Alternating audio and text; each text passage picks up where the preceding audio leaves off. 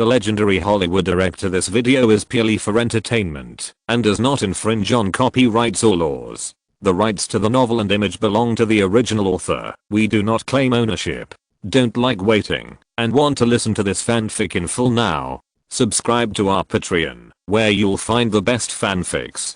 Chapter 76, The Past. Please recommend and collect. The night fell on time. The moon, like a mirror, hung in the sky, trying to pour its clear light like flowing water onto the vast earth. The evening breeze blew gently, blowing the leaves. On the road, the shadows of pedestrians were stretched out by the moonlight. In this night of Luofu, the elaborate embellishment of fireworks is naturally indispensable. The bright lights in the distance continued to extend, and finally formed the prosperous city of Los Angeles. In a simply decorated apartment, Heath Ledger stood by the windowsill of the bedroom and looked up. There were no stars in the night sky tonight, only a few lonely stars, struggling to support. They were scattered and flickering, like abandoned glass marbles. The whole night sky was like an ink plate, and there was a layer of light clouds in the sky, making the originally dim night sky even more hazy. Sometimes I can't tell why. For example, I prefer the deserted and slightly cool night.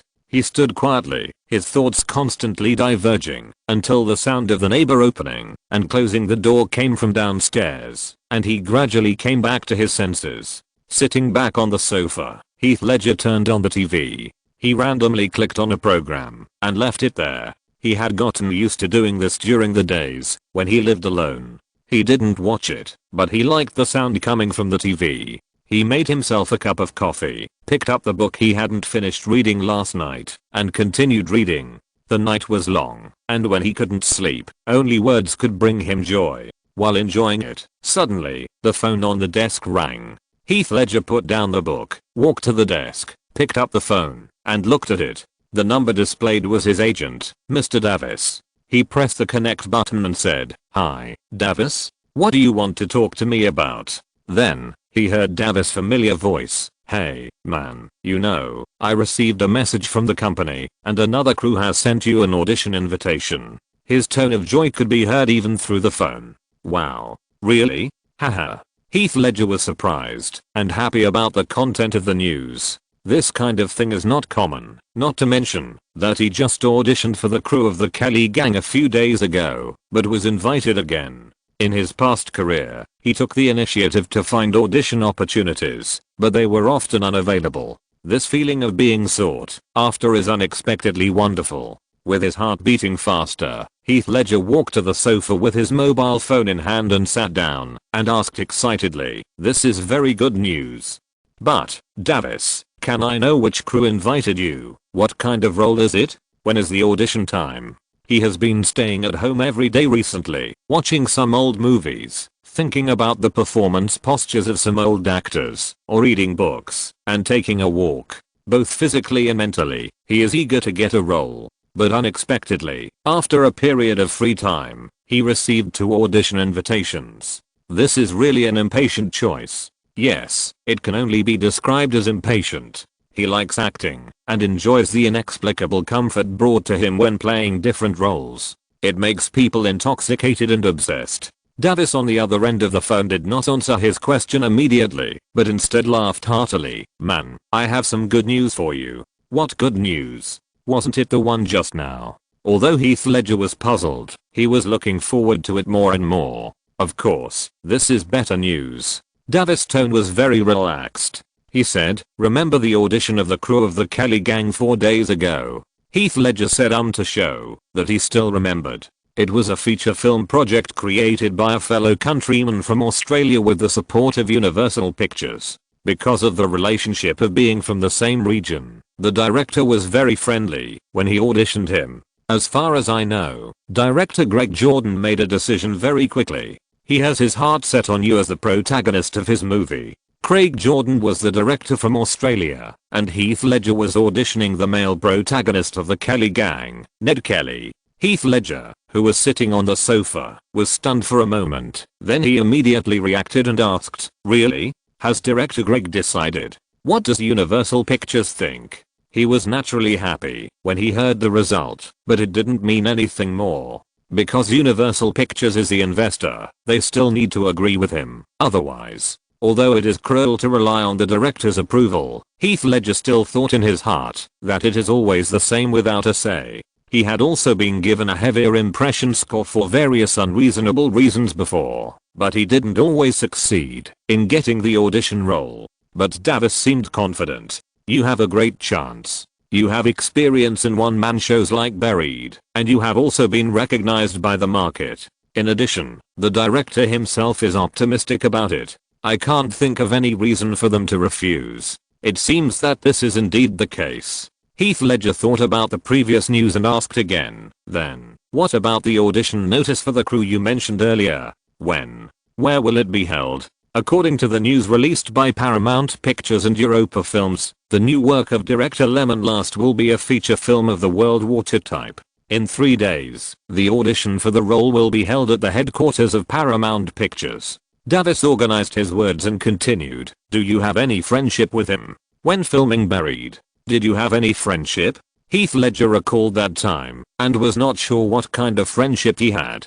The director's recognition? The smooth filming? Or the salary money given before leaving? He shook his head and didn't think there would be any friendship involved. He is an actor, and it is his job to play a role well. Isn't the rest based on this? I don't think so. I haven't contacted him since then. If I really want to contact him, I don't know how to do it. Heath Ledger went to France alone. After filming, he returned to the United States without leaving any contact information. Later, he went to Australia to rest for a while until the box office response of Buried was good, and he signed a good agency for it. Playing a role, getting a salary, and making progress in his career, isn't it enough? Heath Ledger is not a person who likes to make connections. Even if Ledger made a lot of noise after the Christmas Film Festival, he didn't bother him. He doesn't like to make connections. It's good enough for him to live his own life. Davis also knew the character of the artist he signed. Seeing him say this, although he felt a little disappointed, he still maintained a relaxed tone and said, "It doesn't matter. Maybe the shooting schedules of these 2 movies will conflict. The Kelly gang will start shooting soon, and we can't be distracted." He said so, but it was purely to comfort himself, and of course, to comfort the other party. In terms of investment amount and market prospects, the latter is obviously better. He called to inform him as soon as he got the audition news from Fury, and he was also thinking about whether he could grab both projects. But obviously, his guess that the two sides would have a friendship after cooperation, and whether he could exert his strength from the side to strive for a better chance of winning was wrong. Heath Ledger took it for granted that the two sides were just cooperating step by step, and it really didn't mean that they had a friendship, which made people think too much. Davis even thought that they might have a conflict during the filming, otherwise how could there be no room for contact and talk? It's not Davis' fault for thinking too much. He signed Heath Ledger's actor contract only half a year ago, and he had never participated in what happened during the filming of Buried, so he knew nothing about it. But obviously Heath Ledger, slightly hesitant on Sir just now, was leading people to subconsciously think in that direction. After all, the friendship understood by the two is completely different. Heath Ledger must have thought that it was just an ordinary cooperation, so there was no special saying, and they were not very familiar with each other. Davis felt that there was no friendship at all, and there must have been some conflicts during the filming, and the relationship had deteriorated, which led to it. Different ideas naturally lead to different understandings. Heath Ledger pursed his lips and couldn't agree with his agent's words. Nothing has been really determined yet, and he has already begun to consider whether the shooting schedules of the two film projects will conflict. Maybe by then, there will be no roles in the two movies? Of course, it's just thinking this way, but saying it out loud is another matter. Davis, please confirm the audition notice for me. I'll go and try it out when the time comes. Well, it doesn't matter if I try, but I'll pay more attention to the Kelly gang. I think director Greg means that you have a great chance of being able to perform successfully. Okay, I understand. That's it, bye. After politely concluding his remarks, Heath Ledger pressed the hang up button on his phone. After a moment's thought, he took a sip of coffee and continued reading. As for the schedule issue, what will be selected or not? What is a great chance? Won't the result come naturally when the time comes? thinking so much is useless, except for bringing trouble. The aroma of coffee lingered in the nose, bringing an atmosphere that makes people relax both physically and mentally. In the room, the orange-yellow headlights were bright, and the TV was still on, playing a TV series whose name I didn't know. Outside the window, the barking of dogs came from time to time, stirring up waves of movement. The night is getting darker. Chapter 77. Have a cup of coffee, please. Recommend collection. Early in the morning, Los Angeles. In the apartment where Heath Ledger lives, a melodious ting-ling-ling sound rang out, disturbing the owner's sweet dream. Heath Ledger opened his eyes and pressed the alarm switch beside the bed. The noise disappeared instantly, and the surroundings returned to silence. It is 6 o'clock in the morning, which is really early to get up. But there is an important thing today, and he also needs to set aside more time to dress up well.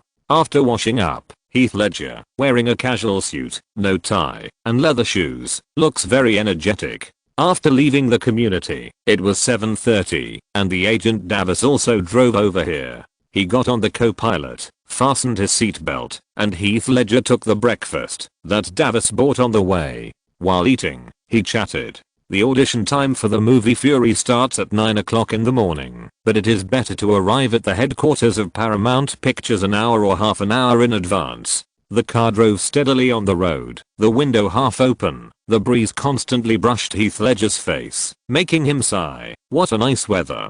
Davis, who was steering the wheel, also smiled and said, yes, the weather is very good today. Then he said, how is it? Are you confident about the audition? Who knows? Try your best. Heath Ledger's tone was very calm. Paramount Pictures headquarters is located in West Hollywood, not far from Heath Ledger's apartment, and it is easier to get there by car. It was only half an hour's drive. When Davis parked the car and the two arrived in front of a building where Paramount Pictures needed to audition, it was only a little after 8. Arriving at the front desk, he said to the lady at the front desk, hello, we are here to audition for Fury. The staff had known about this for a long time, and said with a smile, well, both of you, please follow me. The audition time is after 9 o'clock. I will take you to the audition room first. The two followed her, walked into the elevator, and went up to the 5th floor. After getting out of the elevator, they walked around the busy office area, and came to the reception room, where the audition was held.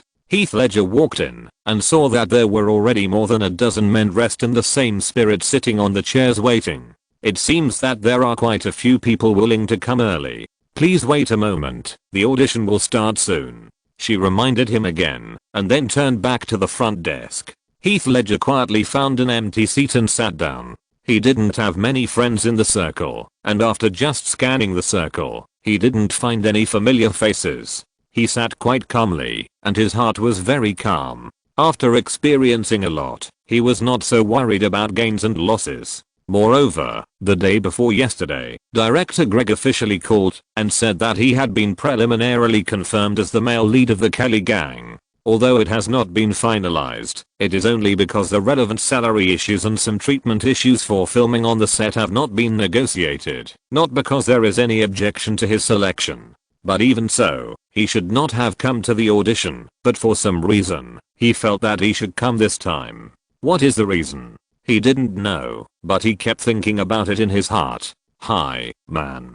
A greeting sounded in his ears. Heath Ledger turned around and saw a young man with a buzz cut, with a bright and sunny smile on his face. Are you here for an audition too? Yeah. Isn't this nonsense? Who is not here for an audition sitting in this reception room? Then do you know any inside information? The buzz-cut young man asked with a hint of urgent curiosity in his eyes. The buzz-cut young man has been paying attention to Heath Ledger for a long time. In this small cubicle, most people seemed nervous. Some closed their eyes to relieve their emotions. Some kept fiddling with the buttons on their clothes. Some took deep breaths. Only he, the young man with a short haircut, swore that only the person in front of him looked very calm since he walked in.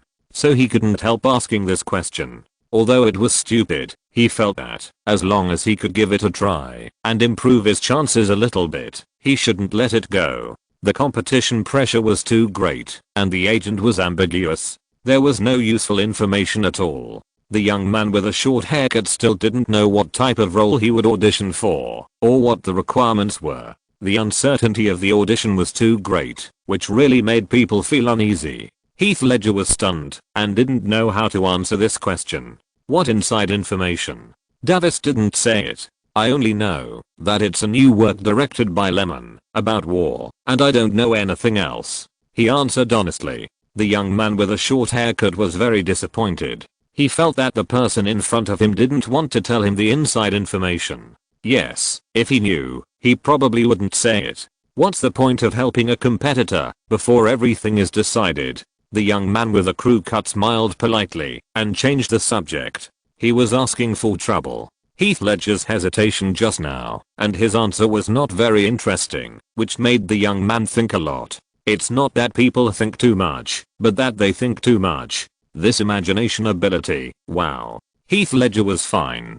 Seeing that the other party didn't want to talk anymore, he continued to wait. As more and more people came into the reception room, the time for the audition was getting closer. At this time, Lyman, Ryan, his younger brother Thomas, George, one of the producers, and Sandy, the head of Paramount, came over with a staff member of the Actors Guild who came specially. Lyman looked in the crowd and found Heath Ledger. He was happy and said to Ryan and George, "Wait a minute, you will start the first round of auditions. Record the performance materials and make some marks. I have something to do, so I'll leave first." Ryan knew what Lyman was planning and understood that after the movie they shot was a big hit, they had thought about looking for Heath Ledger, but when they asked, they couldn't find him. Heath Ledger had returned to Australia at that time and had just changed his agent, so his contact information was messy. Of course, if you want to talk about the information registered in the Actors Guild, it doesn't involve the exact address.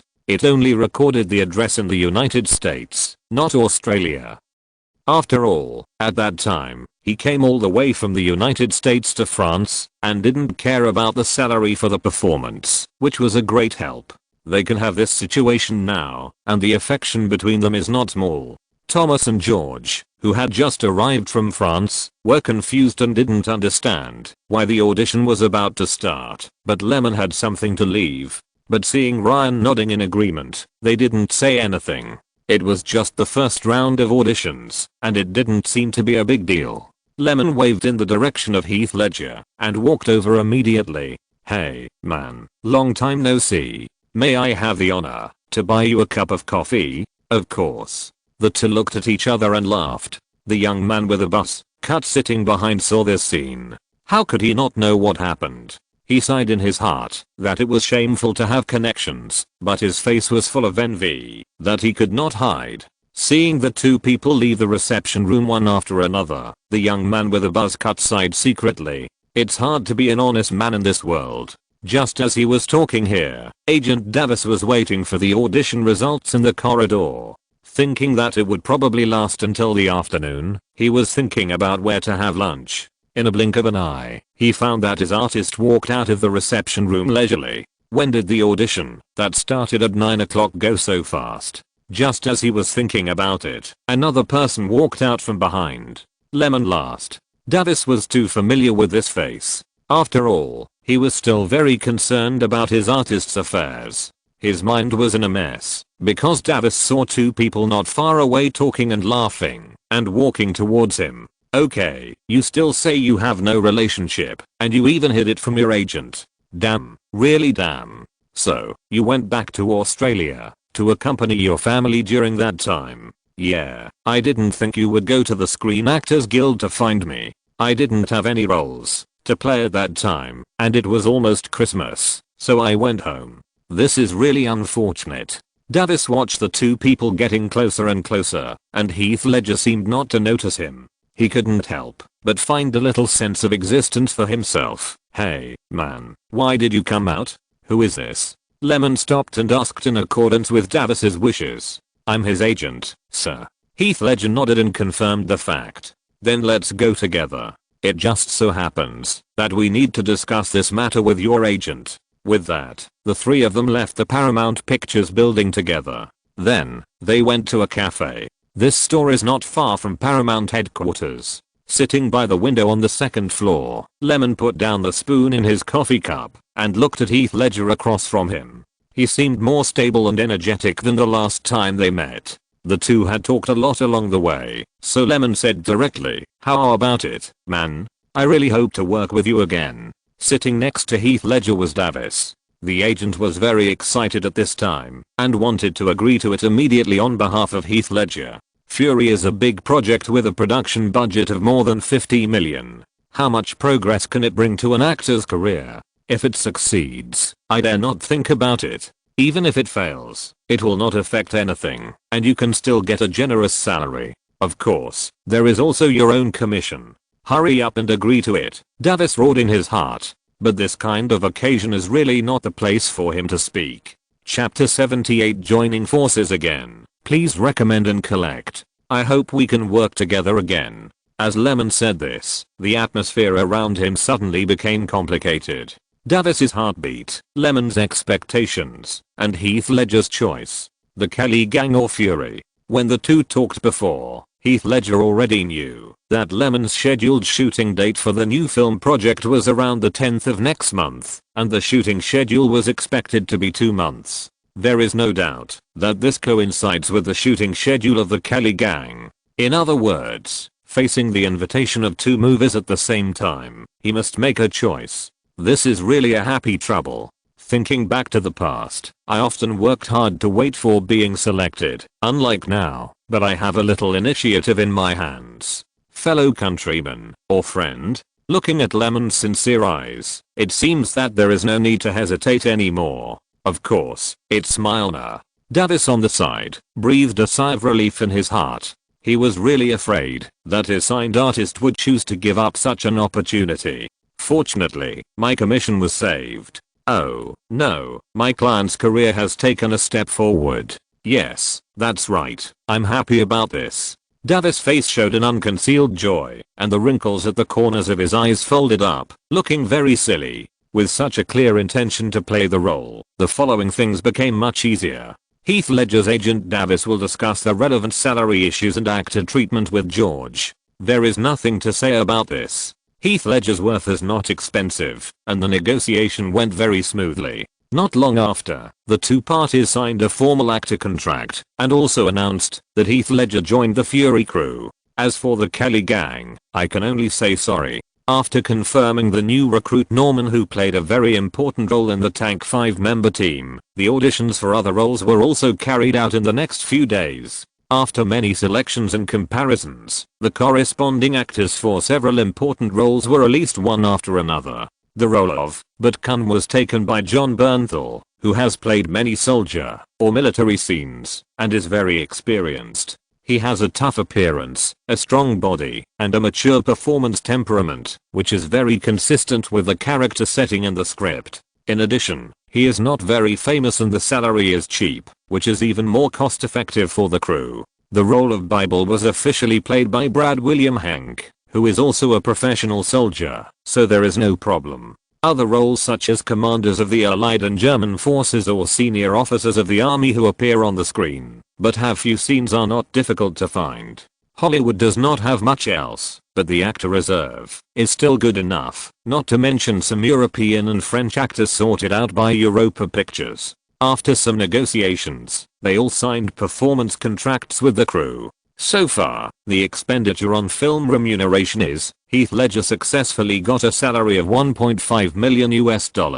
The release of Buried has given him a certain market appeal, and the role in the play is quite heavy, and the filming workload is large, so the treatment will naturally be better accordingly. The rest of the main characters are worth between $500,000 and $1 million, and the difference depends mainly on their resumes and past achievements. Hollywood has its own way of calculating the value of actors, so the salaries generally given seem reasonable. Just when the preparations for the actors were going very smoothly, a piece of bad news came. In an office in the Paramount Pictures headquarters building, Lemon, George, and Sandy all frowned slightly, and their good moods in the past were completely gone. Sandy was the person in charge, sent by Paramount Pictures, and George had a certain identity of Europa Pictures. Only Lemon was responsible to the crew. But in this matter, the three of them stood in the same trench. The reason is very simple. No matter what, everyone hopes that the film can be produced smoothly, and all the troubles that arise are instinctively disliked, not to mention the other party's lion's mouth. What's wrong with CAA? Don't they want the film to be completed smoothly? Lyman was very angry. Yes, he was very angry. He originally selected Brad Pitt as the actor for the role of Sergeant, the leader of the 5-member tank team, and also submitted an audition invitation to Brad Pitt's agent. It was said that an audition was arranged, but in fact it was just a formality. A first-line star like Brad Pitt has always been the one who chooses the project, not the movie project that chooses him. After all, for someone with his current status and position, he can get a lot of movie scripts every year. What he worries about every day is how to arrange his schedule, rather than considering other major issues. It just so happens that Brad Pitt's economic contract is signed with CAA, and CAA also has a share of the profits of this film. In addition, Lyman himself is also a contracted director of CAA. Moreover, Brad Pitt's schedule has been asked, and he is definitely free from July to September this year. After receiving the invitation, the other party did not refuse at all, and basically agreed to play the role of Sergeant, one of the male protagonists of Fury. After all, this project is indeed excellent, and with the previous works of Buried and Three Idiots, director Lyman is absolutely reassuring. Logically speaking, both parties are so sincere in cooperation, and they only need to wait for the relevant negotiations to be completed and sign the contract. But the problem happened in the salary negotiation. The other party asked for a salary of $12 million as soon as he opened his mouth, and also asked to bring capital into the group, with a share of no less than $5 million. Haha, hearing this extremely excessive condition that George said after he came back, Lyman just wanted to sneer. He worked hard to prepare the script and shooting plan. With his qualifications, cooperation, and other reasons, he only negotiated with Europa Films and got a $6 million investment share. No matter how big a star you are, Brad Pitt, this appetite is too big.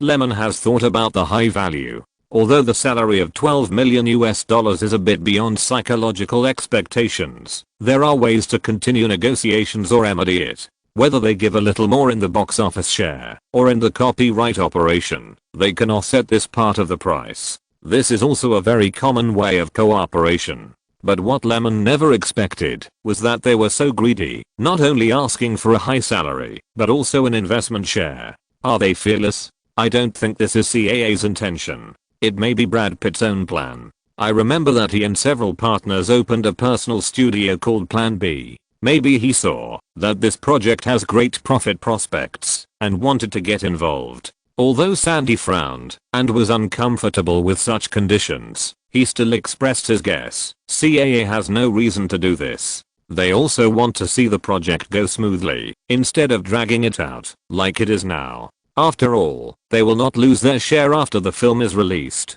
Is it necessary for them to do this? George stroked his forehead and expressed his own opinion. I also think CAA will not make trouble like this. It is probably Brad Pitt's request. In fact, when they met for negotiation today, they did not bite the bullet at this price. I guess they want to put pressure on him in this way, to gain a more favorable negotiating position. Lyman nodded. This negotiation method is effective and practical, and it is indeed very likely. From here, it is not difficult to analyze what Brad Pitt wants to do. As an actor, he is already a first-line actor. Although he is still a little far from being a real superstar, there is no doubt that he is already a successful person. As a person's strength grows, and he can easily access various resources, it is natural that he will have other ideas. According to Sandy, Brad Pitt opened a Plan B studio. He probably thought that he had so many channel resources and connections, and it would be a pity not to make good use of them. So, he thought of bringing in money to join the group. The investment of the studio, plus joining a project as an actor, can be said to be a double support. It is impossible to work as a worker. Of course I want to be a boss. This is probably the most true portrayal of what he thinks in his heart. Although Lyman has figured this out and recognized the truth that people go to higher places, it does not mean that his thoughts are smooth. On the contrary, he still thinks Brad Pitt is very greedy. You touched the interests that should not be touched, and you still want to get something beyond an actor. What do you want to do? Give orders in the crew and compete to be the boss? What do you think? Lemon asked in a serious tone. Although Lemon was the real decision maker on the actor issue, in order to take care of the two major film studios that invested in the film and were responsible for the film distribution, he was also very careful about the size and communication methods involved. Dictatorships are always defeated by the people. Sandy hesitated and said, "Let's keep in touch. After all, he has a strong market appeal, a large fan base, and many people in various parts of the world buy into him. This is a project with an investment of more than $50 million US. In addition to publicity, distribution, copying and media public relations, the final cost is definitely around $100 million, or even higher." As a senior executive of Paramount Pictures, Sandy naturally hopes that this project will not fail and will proceed smoothly. If you want to make a profit from the box office alone, the global market data must be more than 300 million. For such a large amount, you must have a big name actor who can bear the pressure to take on the responsibility of boosting the box office. Brad Pitt is really a very good candidate in all aspects. Otherwise, Paramount Pictures would not be so optimistic about Lemon and give him the right to cast. Brad Pitt's role was decided in the initial project shooting plan. Chapter 79, No Need, Please Recommend and Collect. Lemon is feeling bad now. He wanted to invite Brad Pitt because the role he played in the original film was okay, and his own influence and market appeal were not bad. But after such a thing happened, it was hard for people to have a good impression of him. But as Sandy and George said, if it is just a negotiation method, we still have to talk. After all, they have been in contact for so long, and it is not easy to find a more suitable person than Brad Pitt in a short time if the scheduled candidate is suddenly changed. The next day, the two sides agreed on a time and place to meet. But the negotiations collapsed again. Brad Pitt's negotiation team wanted to give in on the salary, but they insisted on the investment share, and it was obvious that they wanted to bring in funds. After learning the result, Lemon ran to the CAA headquarters angrily. When Kevin Hoween appeared in the reception room, his smiling face did not dispel Lemon's dissatisfaction. "Hi, Director Lemon, we meet again." The polite handshake and polite greetings were really hypocritical. Is this what Brad Pitt meant, or what?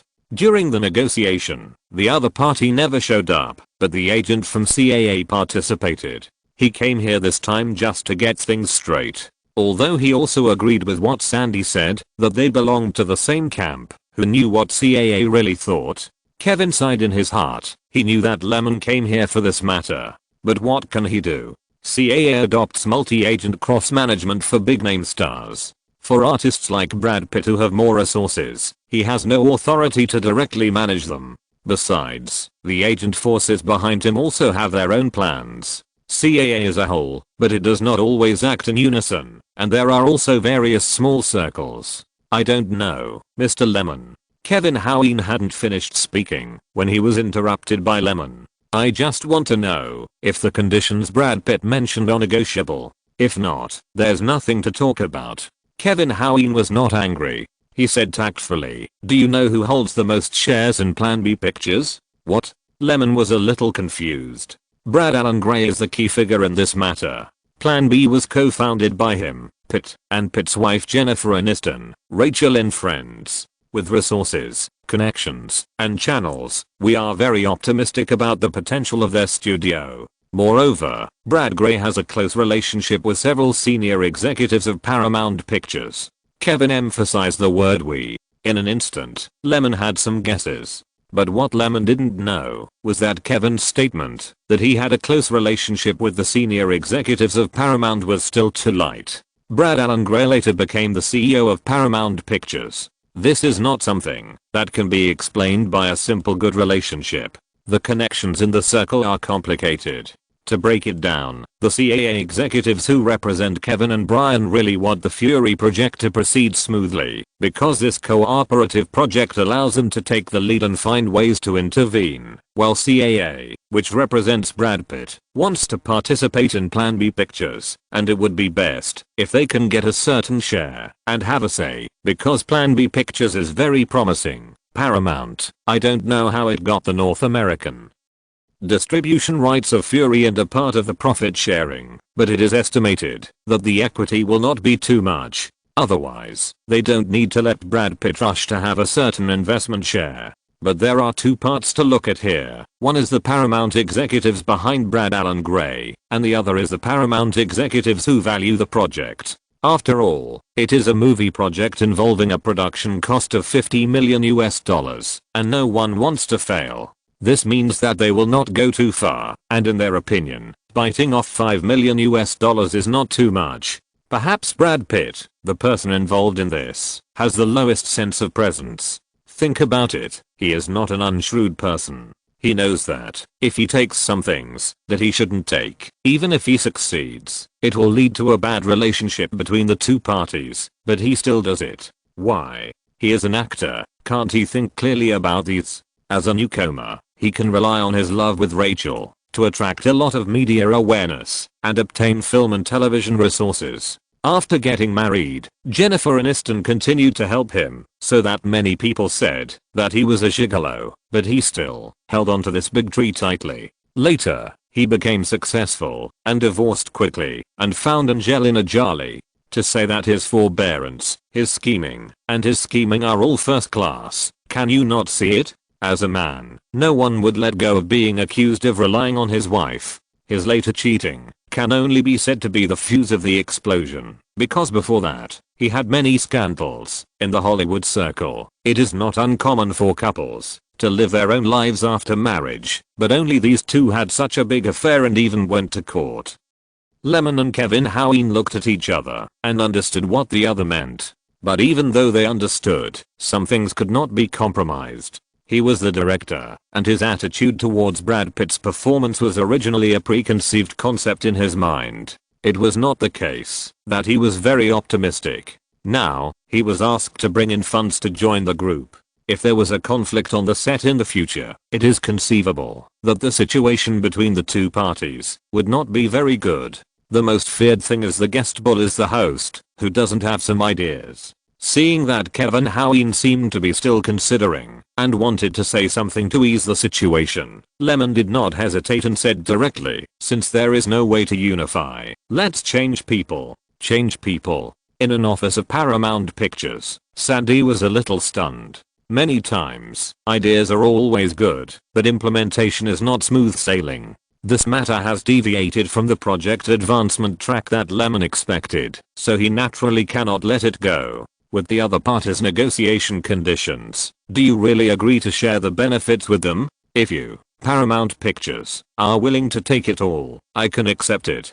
Sandy smiled brightly and did not take up the topic. What a joke, how could only my family be sacrificed? What about the candidate for the role? Sandy continued, do you have a suitable target? This is Hollywood. Lyman slowly said, no one is irreplaceable. Brad Pitt's type of actor, at best, has an average acting skill, and the reason why he can get to where he is today, it's because he has enough resources and a big name. The audience will naturally feel familiar with it after seeing more movies in the theater. Isn't market appeal slowly accumulated like this? Who can achieve success overnight? Of course, Leo doesn't count. The big ship is really running rampant. Is there no one more handsome and sexy than him? Or is there no one more popular than him? Wouldn't it be a loss without him as an actor with appeal? Fame is all hype. There are more than a dozen English roses. A man who is so cool and looks so called the sexiest man in Hollywood. Thinking of this, Lyman couldn't help curling his lips, and the idea of changing the candidate became stronger in his mind.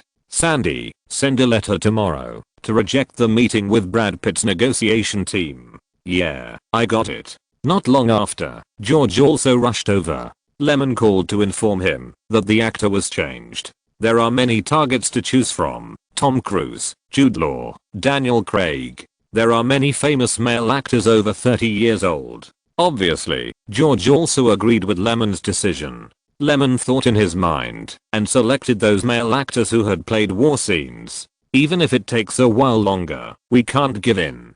George continued. Of course. Once the decision is made, they are still full of confidence. After the conversation came to an end, Sandy was busy rejecting the negotiation team behind Brad Pitt. Lemon had just left the office and was about to go back to think about who would be more suitable for the role of Sergeant when George quickly caught up with him. We have to be careful about CAA and our relationship with them. I understand. Lemon said. Obviously, he was a little rough in the meeting with Kevin Howden. But Lemon was not the kind of person who liked to fight and think blindly. There was no benefit in getting too stiff with CAA. He was just angry before, and his mind was a little confused. After all, CAA is also one of the partners of this project, and is responsible for his own agent contract. I see you have been thinking about it. George walked side by side with Lemon. Have you thought of a suitable candidate to replace Brad Pitt? Not yet, but I have some clues. As I said at the beginning, no one in Hollywood is irreplaceable. Lemon was just thinking about which actor is more suitable. It's okay. It's always good to screen more. Don't be too anxious. The crew sets, props, etc. are still in the preparation stage. Ryan and the others are all okay. After the actors' auditions, Thomas and Ryan went to help with these things. I don't know how they are progressing. Not very good. I'm exhausted every day. Yesterday, I heard Ryan complaining, saying why haven't you come yet? George finished speaking and laughed first. Lemon also smiled. He is always like this. He will get over it after a few complaints. Try hard. You won't be stumped by such a small matter. How should I put it? That's it. Lemon sighed and didn't say anything else, because the elevator arrived. He waved to George, entered the elevator first, and then left the Paramount Pictures building. Because the scheduled plan was disrupted, the trouble caused was really a headache. Alas. Chapter 80 Nicholas, please recommend and collect. Fury is about comradeship, and it also depicts the cruel human nature under war. So how to shoot it realistically without appearing artificial. In addition to the texture of the scenery and props, a group of actors must have a brilliant performance. Especially the protagonists, who have a lot of scenes, need more camera shots. In the living room of the hotel room, Lemon sat on the sofa and thought carefully about who would play the sergeant. The temperament must be appropriate, the audience must have a good impression, and the salary must also be considered. Lemon scratched his hair in distress. He selected for a long time, but still didn't know who to invite. He stood up and walked to the balcony, taking a deep breath. In the distance, tall buildings in the city center stood. The wide view relieved the slightly depressed mood a lot. His mind was very messy now, so Lemon decided to go downstairs for a walk. Thinking about the selection of roles for most of the afternoon, I don't know how many brain cells I killed. This is really a torture. After going out of the hotel door, I walked along the sidewalk. The streets were lined with shops and cars were driving in an orderly manner. After a while, the sun was about to set. At dusk, he stood in a square, and the lights were on all around.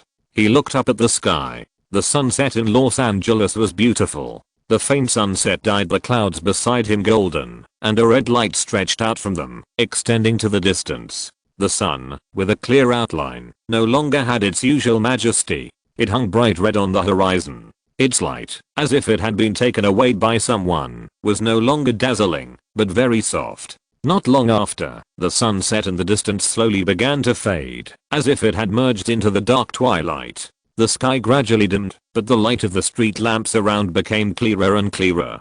Slowly, the sun finally fell below the horizon. The twilight became thicker, and the sky appeared indigo. It's so beautiful. At this time, Lemon's heart was filled with a very peaceful and comfortable feeling. The cool breeze, the interweaving of pedestrians, and the gradually brightening lights created a very peaceful atmosphere. On a billboard in a corner of the nearby square, a movie poster was frozen.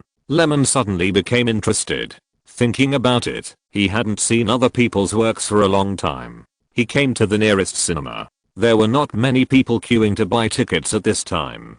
He walked to the ticket window, where a middle-aged white man was sitting. 1 ticket for Wind Talkers. Hall number 3, 7 o'clock show. He took out the money, paid $10, and said thank you. Lemon walked along the aisle to the hall number 3. The capacity of this hall is not large, and the number of seats is estimated to be only more than 200. At this time, the time is already 6:30, and the number of audiences is about 1 floor, sitting sparsely. The only advantage of having few people is that the movie has not been played yet, and the hall is also very quiet, but this is not a good thing for the market box office of the work. Of course, this is none of Lemon's business. Anyway, Wind Talkers is not made by him. After sitting there for a while, the movie is finally about to start. Lemon was looking forward to it. In his previous life, he had only heard about how miserable this movie was, how much money it lost, and how it caused director Wu Beige to flee back to Hong Kong Island, but he had never seen it.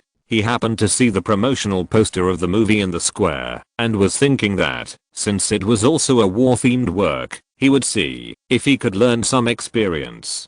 Half an hour later, Lemon began to feel bored. 10 minutes later, Lemon wanted to leave. 5 minutes later, he finally left the theater. When he left, he also paid attention to the audience. He found that many people had already left when the movie was just halfway through, and some were sleeping there. Only a few were still struggling with their brains and bodies, insisting on watching the movie to the end. It is indeed a work that made the CEO of MGM Home Entertainment step down. Lemon hadn't finished watching it, but he just thought it was a bad movie. It is a Hong Kong Island gunfight movie that is disguised as a war movie and is director Wu Beige's favorite. What impressed him most was the scene in the movie where Nicolas Cage shot a bunch of army soldiers with a pistol from dozens of meters away. Every shot was fatal, and he didn't even need to aim. It was like he was using a cheat.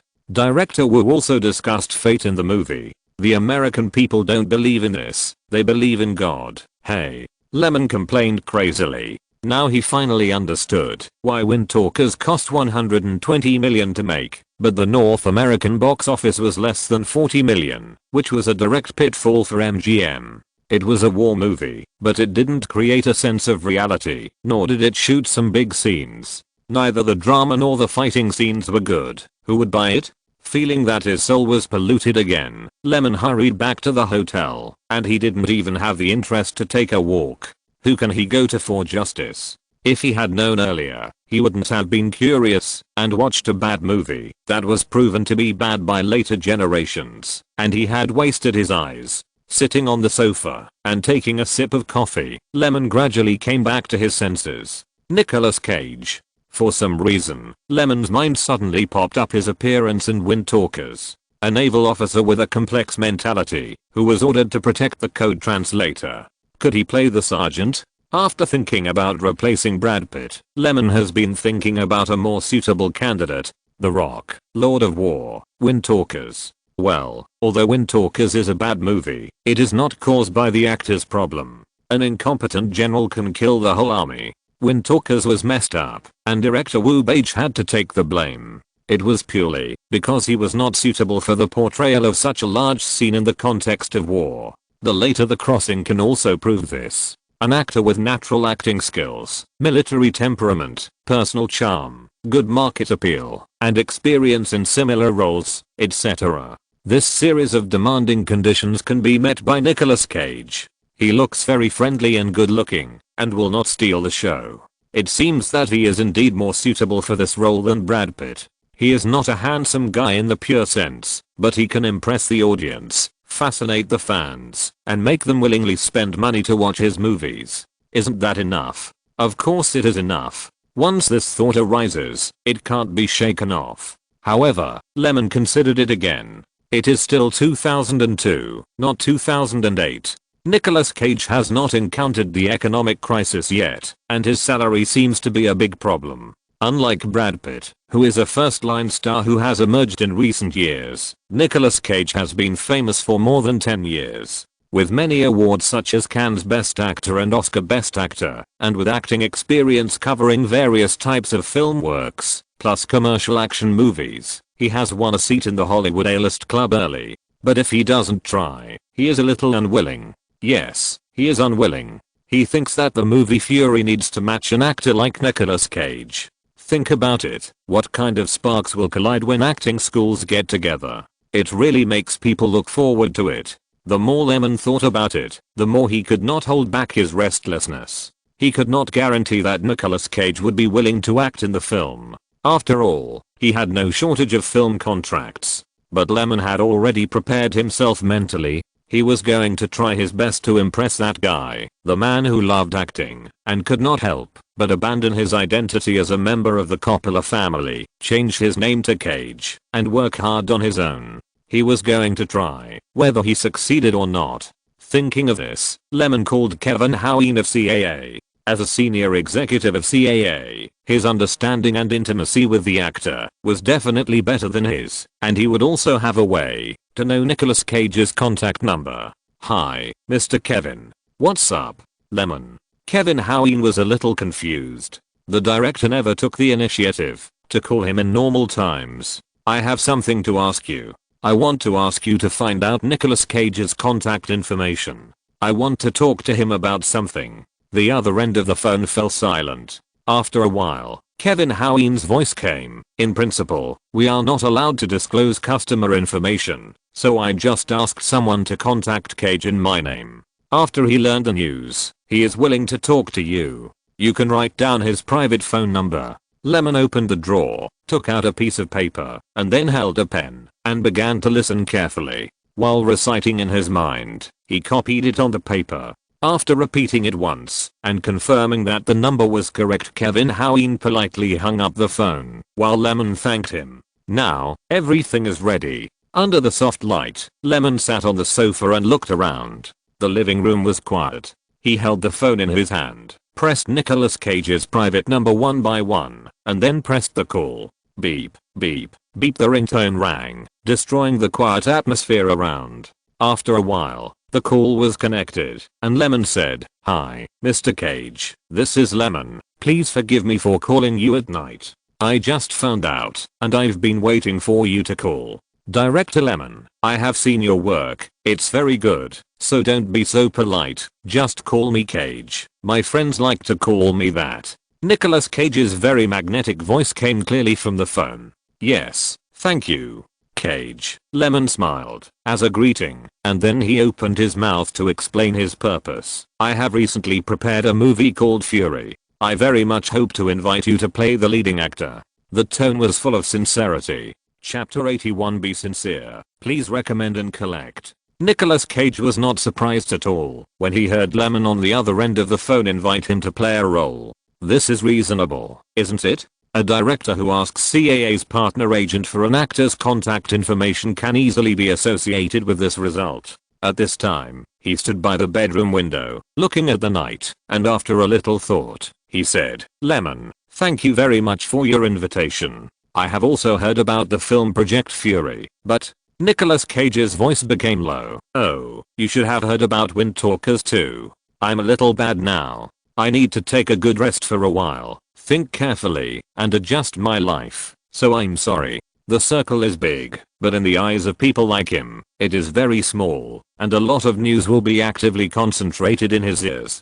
Cage knew about the replacement of the male lead in Fury and even knew that Brad Pitt was rejected and out. Oh, but it is not clear what the negotiated salary conditions are. Before the contract is officially signed, few people will take the initiative to speak out. That is a big taboo in the industry. He also has free time, but as he said, his situation is a bit bad recently. Lemon on the other end of the phone fell into silence. He only cared about the right actor, but forgot that Nicolas Cage was now at the center of the storm. The failure of Wind Talkers is not only the bad luck of the investors and directors, but Cage, as the leading actor, is also responsible. This movie was released on June 14th some time ago. The shooting cost alone was more than $110 million. The costs of publicity, copying, distribution, media public relations and other post-release costs all cost money. However, it only won $36.78 million in the first week, and only sat on the North American weekly box office champion once, and then it fell rapidly. As of today, June 27th, the daily box office barely earned $1.64 million, and the total box office in North America reached $43.2356 million. The reason why it is struggling to hold on is not because of the huge losses. Investors are unwilling to let go of even these small amounts of money. According to this situation, it would be a blessing if the final box office in North America can exceed $50 million US. As for the overseas market, let alone, everyone knows that it is a bad movie and will flop, so no one is willing to promote it. And without promotion, how can there be any momentum? Film art ultimately depends on market performance. Cinemas are not fools. How can they show it at a loss? It is better to play old films, at least that little box office revenue does not need to be shared by so many people. The major ticket warehouse markets in various places are not optimistic, and the publicity and promotion power is not enough. It is even worse to talk about the reputation of the movie. Although it is still insisting on showing, the box office received is not as much as in China. In addition, the profit sharing of distributors and theaters in various places will only make less profit. The production cost is $110 million, and the global box office is less than $70 million now. The producer MGM Home Entertainment must have suffered a big setback this time.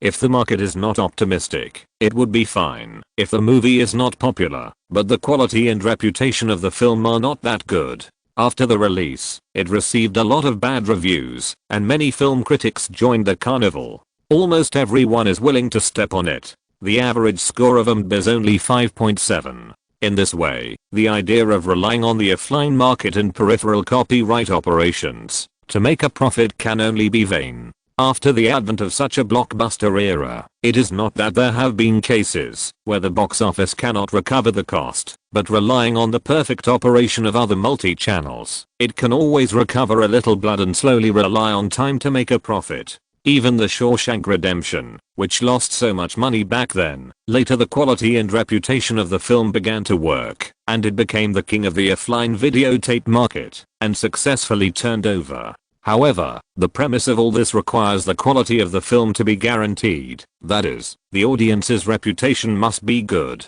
It is okay to be well received but not popular, but it cannot be bad in both. Unfortunately, Wind Talkers is not very good in these two aspects. Not only the film critics, but also the audiences who have watched it have given negative comments, such as, the film only knows how to immerse itself in the world of gunpowder and fighting, but is extremely stingy in describing the characters and their relationships. The literary drama is weak and empty. The background music of the film lacks novelty, is repetitive and quite mediocre. In short, it is a terrible movie and boring. Since 1981, the jury of the Golden Raspberry Awards, which is held every year, even told the media that Wind Talkers will definitely be on the list of candidates for the 23rd Best Picture and Best Director next year. This award is ironic. Due to its special nature, it has also become a highly watched selection event. Well, the first Worst Actor award was given to the then US president, but it was Ronald Wilson Reagan, who was an actor. Although Nicolas Cage's performance in it is not too bad, it is a bad movie, and he can't escape the fate of being criticized. So, his recent situation is really bad.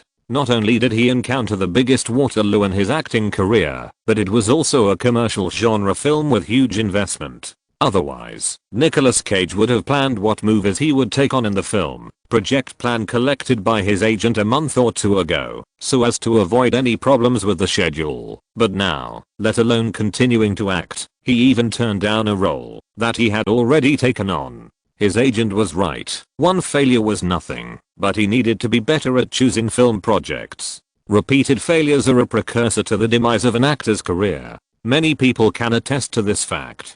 He needs to calm down and stay out of the spotlight for a while. But Lyman was the first director to invite him after that, and his politeness largely came from this. However, the risk was still too great, and it was another war-themed movie, so Cage was really nervous.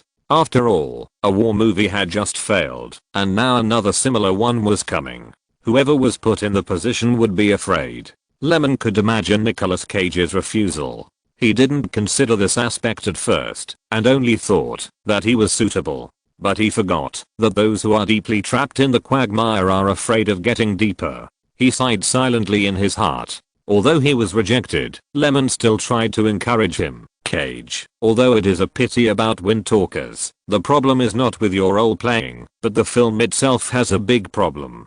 Thank you, but Lemon. Nicolas Cage rubbed his forehead and said bitterly, it is an indisputable fact that the film failed. I can't escape it, and I need to pay for this wrong choice. I know, Cage. I understand your concerns very well. You don't want to experience the same failure a second time, right?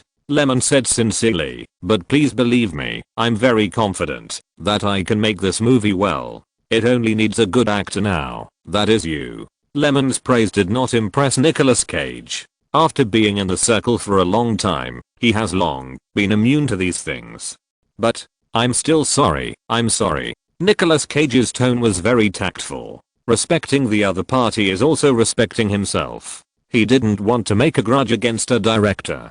Can we meet? Lemon's words were slow for a moment before he continued. I think you can understand what kind of story this is, what it's about, and what the characters are like. Or, listen to my creative ideas as a director face to face, and then consider other things. If you still think it's not okay, then reject this film project, okay? Give us a chance to deepen our communication with each other. Lemon on the other end of the phone showed his sincerity, and Nicolas Cage couldn't refuse directly again. He nodded and said, okay, I have no problem. What's the time and place for the meeting? The time is tomorrow afternoon at 3 o'clock, and the place is up to you. The Time Cafe on Sunset Boulevard near the Central Square. Is it okay? We'll get together there. No problem. The two exchanged a few polite pleasantries and then hung up the phone. On this side, Nicolas Cage was still standing by the windowsill in a trance after putting down his phone, wondering what he was thinking. On the other side, after ending the call, Lemon breathed a sigh of relief. He was originally considering the issue of pay, but now he thought it was really stupid. What's the point of talking about these things when the candidates haven't been decided yet? If Nicolas Cage doesn't want to act and refuses directly, that would be a problem. The good thing is that he agreed to his request for a meeting. At least, he can try again. He believes that with his sincerity and a complete idea of film creation, there is still a good chance of convincing Nicolas Cage to take on the role of Sergeant and join the Fury crew. He flipped through the drawers and began to prepare materials. The rough character script, the draft of the storyboard, the detailed shooting plan and the scheduled set arrangement. Anyway, the more detailed the relevant materials are, the better, which can better show his sincerity as a director and his attitude of invitation. Lemon knew that Nicolas Cage's biggest concern was that he was afraid that Fury would end up in failure like Windtalkers, so he had to prove his sufficiency and confidence and prove that the possibility of the film's success was very high. Only in this way can he be convinced to act. Movies are like gambling, and what he is doing now is to increase his chances of winning. Nicolas Cage is such a good card that Lemon really wants to get. Good actors always make better films, don't they? If you're listening to this novel on a channel other than Fanfic World, it means they downloaded and uploaded it without effort. We cordially invite you to visit our channel, Mundo Fanfic Novelos. There you'll find the original version of this story and you can explore many other novels of various genres. We're waiting for you to immerse yourself in a world of incredible novels.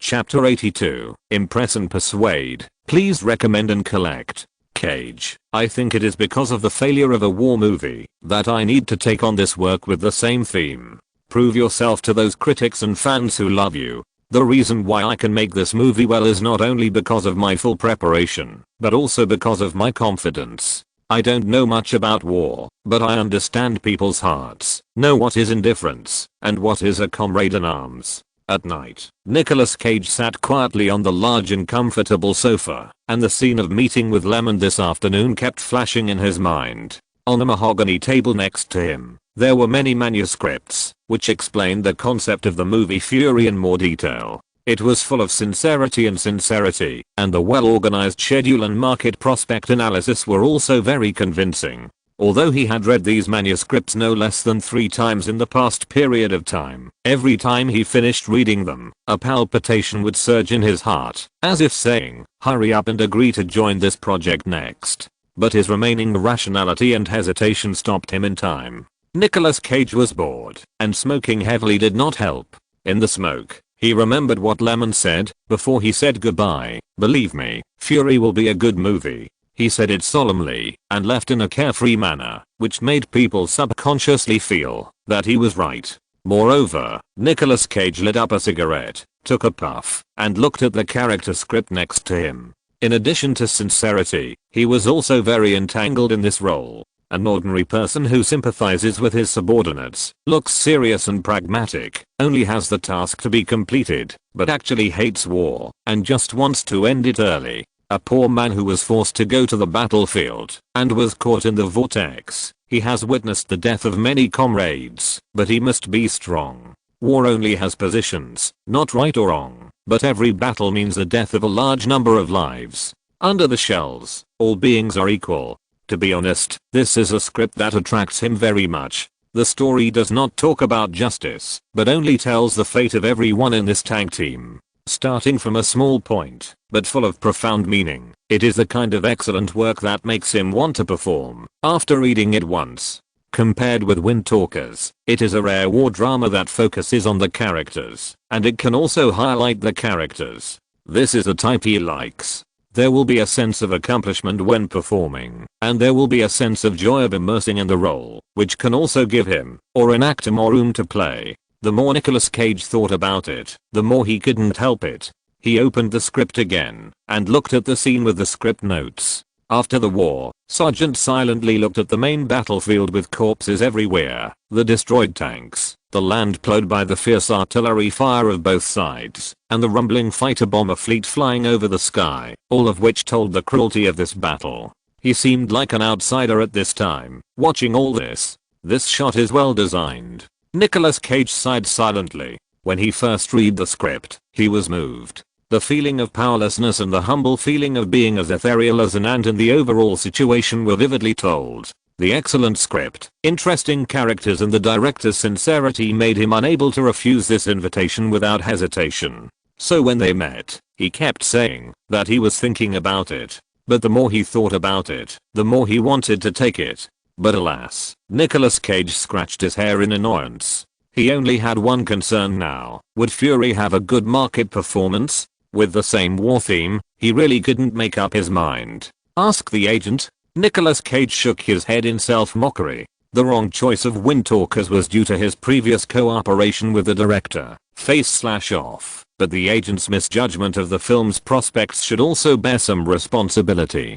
Besides, if he really made the judgment, he would probably refuse directly. According to him, it is best not to take commercial films in the second half of the year, and even if he does, he will not choose war themes. Cage knows his agent very well, and he is really cautious. In fact, he subconsciously wants to take this movie, but he can't get over the hurdle after the failure. Reason and emotion are constantly fighting, and no one can completely suppress the other. Knock, knock, knock. Several knocks on the door interrupted Nicolas Cage's meditation. He turned his head to look at the door, only to see his wife Lisa Mary push open the door, and said with concern, "What are you doing? Aren't you going to sleep?" Nicolas Cage was a little tired. "I'm reading the script, and I can't make up my mind. The script is bad. You can't refuse. Being in this circle, there will always be these things that you can't help." But she seemed to have guessed wrong. Cage shook his head and said, "It's a good script. I think it's very good." Lisa. After he talked about his dilemma, he frowned and asked, "Do you think I should agree to Lemon?" Lisa Mary shrugged. "I don't know. I'm not an actor. How can I judge?" "No need to judge. Just tell me what you think." Nicolas Cage's tone was a little urgent. "But in the end, it's up to you to make the decision. If I say no or yes, will you do it?" "Cage, you are the person involved, and we are all outsiders. You should ask yourself, do you want to act?" Lisa Mary said indifferently, "This is an option. That is easy to make a judgment. If you want to act, take it. If you don't want to act, just decline. There is no need to be so entangled. It's so late. It's time to rest." After saying that, he turned around and left. Seeing his wife Lisa's back disappear from his sight, Nicolas Cage returned his eyes to the script of the movie. "Yes, it's a very simple judgment option. What are you hesitating about? Success or failure, that's all later. Now, what he wants most is to agree to it immediately. He knows Lemon's urgency. He can't wait for this role. Nicolas Cage looked at the big English word Fury on the cover of the script, took the phone from the desk beside him, dialed the number without hesitation, and said with a relaxed smile, "Okay, Lemon, I have thought it through clearly. I want to join your crew. I think this is good news worth celebrating." In a suite in a hotel in Los Angeles, Lemon was thinking about who else to invite. After all, Nicolas Cage's hesitation in the afternoon really made people feel nervous. Fury can't wait, and neither can he. But now that it has been confirmed, it is enough to make people happy. Cage, you made the best choice. Really? I think so too. Once a person really makes up his mind, he will become calm again.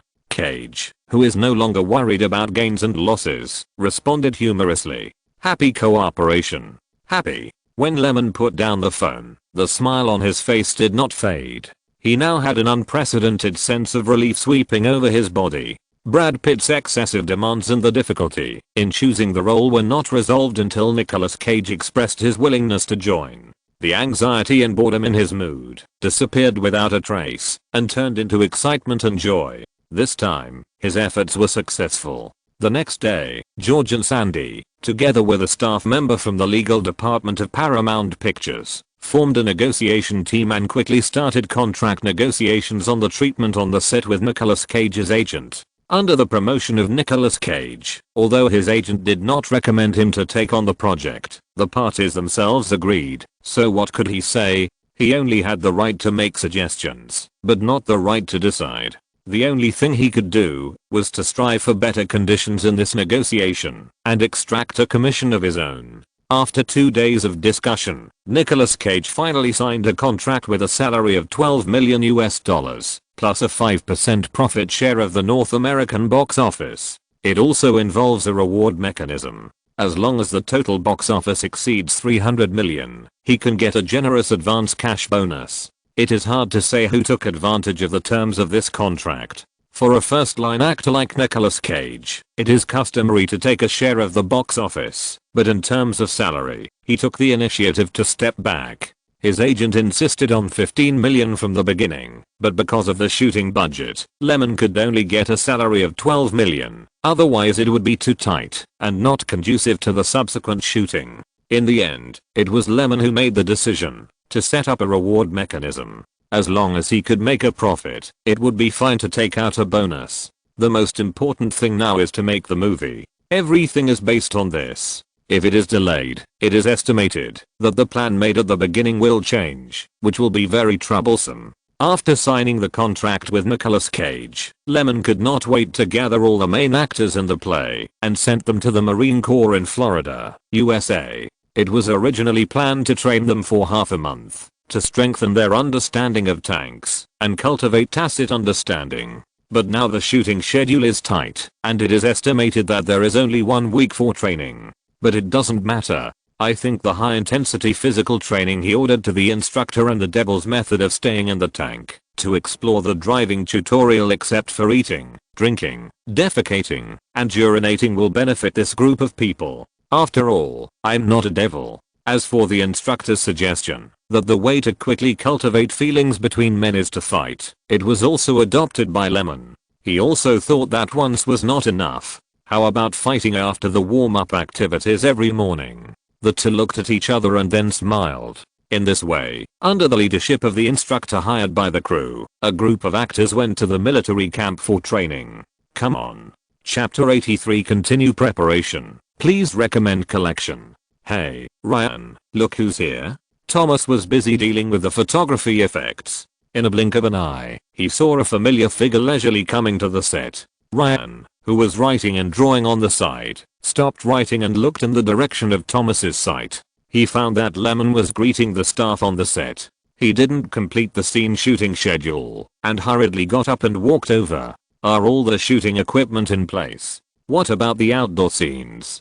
Have you communicated with the suitable locations for shooting? Lemon was asking about the progress of the preparations. Suddenly, he felt a poking sensation in his waist and abdomen. When he turned around, he saw Ryan's face full of teasing. How is it? Have you finished over there? It's been delayed for so long. I'm almost exhausted.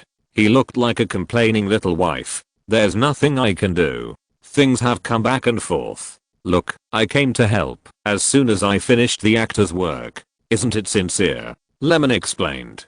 Ryan has been in charge of the preparation work for the crew. The team is mainly composed of the shooting team of 3 idiots, but Thomas has become the cameraman. After shooting 2 dramas, his experience on the set has increased rapidly, and he has a better understanding with Lyman, so it is natural to promote him. George has been busy communicating props and preferential taxation for the filming location. In general, the division of labor and preparation work is still in order. It's good that you are here. You still have to make decisions on many things.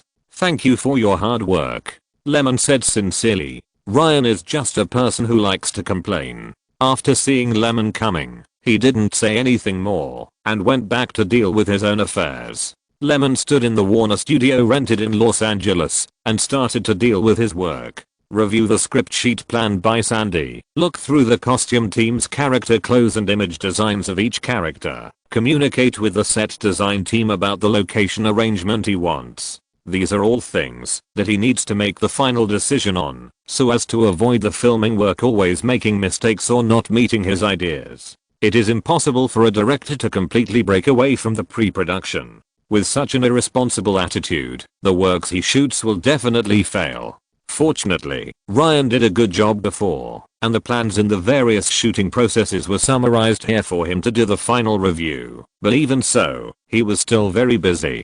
The photography effects should be more plain, and the colors should be brighter. In the compartment of Warner Studios, Lyman sat in front of monitor, looking at the experimental lens samples shot by Thomas, pointing to the effect presented on it and said, "The scene shots of the war scenes can be more documentary." "Okay, I know." Thomas nodded and carefully wrote down the lens effects that Lyman wanted. Here. The two people kept discussing to determine the final visual style of the film. The color tone of the lens should be changed appropriately as the story progresses. These are all to be determined. This movie is different from the grayish tone of Buried Alive, the bright and documentary style of 3 Idiots, and the photography style of Fury is obviously simple. After all, the story happened in the distant past, during World War II, and this slightly nostalgic feeling would be very tricky. At the beginning of the battle, the tank team just lost a lookout, and the color of the picture should be dark, and when shooting the situation of the entire battlefield, the lens should have a slightly yellowed historical sense, giving people a real atmosphere. When the new recruit Norman joined the team, the color can be brighter. When all the soldiers died in the end, the color should be dimmed again. It can be said that such a lens combination is very knowledgeable, and can better set off the characters in the story. Lyman and Thomas were planning the lens sense in detail, when suddenly, the door of the office was knocked and pushed in. Ryan and a middle-aged white man stood at the door. "Can't some of the tank scenes be built with props? Real and fake ones are mixed together. Who can tell? Who is this?" Lyman quickly winked at Ryan. "Who is this person who is so aggressive?" Ryan really understood and quickly introduced. "He is Jonathan Gavin, a representative of Allianz Fire Fund Insurance Company, and he is here to verify the filming expenses and funding budget."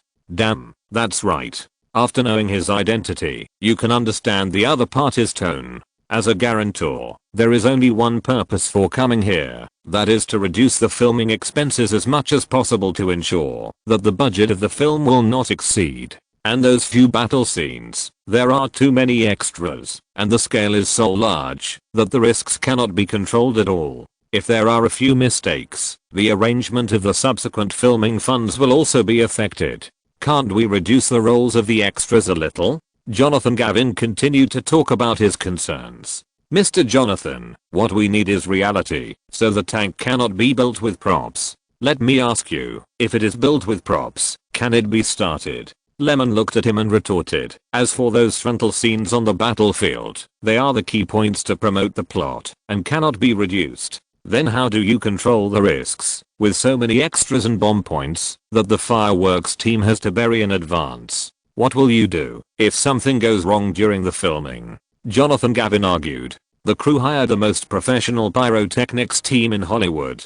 They are experienced, and have reasonable methods to deal with the explosion points. Even if someone steps on it, it won't explode and nothing will happen. What about the number of extras? You have to find hundreds of them at once. With such a large amount of money, if there are any mistakes in the filming, the number of retakes will be too many, which will drag down the subsequent funding budget. Lyman really wanted to kick this guy out of the office at this moment. He was conservative and stingy. If he wanted to make mistakes in the filming so much, then why did he make a movie? He took a deep breath, suppressed his temper, and asked, "What do you mean? Can a few dozen people achieve coordinated combat between infantry and tanks?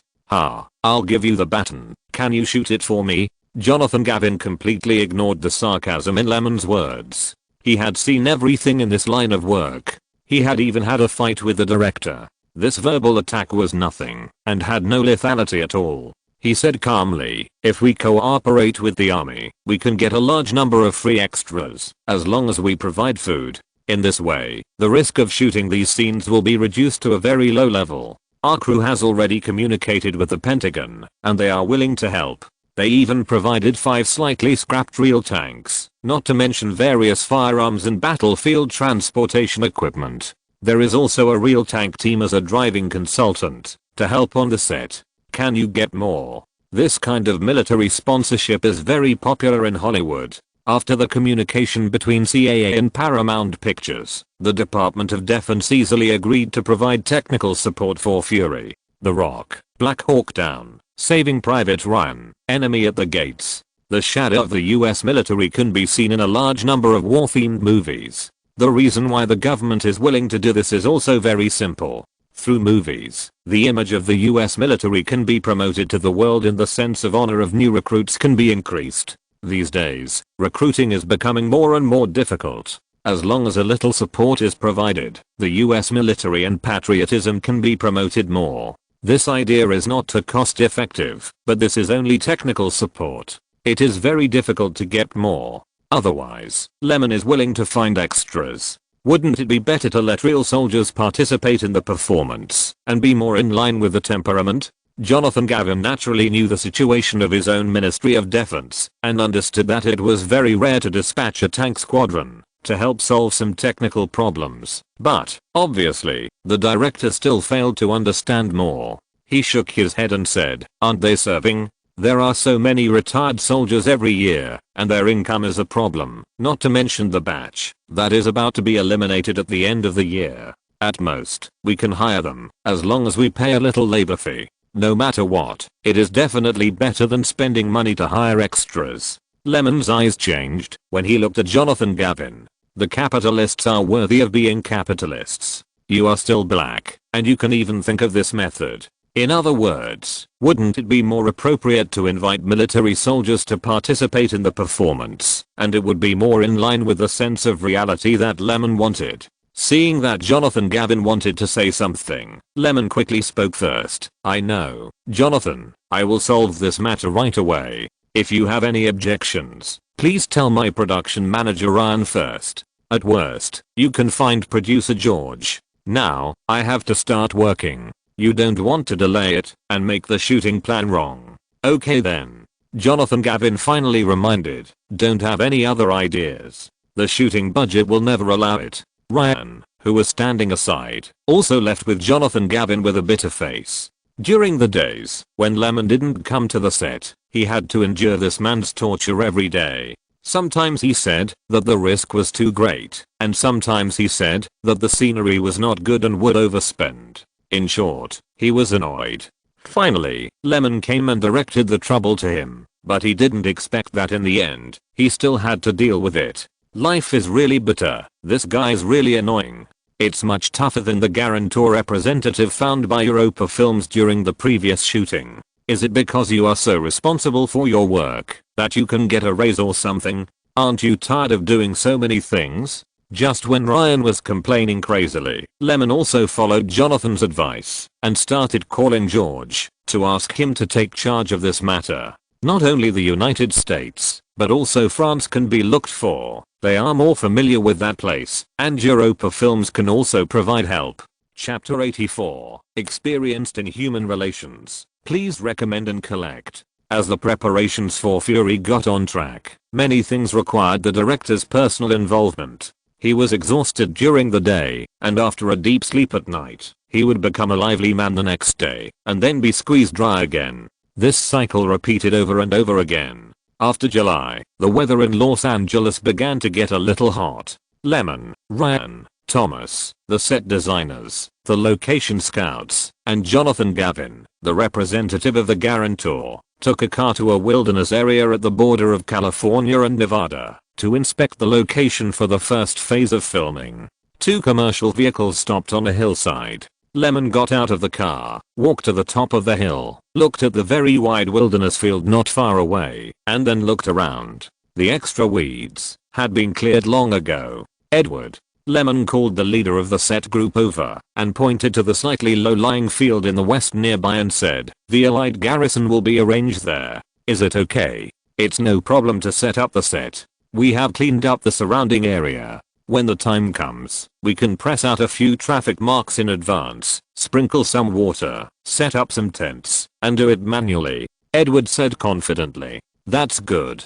There are several major outdoor scenes in Fury, including the battlefields, where the Allied and German armies met several times, the logistics bases of both sides, the small towns in Germany that were hit by artillery fire, and the street fighting, etc. There is no need to worry too much about the latter few places, because due to the arrangement of the scenes, it is estimated that it will take another month before the crew will fly to the UK and Australia to take the location. Therefore, the most important thing now is to shoot the literary scenes in some of the story plots that took place in the first half of the march." Next, the group began to discuss the specific layout, based on the Allied garrison and the surrounding environment and terrain, such as the opening direction of the camp, the planning of the area, and the arrangement of the rest tents for the troops. These are very rigorous and professional knowledge, which Lyman, an outsider, does not understand. Of course, the people in the set and props team do not understand it very well, so military consultants are needed to provide on-site hands-on command.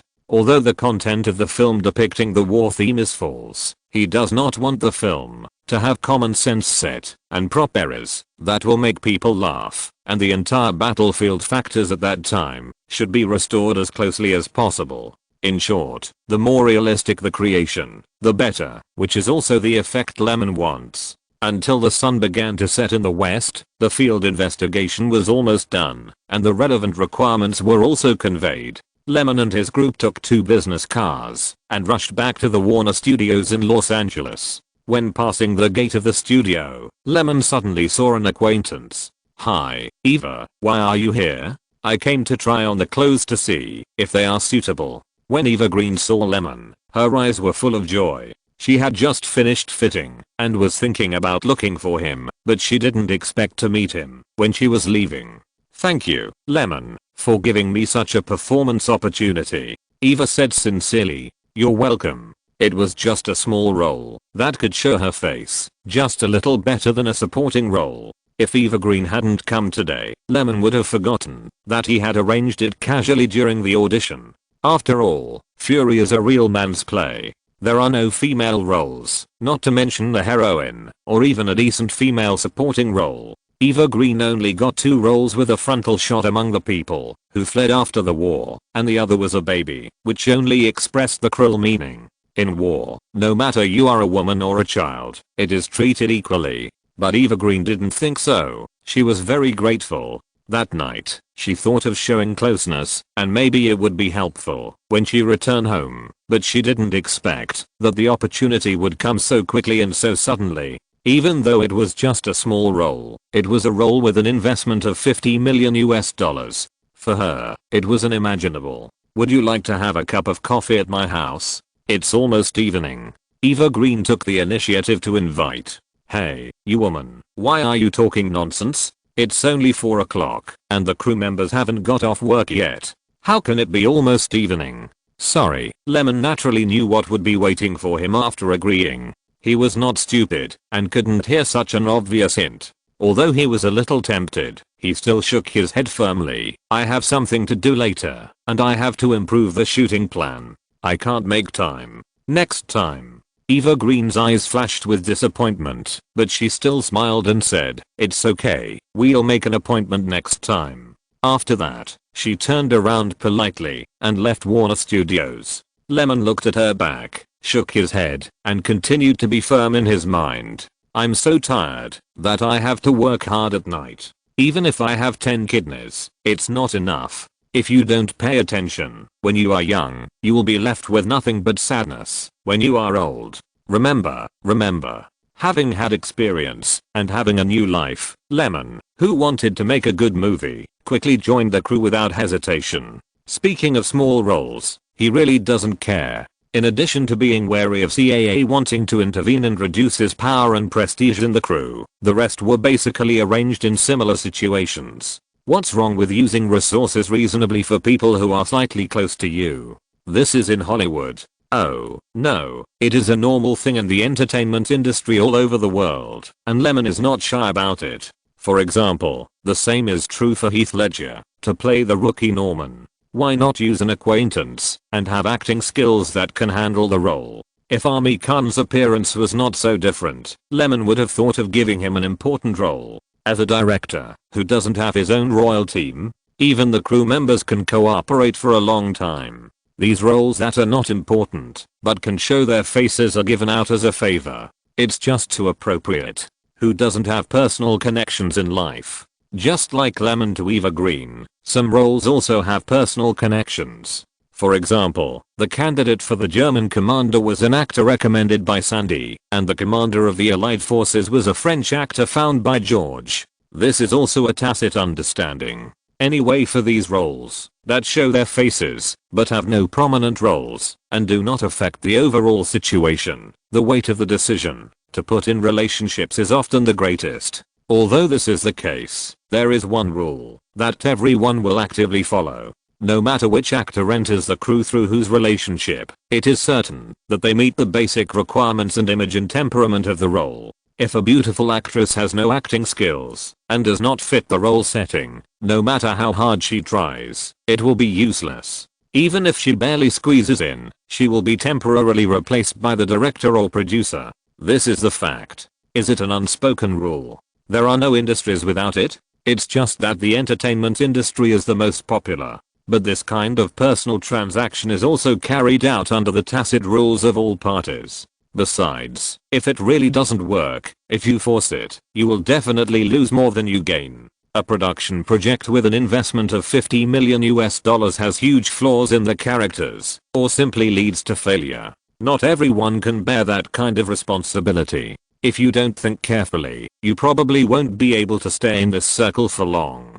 The audition results of those roles were all approved by Lemon, George, Sandy, and even the representative of the sponsor, Jonathan Gavin. If you don't really try, who knows if you can do it? Even Heath Ledger, who was specially approved, had to change clothes, rehearse, and test his acting skills. Not to mention the actors who had connections, they also went through the test. In fact, Lemon tried hard to invite Nicolas Cage. Didn't he also value his strength? He has more than 10 years of experience in filming movies, especially war-themed dramas, and he has made several war-themed dramas. For the role of Sergeant, he can be said to be at ease. It's not that newcomers can't be used, but it depends on the specific situation. Let's talk about Eva Green. Her acting skills are immature, but she has some foundation. She is far from the amazing performance in The Dreamers. She has only lost a few years, but the gap has widened a lot. It can be seen that training is indispensable. Walking into the set, the heads of various departments of the crew are busy. When the actors who were sent to the Marine Corps barracks for special training finish their training, the preparatory work must be done. Otherwise, it will delay the shooting schedule too much, and it may even delay the plan. If you want the shooting to go smoothly, you can't be too labor saving in the preparation work. The more effort you spend, the better it will be when the time comes. After Lemon finished his discussion with Ryan and Sandy, he went to see the work of the costume department, gave a few instructions, and asked them to meet the needs of the shooting as soon as possible, and then went to see the progress of the props team. Blank bullets, tracer bullets, gunpowder and several fairly complete tank originals were neatly stacked, waiting for the start of shooting. When will their tanks, weapons and various equipment arrive? They were naturally referring to the military. Some of them have been transported to the nearest military base. When they are needed for filming, just communicate in advance, and they will transport them here. Keep in touch and don't delay. The crew will have needs soon. Ask them to prepare as soon as possible. Okay, I will urge them to make progress. That's good. As night fell, the crew members began to leave Warner Studios after finishing a day's work. After Lyman gave his final instructions to the heads of the relevant departments, he returned to the hotel. He took a hot bath and then lay down on the comfortable big bed. After a while, he fell asleep. He was really tired and really wanted to rest. Oh, good night. Chapter 85. It's all about knowledge. Please recommend and collect. July 15th was a sunny day. California, as the center of the Hollywood film industry, welcomes crews of various films and TV dramas to shoot here almost all the time, and now it has welcomed a new crew. In the next half month, Lyman will start shooting the scenes of Fury at the built location, which has now become a military camp. Some muddy dirt roads are full of traces of wheels. On the flat ground with a little weeds, there are dozens of tents, and the periphery is surrounded by fences and wires. When we got to the scene inside, it was even more crowded. Hundreds of people were busy around. Some were setting up cameras, some were installing lights to confirm the brightness and color of the light, some were helping to move and unload props. 5 or 6 large trucks were coming in and out, and there were more than a dozen military vehicles and more than a dozen commercial vehicles parked in the open space next to the camp. Lyman stood in the shadow of a sunshade, listening to the information reported by various departments, while arranging the shooting affairs. Director, the tanks have been transported here. What do you think we should do with them? A crew member came running to say. I'll go take a look. When he said that, the actors standing or sitting nearby were also very excited, including Heath Ledger, who all followed behind Lyman.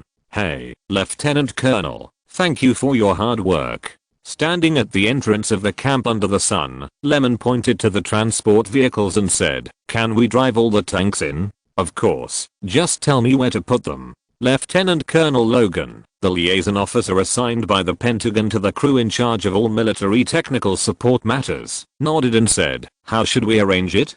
"Drive 4 in and put them in the open space in the southeast corner of the camp, and the remaining M4A38 model can be placed at the entrance."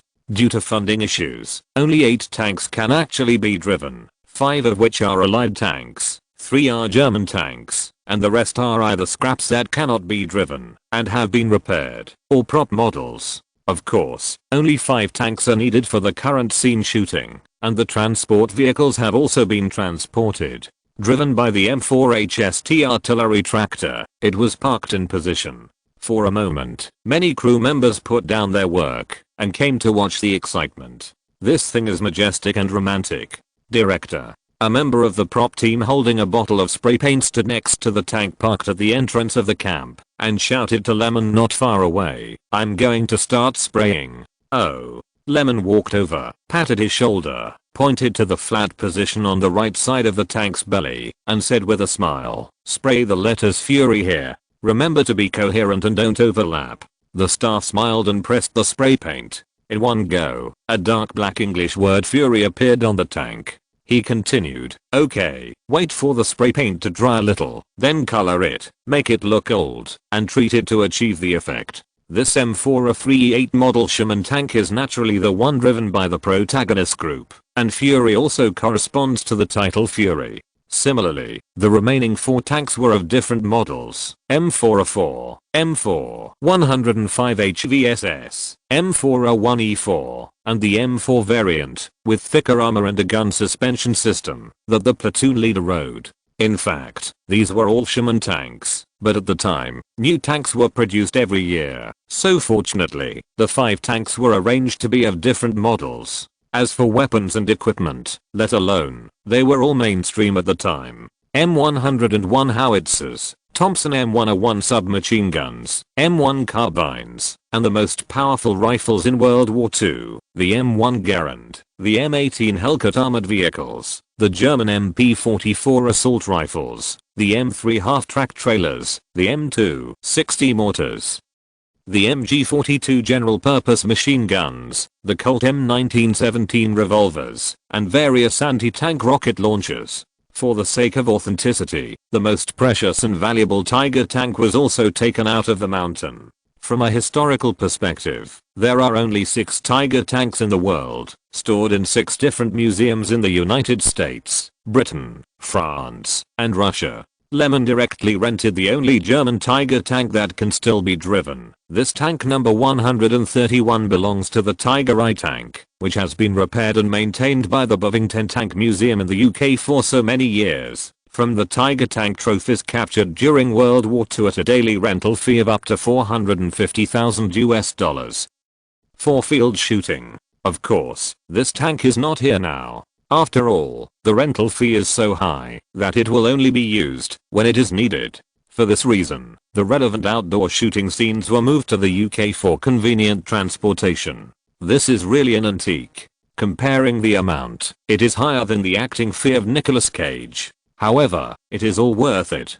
How can we vividly and realistically restore this story that happened on the European battlefield without shooting with real things? All departments are ready. Ryan walked over and said quickly, "Yeah, I got it." Lyman returned to the awning, greeted Lieutenant Colonel Logan who was sitting on a lounge chair, and then picked up a bottle of mineral water that had been opened next to him. He unscrewed the bottle cap, took a big sip, then turned and walked to the director's monitor, picked up the loudspeaker, and shouted, "5 minutes, it's about to start. Check the facilities and layout of the set again." The crew entered the last preparation before filming. Heath Ledger, Nicolas Cage and other protagonists walked to the Fury tank parked at the door. Under the command of the tank team members sent over, they further familiarized themselves with the situation of the tank, and then practiced their positions. Under the leadership of Sandy, dozens of retired soldiers also familiarized themselves with the positions that would be used during the filming, trying not to steal the spotlight and serve as a suitable background for the filming.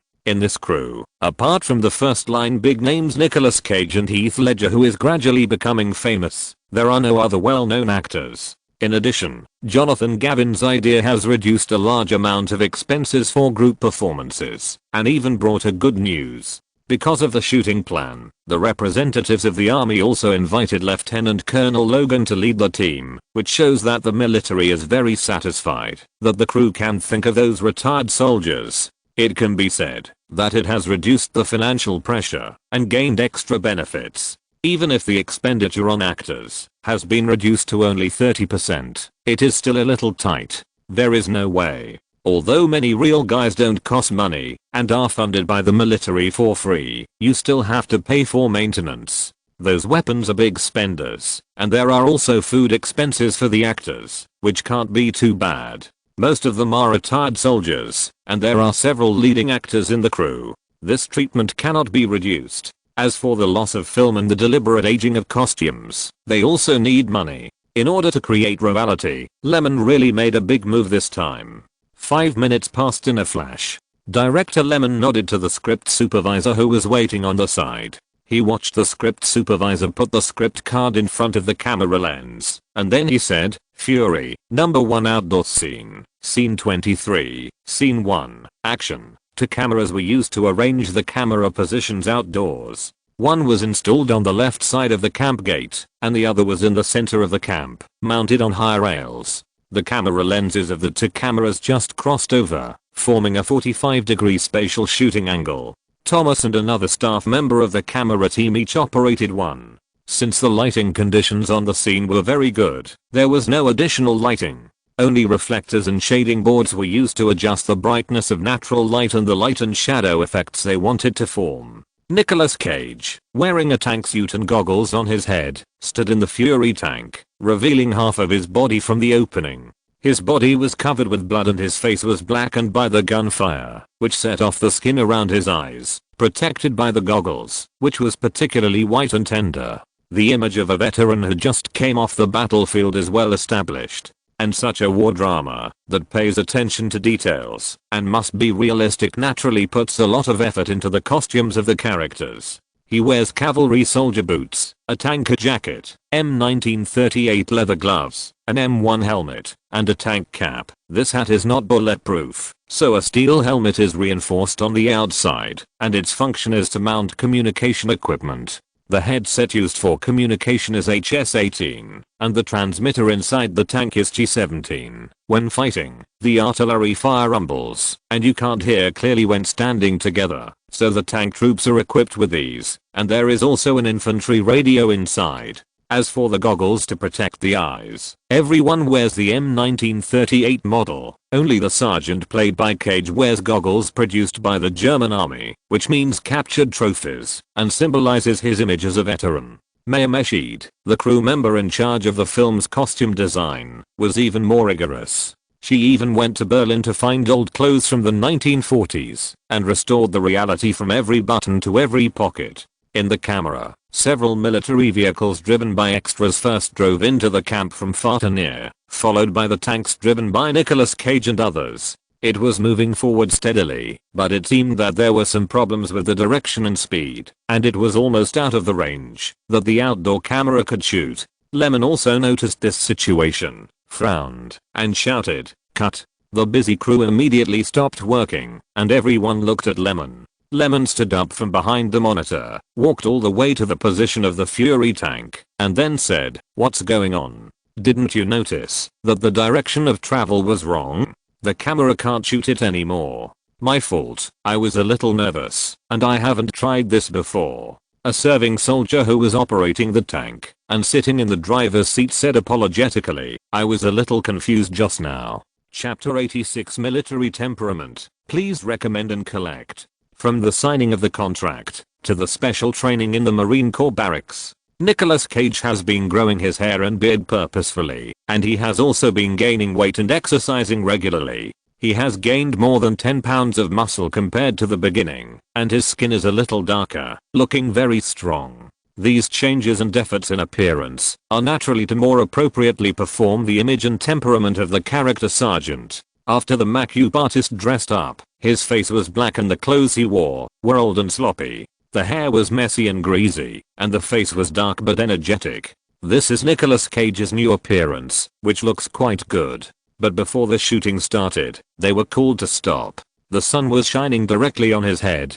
It was the hottest time of the day at 2 or 3 in the afternoon. Nicolas Cage was wearing a thick tank combat uniform, fully armed. After a while, he felt that his whole body was steaming out, and the sweat on his forehead was dripping like a light rain. Of course, he was not the only one who was feeling the heat. The brothers in the tank were not much better than him. Sitting in a big iron furnace, you can experience the feeling yourself, then go through it again, and be more careful this time. Nicolas Cage watched Lemon give the order, and returned to the monitor. The soldier responsible for driving the Fury tank sat back in the driver's seat, and began to control it to return to the original position. When he first entered the scene, rearrange the set, and start again in 10 minutes. Lemon returned to the monitor, and shouted loudly on the megaphone. The scenes and extras that had just been experienced began to reposition themselves under the leadership of the crew. Alas, there is no way. There was a mistake in the first shooting, Lemon thought rather depressedly while drinking water. It was not the actors, the scenery, the props, the extras, the scheduling and other places that could cause problems. Instead, it was the serving soldier driving the tank who had problems. He was nervous, did not grasp the direction well, and the speed was too fast. But there is no way. It has to come. After all, only these few soldiers who came from the tank unit to support can drive the tank. Otherwise, we can't let Trini Garcia drive it. Trini Garcia is the actor responsible for driving the tank in the movie. However, he only needs to show his face when he sits in the driver's seat. The rest are all driven by soldiers. Similarly, when firing artillery, there are also special people to act as stand-ins. After all, it is a war movie, but we can't really ask a few actors to deal with a Sherman tank. That's too difficult. As long as they can be familiar with it, and the relevant actions are not exposed, it will be fine. After 10 minutes, the shooting started quickly. The military vehicle roared into the camp, followed by a tank. At the beginning, Nicolas Cage sat on the top of the tank outside with half of his buttocks, looking around, but his expression was very calm. With the blood-stained clothes, he inexplicably exuded a heavy atmosphere. Lemon stared closely at the images sent back by the monitor. When the number 2 camera on the high rail in the middle of the camp captured the Fury tank parked in an open space, Nicolas Cage jumped and landed smoothly. His face was still expressionless, but his eyes began to sharpen. Cut. Lemon nodded with satisfaction and continued to pick up the loudspeaker and shouted, "This shot is over. Change the scene. Prepare to shoot the next one." The scene that had just been carefully planned with time and effort was often just for shooting a few minutes or even a few seconds. After Lemon gave the order, the crew began to get busy again. While the sun was still bright, the staff on the set cleaned up the venue for shooting at the fastest speed and immediately rushed to the other side of the camp to prepare to shoot the scene of the captive and the new recruit Norman reporting. The set team, prop team, photographers, and field staff were leading people to make the final arrangements. The actors who had just finished shooting hurried out of the tank and walked to the shade shed to rest for a while. Some of them were busy drinking water, some were busy blowing the wind and taking off clothes. Several naked men sat on chairs and cooled down. Heath Ledger, who was waiting on the side, quickly entered the Macube car and began to get his image and change clothes. He had no role just now, and he was needed for this scene. The scene was quickly arranged. Lemon greeted Nicolas Cage and others, and then he was busy explaining to the crew a few things to pay attention to in the next scene. The photography, lighting and other departments also started to work according to the pre-drawn storyboard effect script. Everything was going on in an orderly manner. When the Macube assistant came to notify him that it was done, Lemon took the time to give a few instructions to Heath Ledger in the Macube car. Norman is a signalman, and he has not been in the army for long, so he has not been exposed to the front battlefield. Lemon said concisely, "He is a young man, but he is not timid. I understand." Heath Ledger had just finished his Macube, wearing a big dog hat on his head and carrying a camping bag behind him, looking quite silly. "Show your good state during the audition and try to pass it in one go." "I will." Just as he was about to say a few more words, Ryan ran over to remind him, "Lyman, it's almost ready and we can start shooting." "Okay." He turned around and said to Ryan, then turned back to Heath Ledger and said, "Get ready, it's time to start." The three walked towards the arranged venue, and Lemon began to carefully look at the set planning. After confirming that there was no problem, he found Sandy, who was communicating with the extras who played the prisoners and several allied forces. "Hey, man, how is it?" "Don't worry, it's ready." Sandy patted his chest and said, "The following scene shows several allied soldiers beating German prisoners, which happened to be seen by the commander and Norman, who needed to fill in." Sandy just now also instructed several extras who played the beaters and the beaten to keep their hands away from each other. It should feel like a real fight, but in fact the person being beaten does not feel much pain. This is also a skill, which requires the tacit cooperation of the two groups. Of course, no matter how much fake fighting, you will still use force, and if you use force, you will inevitably suffer some skin injuries. Therefore, the salary of the extra who was beaten by the prisoner will be doubled today, which can be regarded as a disguised compensation. In fact, many war dramas like to talk about how to treat prisoners well, but Lemon is different. He just wants to make this scene more recognized by the audience. After all, the two sides have just fought a big battle, and the allied comrades don't know how many casualties they have suffered. How can they treat prisoners fairly? If they don't beat you to death after being captured, it's considered mercy. Treating well, who will treat the enemy well, saints? After giving instructions, Lemon saw that Heath Ledger had already taken his position. His temperament also revealed a sense of immaturity. His eyes looked around, his hands tightly grasped the straps of the camping bag on his shoulders, and he no longer had any calm demeanor. He gave a thumbs up to indicate that he did a good job, and Lemon turned back to the monitor and signaled to the script supervisor beside him with his eyes. Action. With a crisp sound as the script boards collided with each other, the shooting began. A truck covered in mud stopped steadily, and the door was pushed open from the inside. A man dressed like an officer got out first, followed by Norman, the recruit played by Heath Ledger, who jumped out. Thomas immediately turned the camera and gave Heath Ledger a full body close-up from the front. His clothes were very clean, and the steel helmet on his head seemed a little out of place. He had a large bag as tall as a person slung over his shoulder. He wore gloves on his hands and looked around. He exuded a temperament that was out of tune with the surrounding environment. It was like a husky mixed in with a wolf pack.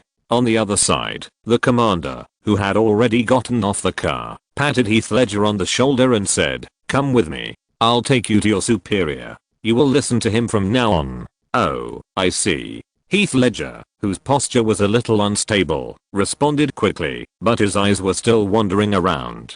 The two began to walk along the flat ground in front of them into the depths of the camp. From time to time, soldiers stopped and greeted the commander comrade. When they walked to the southeast corner of the camp, they ran into 3 Allied soldiers escorting the captured German soldiers to the direction of the prisoner of war camp.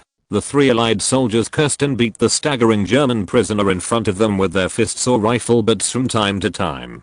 The German prisoner was hit hard by one of the soldiers and fell to the ground. The 3 Allied soldiers still did not give up and kicked him a few more times to vent their anger, and then dragged the German prisoner forward like a dead dog.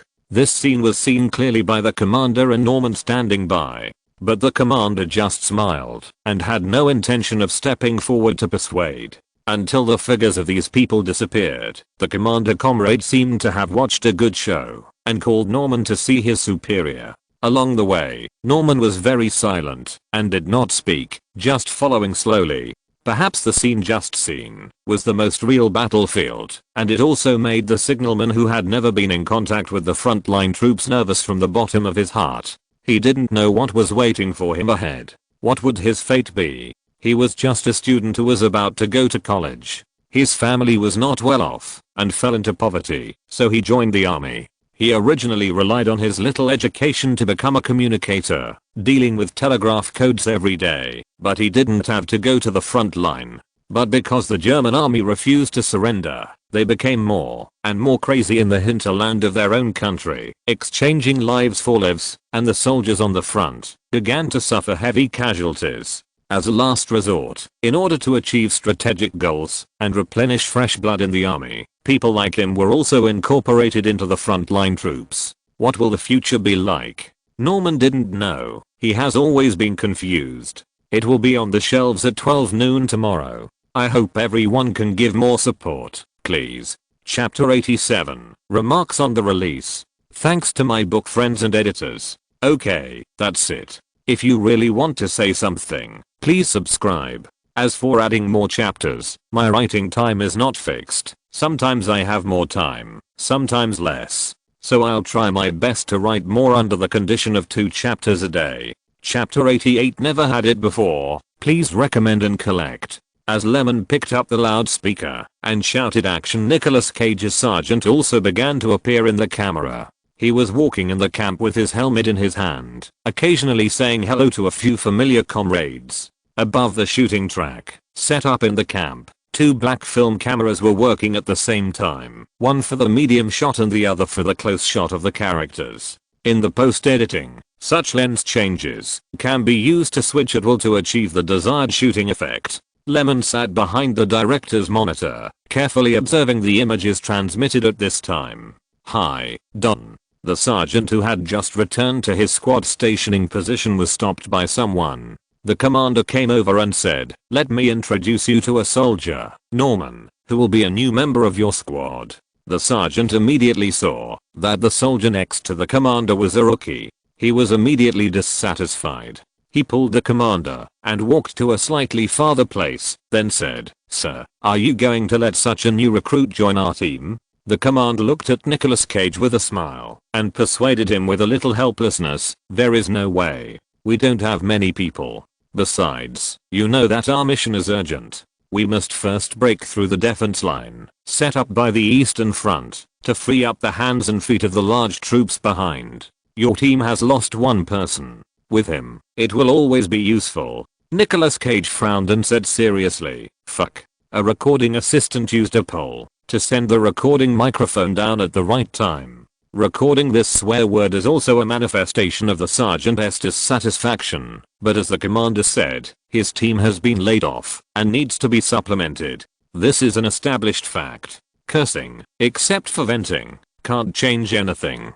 Cut, but, past. For a while, the atmosphere in the crew became lively again. Indeed, there is nothing that makes them happier than a smooth filming. Next shot. Lyman picked up the loudspeaker and shouted. Next, the crew filmed several more shots of the sergeant and the new recruit Norman talking in the camp of the Fury Squad, as well as shots of several other team members expressing different reactions to the new recruits joining. In this way, the entire Norman joins the team scene was almost completed, and then the scene was switched again to shoot shots such as Nicolas Cage teaching Heath Ledger how to be a qualified tank lookout. After the crew made some arrangements, the filming began. These shots were generally not difficult, and the leading actors only made occasional mistakes, but they were able to adjust quickly. Sometimes, Lyman would also need to work on some scene details, or adjust the use of firearms and other weapons and equipment under the guidance of Lieutenant Colonel Logan, and even add a little drama when inspiration came to improve the plot of the entire movie. But even so, the filming went smoothly. The use of actors with rich filming experience or good acting skills, such as Nicolas Cage, Heath Ledger, and Trini Garcia, for such a war drama, is a complete benefit. Their performances are very smooth and have the temperament of a soldier. In short, even when mixed in a group of veterans, they will not look abrupt. This is much better than the traditional big vase stars, especially Nicolas Cage. He himself does not lack the acting skills of an acting school and has more experience in filming war dramas than Heath Ledger and others. He himself has a strong body and is very suitable for playing the role of a soldier. Perhaps it is not without reason that he can become a benchmark figure among male actors in the 1990s. Of course, actors are not omnipotent, including himself, and the crew soon ran into trouble.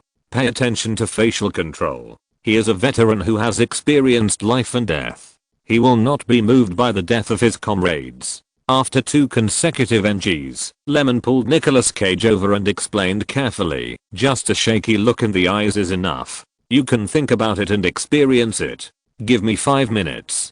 Cage said immediately, obviously knowing that it was the problem with his expression of emotions that caused the filming to be interrupted. Lyman nodded and returned to the monitor, but just after 5 minutes of filming, he immediately called a stop. Nicolas Cage was stared at by Lyman, and he frowned and thought.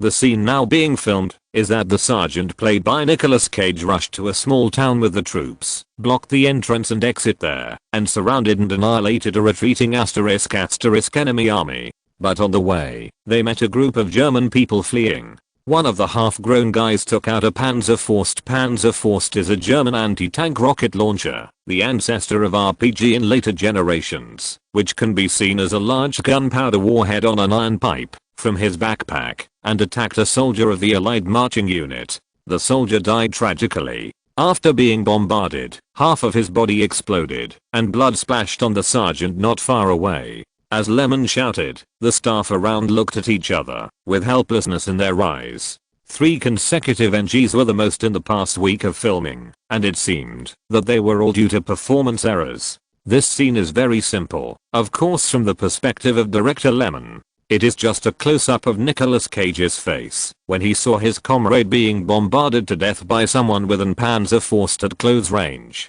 Whether he was surprised or a little sad, his face was always calm, and he expressed it all with his eyes. But it's so simple, and he can't do it well. When the staff or Nicolas Cage himself watched the scene just now, they all felt very calm and the performance should have worked, but for some reason, director Lyman was still not satisfied. Lyman looked at the crew members who had stopped around him, thought about it, and said loudly, "Everyone take a break first." So everyone breathed a sigh of relief, went to drink water, chatted with others, and took advantage of the break to go to the toilet. The scene became a little noisy. Lyman sat back behind the monitor and replayed the content that had just been filmed over and over again. In these NGs, Nicolas Cage fully demonstrated the background of a powerful actor. From the first time, his face was slightly moved, as if he was panicked. To the second time, he was indifferent and expressionless. By the third time, his facial muscles were already cold, but his eyes moved slightly, bringing some warmth of the character.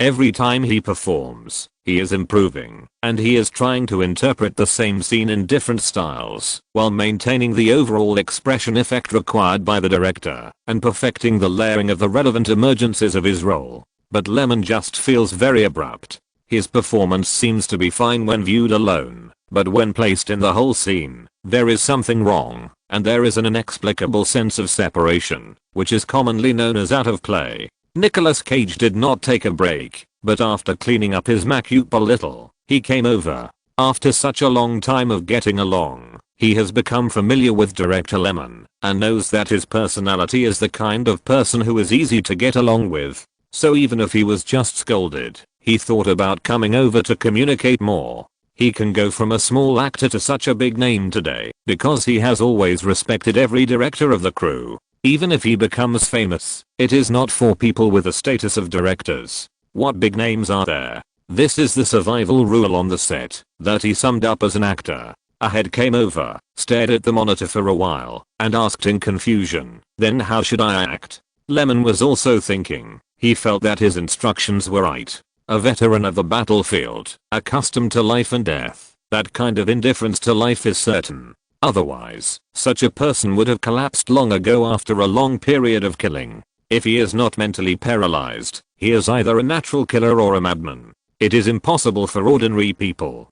But, what is wrong? Lyman shook his head honestly. "I don't know too much. I just think your performance just now is wrong as an actor." This is probably the answer that Nicolas Cage is most afraid to hear. Even the director has lost his judgment. How can he achieve the effect through emotional adjustment or body micro movement? The director is the only brain in the crew, and he controls the final style of a movie. All the staff behind the scenes, including the actors, serve to implement his ideas and concepts. So if even the director himself does not have clear shooting requirements, it will be a disaster. This is a current NG situation. Lyman's intuition told him that there was definitely a flaw in the filming just now, but he didn't know how to correct it. "Why?" Lyman muttered silently. Nicolas Cage was sitting next to him, and he could smell the smell of salted fish coming through his clothes, which made Lyman even more irritated. If it weren't for Cage, your performance could not give the effect you wanted. He wouldn't be so upset. But why? He couldn't figure out the source of the problem. Grabbing a handful of hair in pain, Nicolas Cage suddenly suggested, "How about I add some movements and frown slightly?" Lyman ignored him, just looked at the monitor and replayed it over and over again. If adding some facial micro movements would be easy, your first performance would be almost the same, but you still shouted cut. Cage felt that he seemed to have come up with a bad idea, and the director obviously didn't say anything. It can also be seen that he is not in a good mood, so Nicolas Cage silently returned to his rest car. If you're listening to this novel on a channel other than Fanfic World, it means they downloaded and uploaded it without effort. We cordially invite you to visit our channel, Mundo Fanfic Novelos. There you'll find the original version of this story and you can explore many other novels of various genres. We're waiting for you to immerse yourself in a world of incredible novels. What is chapter 89? Please recommend and collect. After a long break, Lyman still had no idea, but the crew's time was precious and could not be wasted. Jonathan Gavin, the representative of the guarantor, would have come over to ask if Ryan had not been obstructing him. He had done this a lot during the filming of these days. He asked about the food, the filming, and even the damage to the costumes and props. It was amazing. This kind of person was born to do this. He was so responsible and careful. Get ready, and do it again." Lyman picked up the loudspeaker and shouted, urging the resting staff to return to their respective positions and prepare to continue filming. However, this aimless filming always made him uneasy, and he hastily shouted past. In the joy of the crew, he said, "Call it a day." As night fell, the town fell into silence. A hotel booked by the crew. Lyman opened the door and threw the key in the sun hat on the locker at the door of the room. Bending down, taking off his shoes, and changing into a pair of more comfortable slippers, Lyman walked into the living room, sat on the sofa, and looked up at the ceiling. It was white and a little dirty. He looked at it for a long time and sighed. Alas. Because of his filming ideas, the crew had to finish work early. He finally returned to the hotel room before it was completely dark. The window to the west was half open, and he could clearly hear the wind whistling outside. Yes, yesterday's weather forecast said that the temperature would drop in the next few days. He thought randomly and let his mind wander. Is he too bad? Can't he direct? Even when there is a problem, he doesn't know how to solve it. Damn, Maryland, I'm like a fool. There was no light in the room, and in the dim environment, Lemon's brows were frowning all the time. When did it start? That kind of self-righteous sense of control. Was it the success of Buried Alive or the success of Three Idiots? The success of 2 films in a row seemed to make him a little too proud of himself. He thought that he was a genius director and could succeed by changing the scenes and shooting.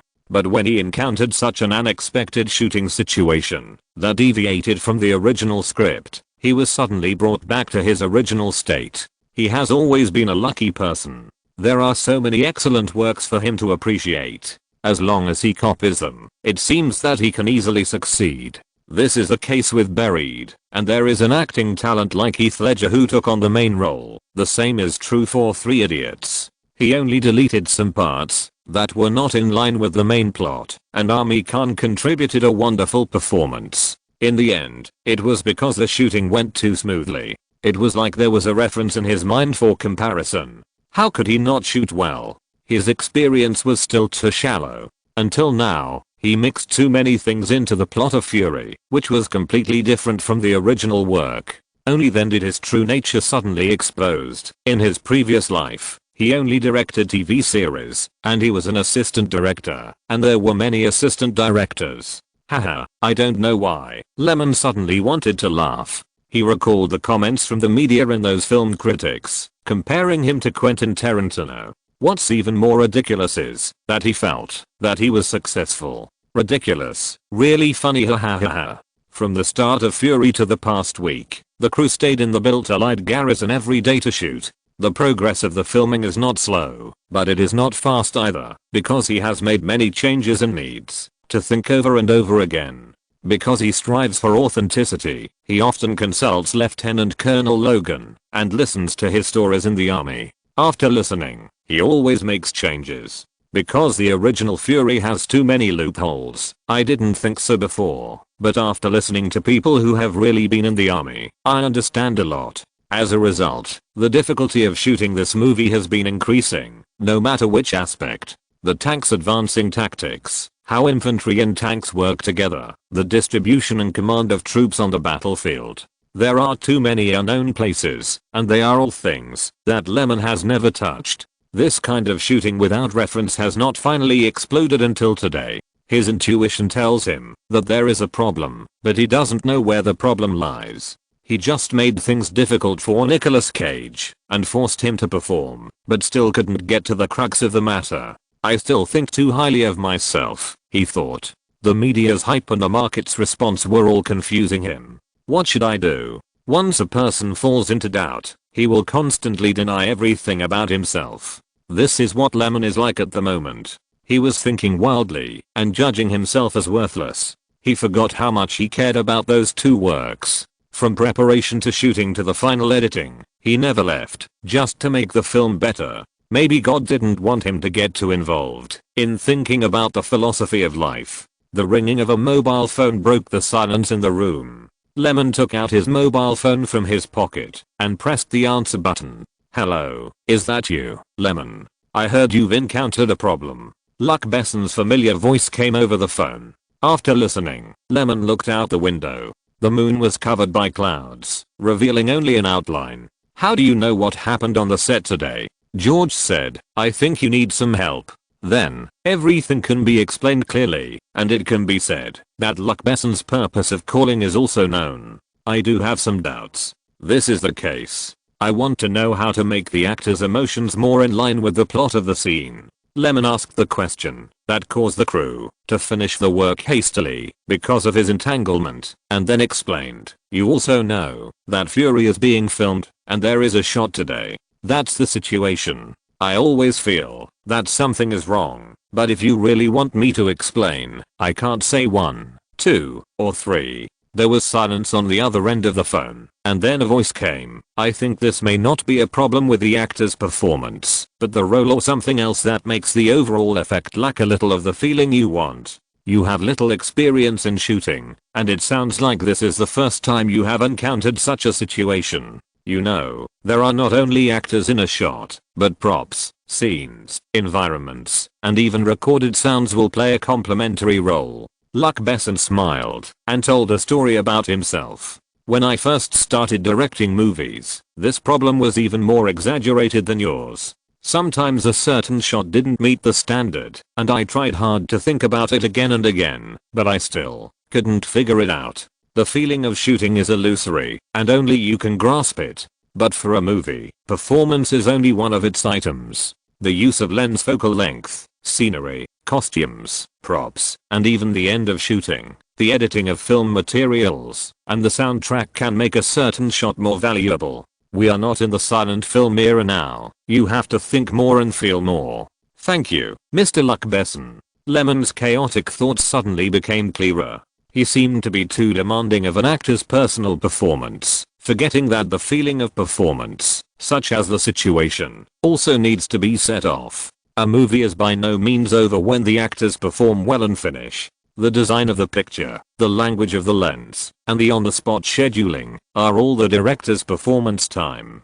You're welcome. Every director will encounter similar obstacles. What surprised me is that you have made 3 works before you encountered this obstacle. I believe you can overcome it because you are a director with aspirations. I also hope that I can solve this problem as soon as possible, but no matter what, I still want to thank you, Mr. Luc Besson. The two chatted for a while before ending the call. Outside, the moon broke free from the obstruction of the clouds and began to sprinkle the clear light like water on the earth. Lemon put his mobile phone back in his pocket and stood up to stretch his body. The chat with Luc Besson just now gave him some gains and insights. In terms of filming experience, he is really far behind. Turning on the lights in the room, the orange light instantly filled the entire living room. Lemon opened the script of Fury from the drawer of a table placed in front of the sofa. He carefully thought about the overall plot and the setting of the characters. For a veteran like Sargent, what would he think when he saw his comrades being attacked? And what would he do? What do you think a veteran with a long military career would be like? The next day, Lyman arrived early under the awning of the set. Lieutenant Colonel Logan had to look after the weapons, so he slept in the camp on the set. Some of the tents were where the serving soldiers rested. Are you asking me? Lieutenant Colonel Logan, who had just finished breakfast, was a little confused because in the past, except for some military filming issues, the director rarely talked to him and more of an attitude of respect for his status as a lieutenant colonel. Well, I want to know what the psychological activities of a veteran on the battlefield would be like. Lyman slowly described the image of the sergeant in his script and then looked at Lieutenant Colonel Logan, wanting to know his thoughts on this role. As the saying goes, one person's shortcomings are better than 2 people's. Maybe talking to a serving officer might help him understand the problem of the sense of disharmony in yesterday's filming. Well, I've never been to the battlefield, but my grandfather was an Allied pilot. He flew a bomber in the Pacific battlefield during World War II. Lieutenant Colonel Logan said about his views on the character. I think this character's personality and his performance are a bit unreal. What? Chapter 90 continue to start. Please recommend collection. The character's personality and behavior don't match, right? Yes, that's what I mean. Lieutenant Colonel Logan nodded and confirmed. Lemon was stunned. This was a direction he had never thought about. I watched your filming yesterday. After the actor was attacked, he should have pulled out his gun to protect himself or fight back. His reaction was a bit too calm. He didn't look like a veteran who had been on the battlefield for a long time. Under Lieutenant Colonel Logan's narration, a complete character image gradually became clear. During the filming yesterday, he only focused on asking Nicolas Cage how to control his expression, but forgot about some of the actions that such a veteran would take when he was in danger and his body spontaneously faced possible threats. I understand. It was not until the crew and the actors arrived at the camp that Lemon ordered everyone to reshoot the last scene of yesterday. Although everyone was a little surprised, they still did it. Those who should set up the camera set up the camera, and those who should set up the scene set up the scene. Lemon pulled Nicolas Cage over and gave him a few instructions. You still look calm on the surface, but the moment you are attacked, you add an action, that is a reflex, to reach for your gun and prepare to fight back. Do you understand? Under the awning, Lemon said to Nicolas Cage beside him, people like him must be very nervous. Show this feeling. Nicolas Cage stood aside and listened quietly. When he arrived at the set, he was called over and found out that he had to repeat the scene from yesterday today. However, the newly added action of drawing the gun was not difficult. Nicolas Cage nodded very affirmatively. Okay, go get ready first. Lemon was also satisfied. He looked around and made sure that no one was around. Then he immediately whispered, I'm a little embarrassed about yesterday. It was obviously my fault, but you suffered for nothing. Nicolas Cage smiled in astonishment, not caring at all. You are the director. If the filming is not going well, you must be the most worried. This is what happens when you are under pressure. Who doesn't have worries? Looking at Lemon, he suddenly whispered quietly, I have a good way to relieve stress to recommend to you. What? I have a contact number for a party company that provides private services. Do you want it? I think that this way of reconciliation can relieve a lot of pressure. People always need to vent the accumulated emotions in their hearts. Cage. Lemon obviously understood what he meant, but still laughed and scolded. Go to the Macube car and change your clothes. The filming will start soon. Don't waste time. Nicolas Cage gave a meaningful look, but did not turn around and leave. He just stood there, and his deep eyes seemed to penetrate Lemon's heart. Pressure? Maybe. He is only 27 years old this year, but he took advantage of the situation and made a huge fortune of more than 10 million yuan seemingly easily. In his previous life, his wish was just to independently direct a crew for the purpose of filming, which was something he had never thought of. But with so many successes, a heavy pressure followed. It is not terrible to have never gained anything. What is terrible is that, after having this kind of life, there is still a feeling of sudden loss. He is in such a state now, not worried about gains but losses. He is afraid that he will not shoot well, and his level will decline. He is afraid that the market will no longer recognize his work and the audience will no longer like it. He is afraid that one day he will lose the right to direct and shoot. Yes, he is very afraid. The easier it comes, the more afraid it will slip away. So he pondered, carefully selected suitable actors, and even tried every means to persuade Nicolas Cage to join the crew. He stubbornly likes to make movies, and dare not imagine how embarrassed and disappointed he would be if he returned to his previous life, when he was eager for opportunities all day. All these pressures exist, and they are increasing every day. From Berry to now, these pressures have accumulated deep in his heart, suppressed by praise and the joy of success. But as he ignored it, the pressure became a mountain, so real and palpable. Lemon's expression probably made Nicolas Cage see something, and he took out a pack of cigarettes from his trouser pocket and handed one to him. Lemon took it, and he took out a lighter from his trouser pocket and lit it for himself and Lemon. The mellow taste flowed through his lungs, turned back again, and was slowly exhaled. To be honest, he hasn't touched this thing for a while. He always wants to control himself. Nicolas Cage took another long puff slowly, immersed in the comfortable ocean of nicotine. You know, I'm from the Coppola family. I've never lacked roles to play since I was a child.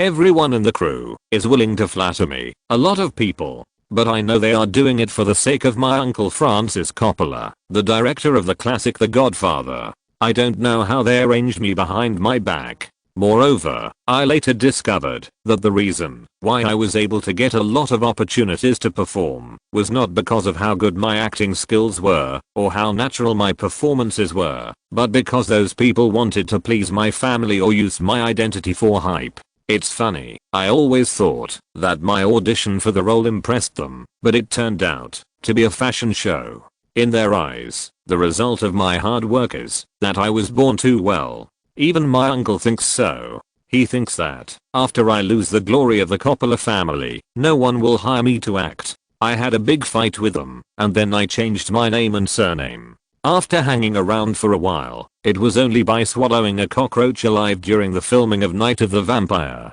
that I finally got everyone's recognition. They started to say that I'm dedicated and an actor.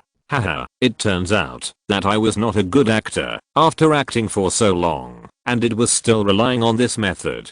That cockroach was disgusting, really. After I swallowed it, I went to the hospital to wash my stomach, but even so, I still couldn't eat for several days. In the end, I was so hungry that I barely overcame it. Later, I won the Cannes Best Actor award, and my life was bright. Many people praised me. After listening to my agent, I switched to commercial films, and was still successful. My pay began to double, from free performances at the beginning to 20,000, 100,000, 500,000, 5 million, and 10 million. Everyone says that I'm very glamorous, and live a carefree life. I buy houses, cars, and all kinds of weird things. I'm very rich, but they don't know how much pressure I was under at that time. I have been in the business for so many years, and the more I enjoy, the more afraid I am. I'm afraid that my status will plummet because I fail to carry the box office results.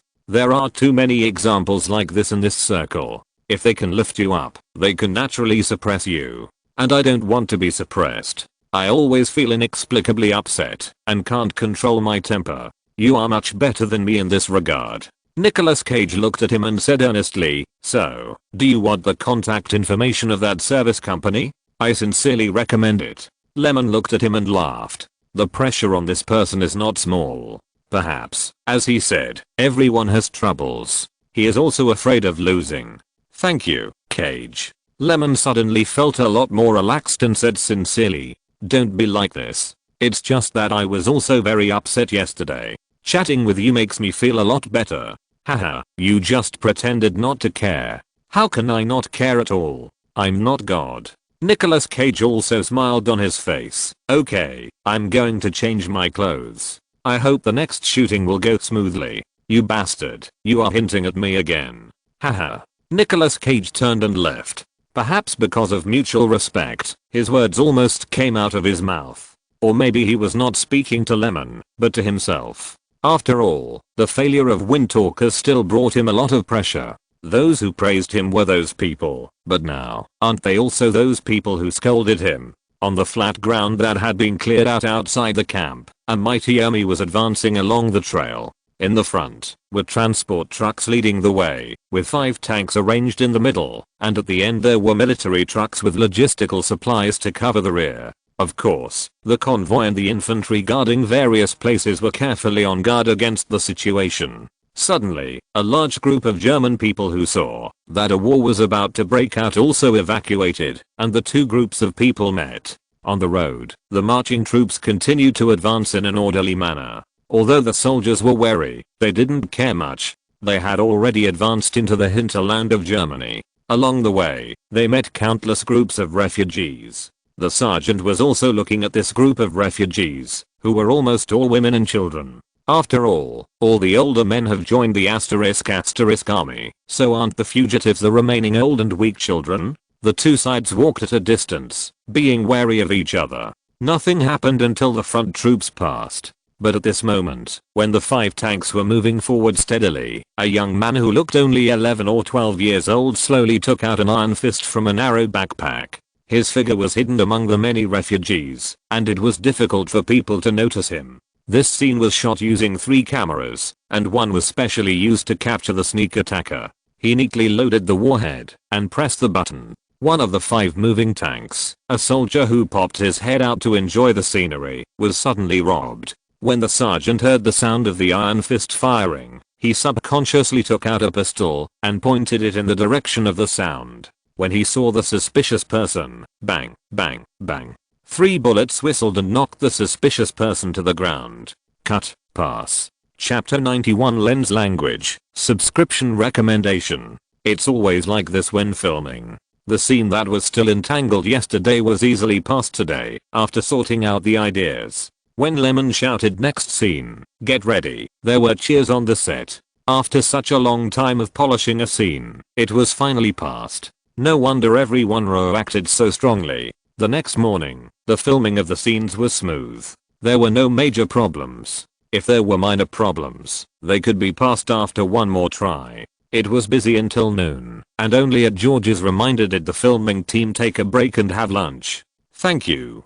George brought 2 boxed lunches and 2 cans of coffee, and put them on the simply arranged folding table. The boxed lunches were naturally not very rich, but they were also very good. After all, they saved a lot of money on the extras, so the food treatment was also improved. The two people discussed some future filming plans while eating. In 2 days, this side will be almost finished. When will the location in the UK be completed? Lemon reminded while eating vegetables and meat. Don't worry, there is plenty of time. It won't delay the filming. Have the remaining filming funds been received? Another sum was allocated yesterday morning. I will continue to supervise this aspect, Ryan said, and suddenly noticed a look coming over. He smiled and said to Lemon, look over there, your little lover seems to be busy. Do you want to go over and accompany her? Eva Green also joined the crew. She came today because she might have a scene to shoot in the afternoon. Lemon looked over and happened to meet her eyes. A sweet smile immediately appeared on her face. No, what did Jonathan Gavin say about my proposal? He agreed, but he required that the next few close-range explosion scenes must be completed by stunt doubles. That's good. It's good to be able to get the actors to perform in person. It's too dangerous. It's normal for their guarantors to have opinions. Just follow their will. Yeah. The two continued to chat about the filming, and Eva Green, not far away, looked at this side stupidly. But until the entire lunch break was over, Lemon didn't make any other moves. She suddenly felt that she didn't have a strong sense of existence. The studio was always focused on the business required for filming, and no one paid her any attention. The same was true for Lemon. He was extremely focused on filming and would not be distracted at all. Since she came to the studio early this morning, she has only said hello until now. It was still very polite. She said, Lemon. He said, okay. In his eyes, there was only this movie, and everything else could be thrown aside. Eva Green finished a small lunch with a bit of loneliness, turned around and left Lemon's sight. How much film stock do you have? Enough. We'll buy another batch when we get to the UK. Don't worry. In addition to answering the questions, Ryan also paid some attention to Eva Green. Seeing her leave, he suddenly said jokingly, you just broke a girl's heart. You should have gone over to accompany her. Why do you like to care about these things? Have you done everything on the set? Can the shooting plan be guaranteed to go smoothly? Facing Lemon's 3 soul-searching questions, Ryan was still calm and tried to argue. I see that you have finally got on the right track, and I don't want you to go back to the past. To be honest, you will be without a girlfriend if you continue like this. I don't think you care at all. I haven't thought about having a girlfriend either. Understand, Ryan? Also, don't worry about it. Take care of yourself. You talk as if you are already married, pretending to be an experienced person, and talking about a lot of big truths, but in fact you are also single. Nonsense. Ryan was touched in the sore spot and immediately retorted, I didn't think about finding a home so early, unlike you. What's different? Anyway, it's different. Ryan was stubborn and insisted on making a connection. TSK. All he could get in response was a merciless sarcasm from Lemon. In fact, he knew everything in his heart. How could he not know Eva Green's little thoughts? From the beginning, he had determined the nature of this relationship. It was nothing more than a transaction. As for any feelings, that was ridiculous. The afternoon shoot soon kicked off. What was to be filmed was the scene of the Fury tank and the marching troops exchanging fire with the enemy. Although the script was set at dusk and the fighting lasted until night. But due to the limitations of factors such as on-site scheduling, Lemon put the shooting in the daytime. Anyway, when the film is post-produced, replacing the background color and inserting the shots can achieve a similar sky effect. In fact, many night shots in film and television works are also shot in the daytime. After all, the light is good during the day, which is conducive to the development of work. The solemn army dispersed from both sides, with the infantry leading the way and the tanks following closely behind. They carefully surrounded the retreating *** soldiers. Cut. The stuntmen are ready to enter. Lemon picked up the loudspeaker and shouted. Several leading actors on the scene immediately withdrew, and several stand-ins with similar body shapes put on corresponding costumes and took their positions. Next was the close-range battle between the two sides. Mortars, incendiary bombs, white phosphorus bombs, and other equipment that could be used to the extreme were naturally not really used. Although they were real, the gunpowder was specially made by the crew. It only had effects, but not great power. On the contrary, in order to simulate the visual effects of flying ammunition and exploding shells, explosives specially prepared by the fireworks team had to be buried everywhere. Thomas, don't point the camera at the actor's front, shoot the back, and also mobilize a camera to capture the scene where the house begins to collapse after being bombarded by shells. Then, Lyman took the dummy prepared by the props team to check if it was suitable. Okay, we'll use it when we shoot the second scene. This dummy is naturally used to simulate the scene of a *** soldier being hit by a white phosphorus bomb and catching fire violently. Although he attaches great importance to the authenticity of the shooting effect, Lyman does not want any accidents to happen to the stunt actors. Props should be used. After explaining these, he walked into the house built next to them. The scene was shot in the town where they were resting and living. He also talked to the administrative staff who manage the town and agreed to their shooting today. This house is a bomb explosion point. It was temporarily built by the crew with materials, so it looks habitable in appearance, but there is nothing inside, not even a decent piece of furniture. After checking it out, he walked out of the house and found that the 4 cameras had been set up according to regulations. The stunt actors were also fully armed and ready. Although the fireworks group is the most professional group in Hollywood and has rich industry experience, they also need a lot of protection. After another half an hour, with the confirmation of the heads of various departments, the on-site arrangement work was declared completed. Lyman stood behind the monitor and raised the megaphone. Clear the scene. Cleared. Extras, I've given the order.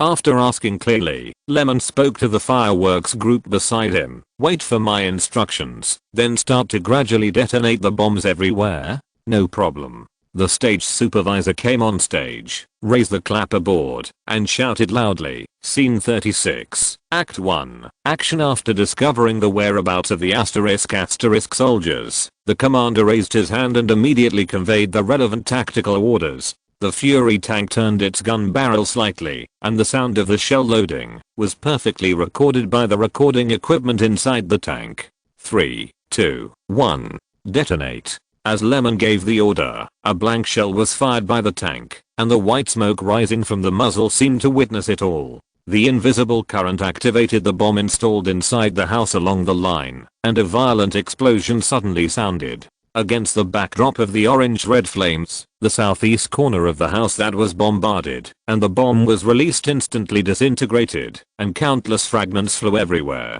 A large amount of brick and tile debris fell down, and the remaining house structure was still standing. Second shot, ready. The muzzle was aimed again. Detonate. Finally, the whole house was blown down. The 2 armies began to exchange fire head-on. In fact, shooting this kind of scene is very tiring. Not only will the on-site scheduling be chaotic, but the shooting is also intermittent. Because although the stunt doubles can replace the protagonists to deal with possible sudden dangers, after all, real gunpowder is used, there are still safety hazards.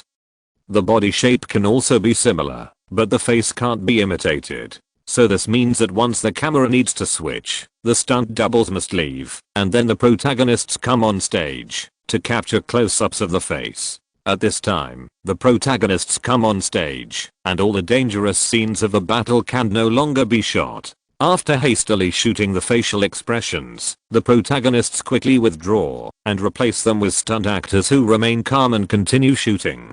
In short, there are 2 words, trouble. But it would not work otherwise. The representative of the third-party insurance company, the great Jonathan Gavin, was watching from the side. If there was a possible danger in the filming, he would run over and say no, and let the substitute take the stage. In fact, Lyman could understand it. After all, the Allianz Fire Insurance Foundation not only had to guarantee the completion of the film, but also had to be responsible for the life insurance of several of the leading actors. If they were injured or had any accidents on the set, then I'm sorry, they would definitely face huge compensation. That's it. Although this type of guarantee would interfere with the director's filming and seem annoying, it is an indispensable supervisory force. So there is no way, just shoot it in this way. The first premise is to ensure the safety of the leading actors. If they are really injured and delay the subsequent filming plan, it will be very bad. Time flies, and 2 months have passed in a flash. Fury has gradually come to the end of filming. I'm so tired. The 4th update is completed. I'll take a nap first and see if I can update another chapter in the evening. Also, thank you all for your support. Chapter 92 finale. Please recommend and collect. When the filming of Fury was about to be finished, summer had already quietly passed. When they were just preparing for the crew, it was just the beginning of summer, but in the blink of an eye, the whole season was over. The golden and harvest atmosphere was already driving away the slightly hot climate. In a wilderness somewhere in Australia, the crew was resetting the set in the shooting venue. Lyman sat behind the monitor, looking through the storyboard script to see if there was anything that needed to be adjusted.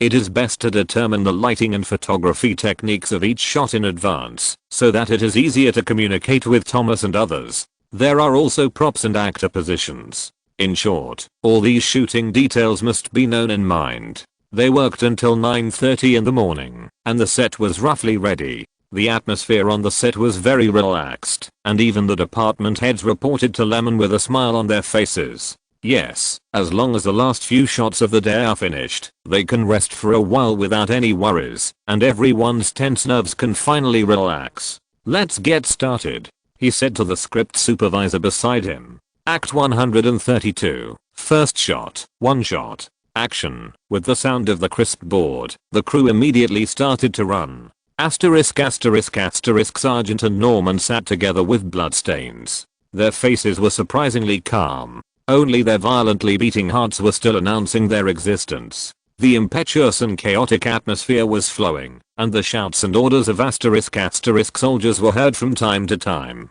They were searching for the two of them. The sergeant turned his head to look at Norman. The young man in the past had transformed into a qualified soldier. He tried hard to squeeze out a smile, but his face was too stiff, and he had lost the right to smile. The sergeant's incongruous posture and sight attracted Norman. He also turned his head. A pair of eyes revealed a fierceness, coupled with the indelible blood on his face, like a wolf eating, and still wary of the surroundings. It was just a breathing gap for a face-to-face encounter, and the footsteps from outside became more and more urgent. They are coming, Norman said calmly. He was no longer good at speaking, and his mature manners made people feel distressed. Hidden under his youthful age was his indifference to life and death, including the enemy and himself. The sharpness was like a taut string, and if he was not careful, he would want to cut the enemy's throat. The sergeant looked at all this, a little dazed. When did he become like this? The first time he killed an enemy? The first time he went to the battlefield? The first time he saw his companions sacrificed? Or all of them? The footsteps outside were getting closer and closer, and the asterisk soldiers seemed to enjoy this feeling of cat catching mouse. They could obviously scatter to search, but they still concentrated on searching. Well, it was because they had already caused heavy casualties to the other side. They were scared.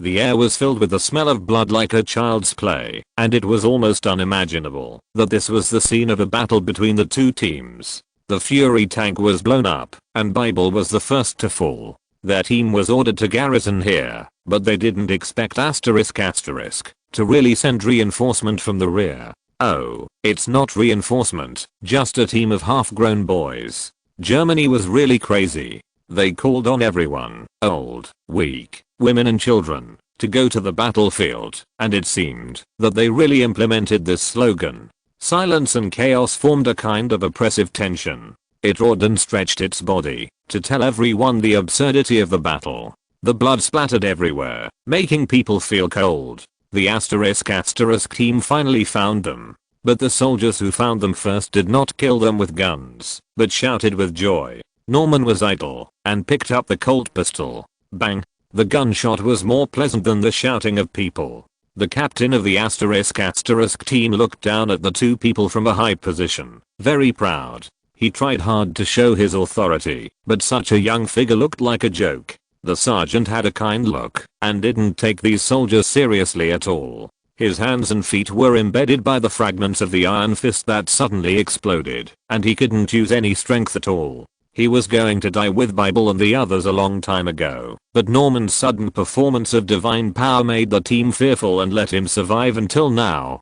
But, that's it. It's a pity for Norman. He's still young. Life, who says it's not impermanent. The sergeant thought with emotion and used his left hand, which was still slightly movable, to detonate the grenade hidden on his waist. Want to capture prisoners? Dream on. The captain of the asterisk team stood there stupidly, watching the explosion.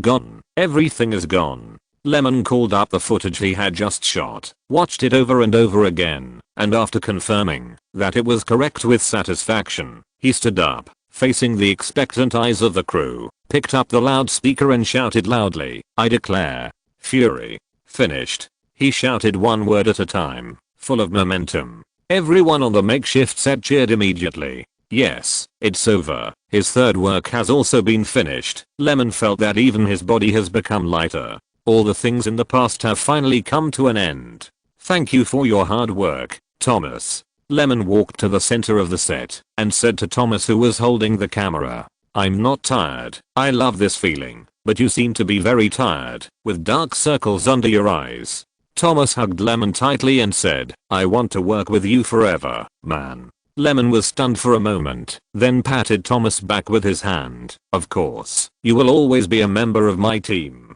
It's just that." Lemon let go of his hand and joked, "The work is not over yet. There is more editing work in the later stage. You don't want to run away, so you say that?" Thomas smiled. "Yes, I know. I'm a real soldier. I will not run away on the battlefield. Like Norman." "Yes." Lemon smiled and patted Thomas's butt. "Real leather." After greeting each member of the crew cordially, Lemon ran to the cubicle, where the actors were removing their makeup. "How is it, everyone? Are you still tired?" Heath Ledger and Nicolas Cage were chatting, and when they saw Lemon coming over, they smiled at each other and held his hand. "What do you think? I'm all dirty." As the two talked, they gradually laughed again. "It was great," Lemon said. Nicolas Cage recalled the performance and was immersed in the plot.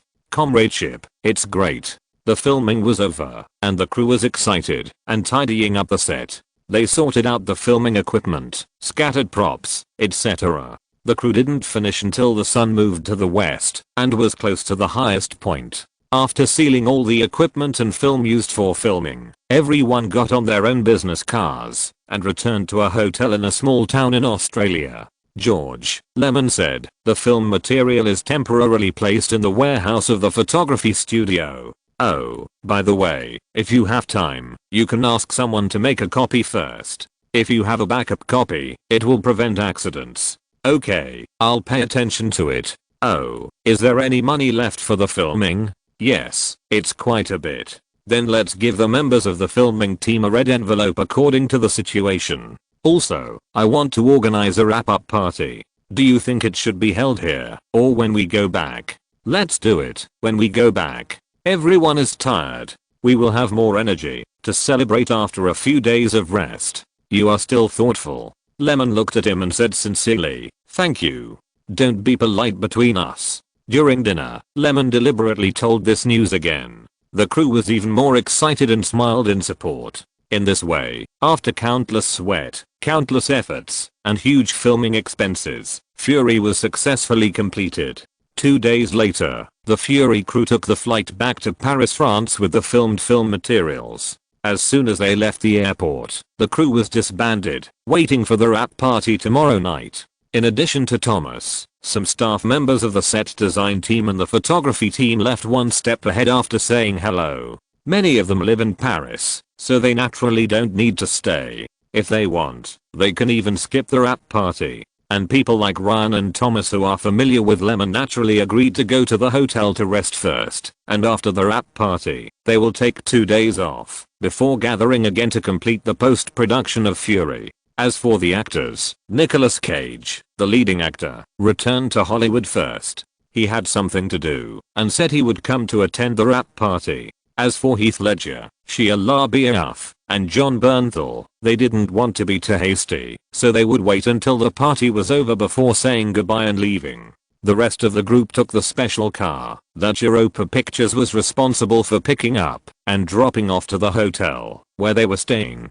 This is the territory of Europa Pictures, so it's natural to see what they mean. After arriving at the hotel, everyone got off the car with their luggage, but George and Lemon went to the headquarters of Europa Films. After meeting Luc Besson, Lemon was very polite. The other party had helped him in the filming, and the two were also in a cooperative relationship. With these two friendships, the relationship was much closer. How was it? Was the filming hard? It was okay. I was very tired at the time, but I was a little uncomfortable after the filming was finished. Lemon smiled, looking like he enjoyed the hard work of filming a movie. Haha. Luc Besson also laughed heartily, and then he said, I envy you very much. You are so young. I can't bear this now. Often, after shooting a movie, my body and mind are exhausted. Really? After saying hello and exchanging a few pleasantries, Lemon took the opportunity to say goodbye. The post-production work of the movie has not started yet, so there is no point in saying more. Luc Besson said it was okay and asked the staff of Europa Films to send Lemon back to the hotel. It's 5 o'clock and I'm exhausted. I recommend a song, Sold Out. Chapter 93 Cage Boss. Lying on the soft big bed, covered with a thin quilt, Lemon stared out the window with wide eyes. The weather outside didn't seem to be very good. It was gloomy since early morning, giving people a feeling of no warmth. The light was also a little dim, and he felt a chill just by looking at it. The weather in Paris in September is changeable, and the temperature fluctuates. I forgot to check the weather forecast last night, took a shower, and fell asleep without paying attention. But looking at the weather outside, it is estimated that the temperature has dropped a lot. However, what does it have to do with him? The hotel has installed a heating system, and lying in the room, he didn't feel cold at all. Moreover, he finally took a vacation, and it was a rare opportunity to sleep in. Getting up so early seemed a bit sorry for this rare vacation. Continue to sleep for a while. Hey, why can't I sleep?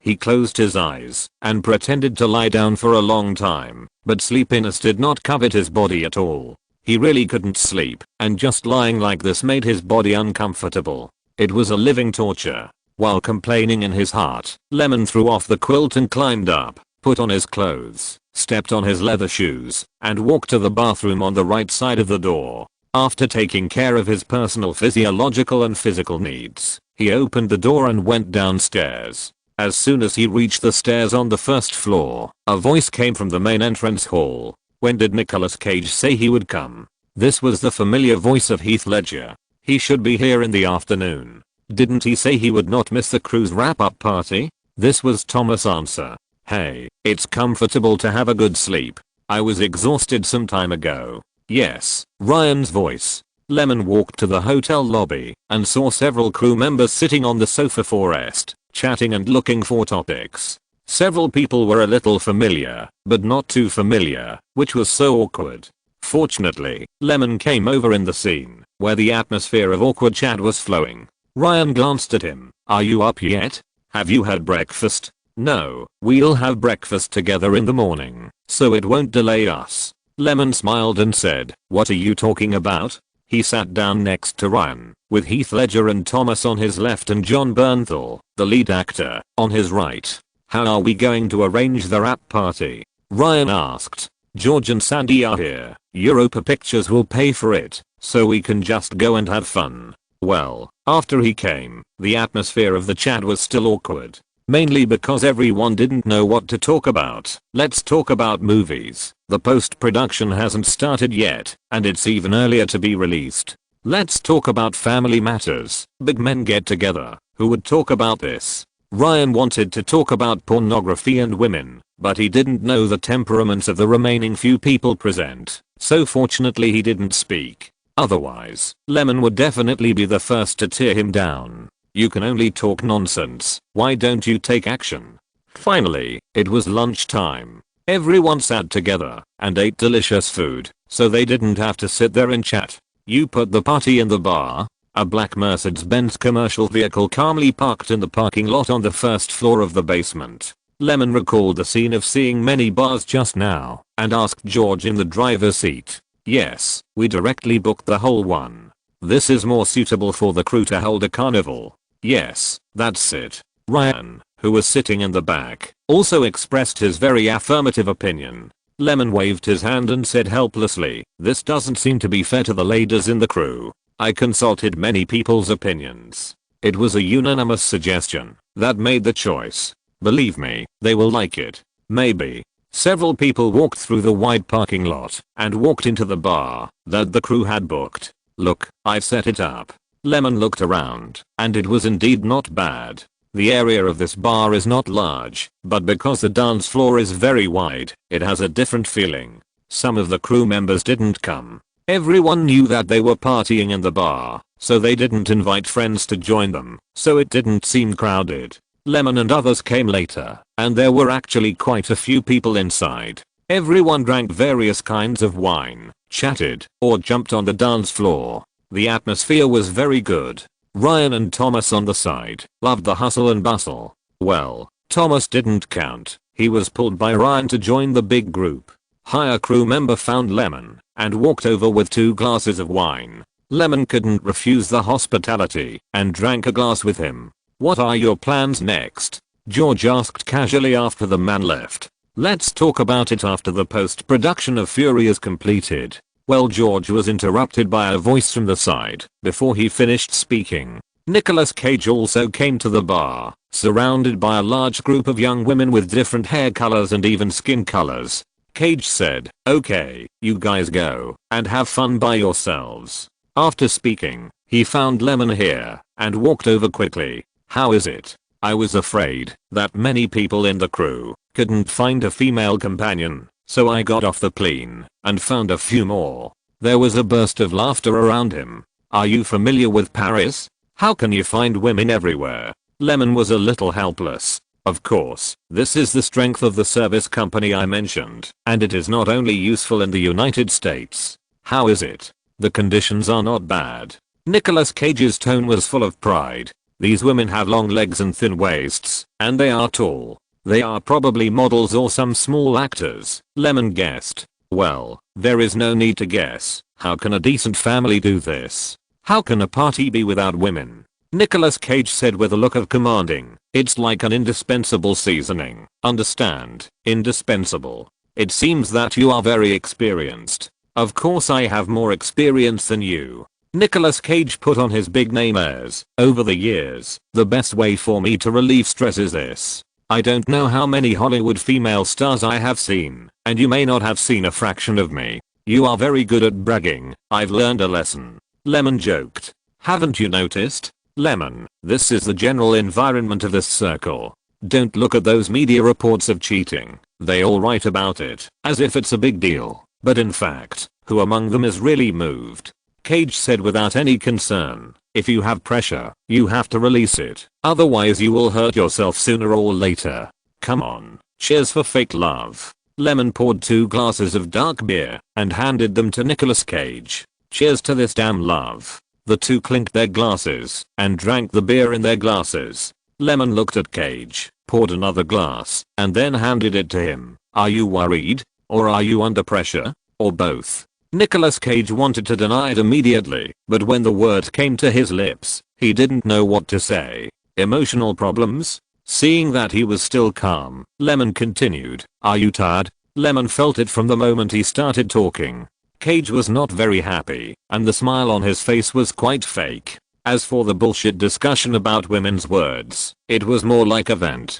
"Oh, Lisa Mary and I may be done. I had a big fight with her yesterday," Cage said nonchalantly, and drank another large glass of dark beer. Lemon continued to pour, and patted his shoulder. "I think what you said is right. If you have pressure, you should release it. Don't hold it in." The two of them toasted, drank, and refilled, immersed in the pleasure brought by alcohol. Cage's mood gradually improved a lot, and he joked again. "Many people say that I'm a performing genius and a talented actor. Some people say that I'm a completely lucky person because of the last name of Coppola. What do you think, Lemon? What am I? Evaluate it." Sometimes it's hard to answer jokes, and Lemon feels this way now. The tone of joking is also a trouble. He thought for a while, turned to Cage, looked into his eyes, and said seriously, "That's because you are not successful enough. One day, when people all over the world talk about you, they will only recognize you. At that time, they will definitely have only one meaning. You are a performing genius. Cheers to better success." Nicolas Cage raised his glass and gestured. "Well, for success." Lemon clinked his glass. I can't wait to see Fury." Nicolas Cage put down his empty glass and said to himself, "If it succeeds, it will slap those critics in the face. Maybe. Not maybe." Nicolas Cage looked at Lemon and said word by word, "It will definitely succeed. I believe in you. I can't fail again." He said so. It seems that Wind Talkers really had a great impact on him, and his pressure suddenly increased a lot. Yes, the loss amount is close to 50 or 60 million US dollars, and it is no wonder that it is like this. Don't you see? Comrade Wu Beige lost all the foundation he had accumulated in Hollywood in the past, and he had no place to stand. After returning to Hong Kong in disgrace, he never set foot in Hollywood again in his life. Cheers. Cheers. After the wine was finished, everyone left. Lemon looked at his watch. It was already very late, and the number of people in the bar was decreasing. "Let's go back. I have to go back to the hotel." He greeted Nicolas Cage and saw that he nodded casually. He also walked around the crowd who were still partying and went out of the bar. George had already instructed some of the Europa Picture staff to drive. The engine of the Chevrolet sounded, leaving the noisy night behind. The sun rises in the east and sets in the west, always high in the sky. What obstacles can't be overcome? No matter what, tomorrow is always a brand new day, isn't it? Recommended song 6 Feet Under. Chapter 94 tentative release date. Please subscribe and recommend. No matter how important the work is, it is also necessary to ensure a certain amount of rest time. So after the wrap party, Lemon also gave himself 2 days off. After receiving the remaining remuneration, most of the crew members also broke off the cooperation relationship. Except for Thomas, Ryan and several actors who needed post-production dubbing, there were not many people involved in the post-production work.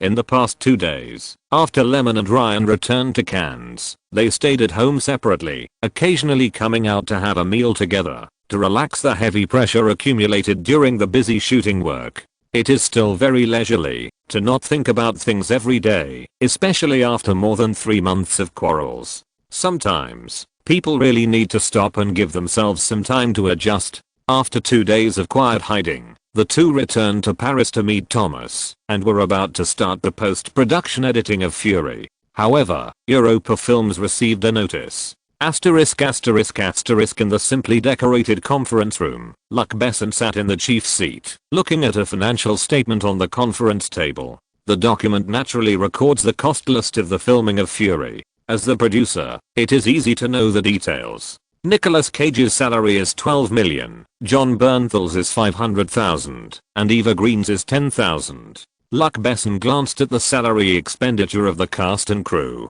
In addition to the actors' salaries, there are also salaries for Thomas and other filming teams. There are also 7 million expenditures for the 3 positions of producer, director, and screenwriter. Luc Besson quickly saw the end of the film cost, board and lodging costs, and the cost of renting the venue. After the filming stage, the total cost expenditure was more than 48.7 million. Well, it's better than expected. There is still a surplus. Thinking of this, he closed the document in his hand and put it aside, smiling and said to Lemon, "I didn't expect that the final shooting cost would be lower than the initial project evaluation budget." Lemon shrugged and complained, "Of course, with Jonathan Gavin watching next to me, I would like to waste a little when shooting, but I don't have the opportunity to implement this idea." The guarantor picked up a treasure. Even after so many days, thinking of Jonathan's verbal torture during the shooting, Lemon still felt a lingering fear. Haha, he was not invited by us, but Paramount Pictures asked him to. After all, you know, they have a share in this project. Luc Besson smiled and threw the pot away, indicating that he would not take the blame. "Let's not talk about this. What do you want to ask me to come here today? I still have to hurry up to do the post-production of Fury. Everyone knows what Paramount Pictures thinks. It's nothing more than ensuring the safety of the flow of shooting funds." Presumably, at this time, they also got a detailed shooting expenditure report. "Well, we need to confirm when Rage can be completed." Today, he called Lyman to hold a small meeting to tentatively set the release date of the movie. After all, the filming has been successfully completed, and the corresponding publicity work can be carried out simultaneously with the post-production. In this way, when the movie is actually released in theaters, the publicity work can be almost done. It can not only leave enough time for the audience to know the exact release date of the movie, but also expand the influence of the movie so as to attract interested audiences to the theater to contribute to the box office in time. After thinking for a while, Lyman gave the answer: it should be completed before November, and it will be around mid-October, if it is fast. Lyman, who has edited 2 films, has rich relevant experience. What's more, Rage is actually not much different from 3 Idiots. It is also based on the plot and does not involve a large number of post-production special effects. In addition to editing the original film, the main work is just some very routine soundtracks, sound and picture, and narration recording. It is not time-consuming to produce, but it is meticulous. After getting Lyman's answer, Luc Besson nodded and said, "Then our schedule is quite flexible. We can catch up with the Thanksgiving schedule, and we can also try to postpone it a little and wait until Christmas to release it." Lyman had no objection and spread his hands and said, "You guys arrange it." "Okay," Luc Besson said seriously. "Ross, you tell us about the release plans of other film companies." Upon hearing this, a middle-aged man at the conference table stood up with a document he had prepared long ago. "This year's schedule will be very busy." A middle-aged white man named Ross opened the file and introduced, on November 15th, Warner Brothers. Harry Potter and the Chamber of Secrets will be released, with a production cost of $100 million. On the 22nd, MGM United Artists Die Another Day will be released, with a production cost of $142 million. On the 27th, Columbia Pictures 8 Nights, an animated comedy, will be released, with a production cost of $34 million. Next, there will be the crime biographical film Cat and Mouse starring Leonardo DiCaprio, the traditional epic masterpiece The Lord of the Rings 2, the science fiction film Star Trek X, etc. Around Thanksgiving, as the most popular box office schedule that the market has always recognized, there will never be a lack of blockbusters, nor will there be a lack of first-line superstars.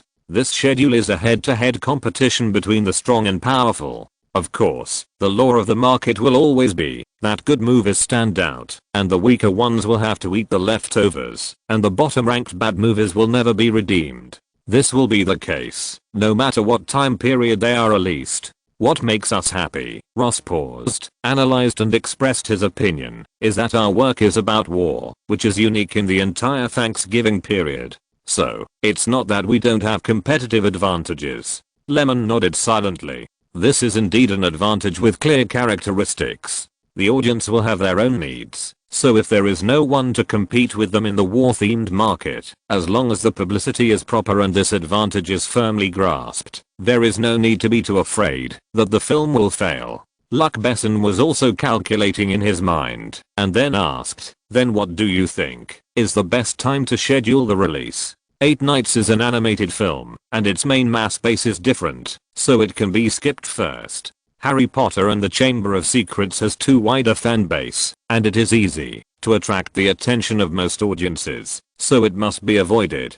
Lord of the Rings 2 must not be directly challenged, as the market response to the previous work is too strong. Although Catch Me If You Can is starring Leonardo DiCaprio, it is mainly a prize-winning route, so it is not a big threat. In the conference room, the executives of Europa Films analyzed for most of the day, and Lyman only heard that, if Fury is scheduled for Thanksgiving, around November 25th, there are too many competitors, it is not suitable, and it has to be moved back, preferably to compete with Catch Me If You Can. However, what is the point of such an arrangement? As we all know, Thanksgiving is the 4th Thursday of November every year. It is the most important traditional folk festival in the United States every year, and it is also the beginning of the so-called Christmas season in the traditional sense of the American film market. The reason why this month-long schedule is valued by everyone is nothing more than 2 important meanings. One is that the audience market base is large, and it is easy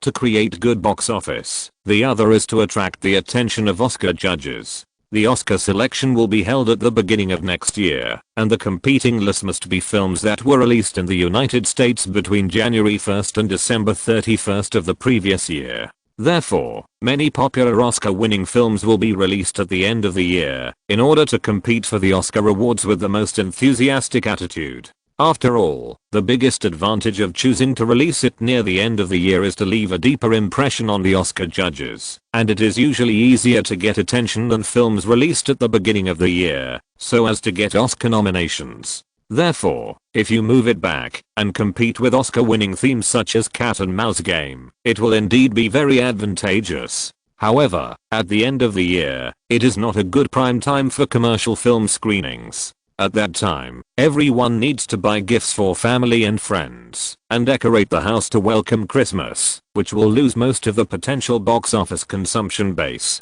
This is why, at the end of the year, cinemas will be dominated by adult-themed films that intend to compete for Oscars. Because they don't care about box office data, as long as they can win awards, all their efforts will be rewarded, and it is the most effective way to realize fame and fortune. Fury naturally cannot be like this. It needs the recognition of the box office market. I suggest that it be released on November 22nd, avoiding Harry Potter and the Chamber of Secrets in the front and Lord of the Rings 2 in the back, leaving about 2 weeks of screening time in the middle to release Fury. We need a quiet time period to prove the quality of the film. Lyman slowly expressed his views. For a moment, the conference room fell silent, and everyone was thinking about the feasibility of this suggestion. 007, Die Another Day is the 20th film in this series, and it is also the 40th anniversary of the birth of this spy-themed film. I heard that 20th Century Fox and MGM United Artists have already started cooperation, and will also seize this point to promote and attract the audience popularity accumulated from the broadcast of previous series of works. I don't think it will be a wise choice to compete with this film. An executive of Europa Films was the first to express his opposition. What if we don't do this? Compete with Lord of the Rings 2, or really release it at the end of December? By then, do you think the market can still accommodate a commercial work with a production cost plus publicity and promotion costs of 100 million? The executive was silent. In his heart, he was also not optimistic about the performance of Fury when it was released at the end of the year. This is the limitation of market capacity, regardless of whether the film is good or not. What to do? Promote the song Trouble I'm In. Chapter 95 Editing Video. Subscription recommendation. What kind of film is Die Another Day? Director Tamahori doesn't need to pay attention to it, because the production of the 007 series has always been controlled by a dedicated producer and editor, and the director's personal style occupies very little space. The leading actor Pierce Brosnan can only be regarded as a qualified Bond actor, not amazing, more like a substitute for the previous generations of Bond. There is nothing to say about it. Not to mention the other supporting roles, only Halle Berry is still a topic. One of the 50 most beautiful women of the year, sexy, Oscar winner. This beautiful and healthy black movie star has seductive beauty and exquisite and elegant temperament. She can gain a foothold in Hollywood where many beauties gather. She is also the first black woman in history to win the Oscar for Best Actress, which is enough to show her strength and popularity. With acting skills, a wide reputation and fan base in the eyes of the black people, these advantages also made Halle Berry successfully win the favor of 007 and transformed into a new generation of Bond girl. Well, she is also the only black Bond girl in all 007's works. But these are not as important as the title of 007. As it is the 40th anniversary of the 007 series and the 20th film, the huge investment has also set a new record. The cost of filming exceeded $142 million, which is $20 million higher than the previous 007, The World. With sufficient investment, the production team also let go. Various big scenes continued, and the filming information that came out was enough to make people look forward to it. But, so what? After all, the audience has the final say in the movie. In the conference room of the Europa Films headquarters building, everyone listened to the opponent selected by Lyman with a thoughtful expression. This is the 40th anniversary blockbuster of the 007 series. Their promotional slogans are loud and clear, which will inevitably affect the potential audience to subconsciously support it. After all, feelings and fan base are hard to predict. 007 is the childhood of too many people. Just showing the name can make some audiences buy tickets to the theater without even watching the movie promotion content. How can this influence be bad? If it is bad, there will not be 20 films in the same series, and they can still make money. When the executives heard this, they couldn't think of any reason why Fury could compete with 007, Die Another Day. Everyone, don't forget that our work also needs a good schedule. Otherwise, how can we earn back such a large investment?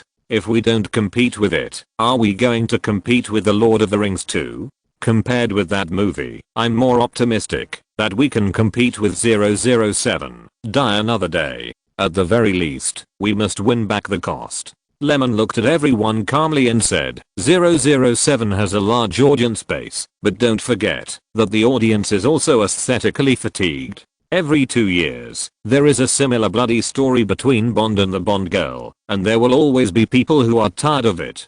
In response to Lemon's remarks, a senior official laughed and said, yes, that's right.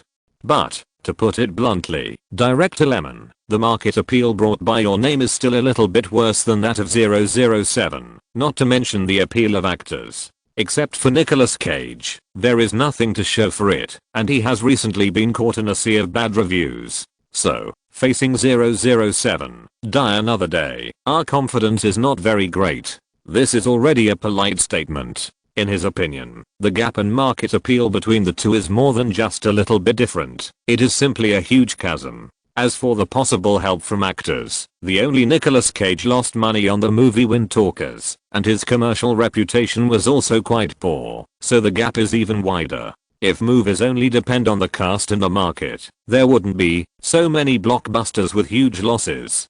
Take Cleopatra, for example. The investment was definitely more than $400 million, and the actors were the most outstanding and well received at the time. But as we all saw, 20 Fox almost went bankrupt because of this behavior and had to sell 263 acres of location shooting sites and several studios to recover. So, Lemon paused, tapped the table with his fingers, and said in a very affirmative tone, everything depends on the movie itself. The story it tells, and what it conveys are the most important. Well said. Luc Besson thought for a long time and expressed his point of view. After all, content is king in movies. Otherwise, there wouldn't be so many low-cost works that have become market hits. So, if the quality of the film itself is good, then everything will be done, and it will be able to reap high box office. Although the name and cast will be of great help to publicity, it is not the time to consider these other external factors now. He decided, let's set the date on November 22nd. We are not afraid of competition.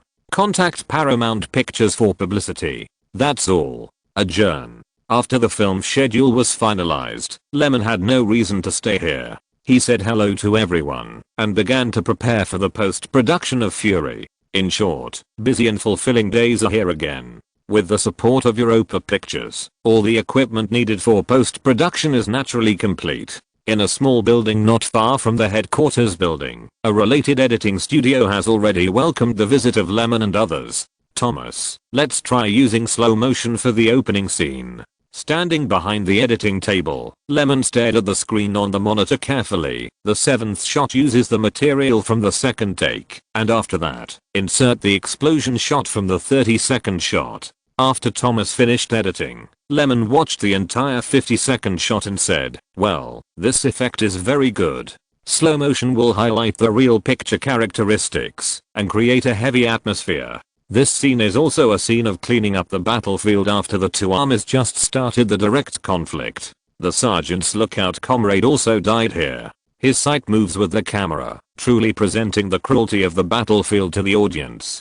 Through the gloomy sky, it further highlights the sadness in the sergeant's heart and the impermanence of life and death in war. Next, Lemon thought about the general framework of the entire film and said, in the next scene, use fast motion and fast cut flashback to render some bits and pieces of the story of the lookout character. Well, Thomas nodded, and when editing, he also felt that he had to do it this way. As the cinematographer of this film, he also always understood Lemon's idea of shooting the whole film. After the running in of the first two works, they also cooperated very well and had a good editing rhythm. The efficiency was naturally much higher than that of Three Idiots. It took less than 10 days to complete the first cut. Although the materials of the sample film added up to more than 200 hours, after the first round of selection, splicing and editing, the total length was only about 5 hours. Of course, the next time is a more labor-intensive, more tedious and meticulous editing and production process, otherwise it will not achieve the film effect that Lyman wants.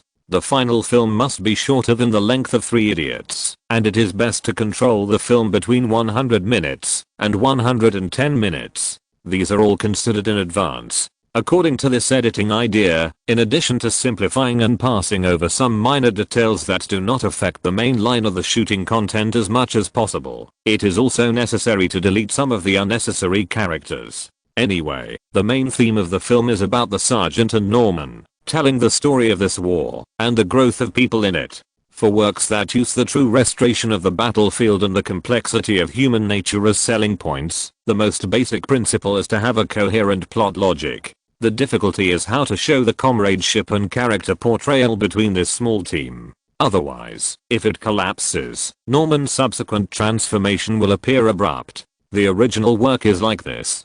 From a rookie to a veteran, the same characteristic of indifference to life and death is not shown well at all, and a bloody emotional process is mixed in to show the process, which can only be said to be superfluous.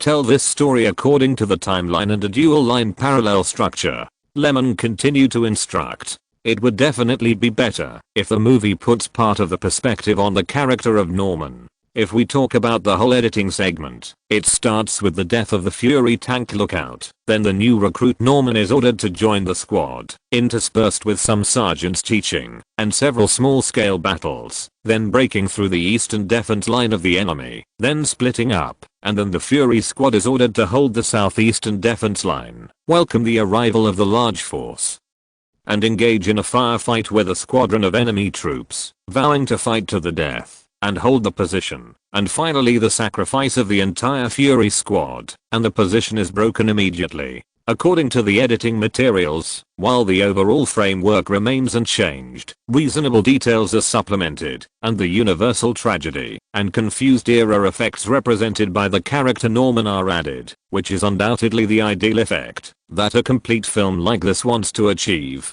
Norman also went from being panic-stricken at the beginning and wanted to be a deserter, to bravely taking on the natural sense of mission of a soldier, then constantly cheering up, gritting his teeth and carrying, surviving from the battlefield of artillery fire, until the final death. That calm face is the greatest growth, isn't it? How to make a character flesh and blood and give people a sense of reality requires hard work, and in movies, it takes a lot of shots and scenes to achieve this. Fortunately, Lyman feels that he has done a good job. There is no need for too much preaching. Human growth is nothing more than the tempering of time and spontaneous cognitive changes. He has done it very well. Free loop. If you're listening to this novel on a channel other than Fanfic World, it means they downloaded and uploaded it without effort. We cordially invite you to visit our channel, Mundo Fanfic Novelos. There you'll find the original version of this story and you can explore many other novels of various genres. We're waiting for you to immerse yourself in a world of incredible novels.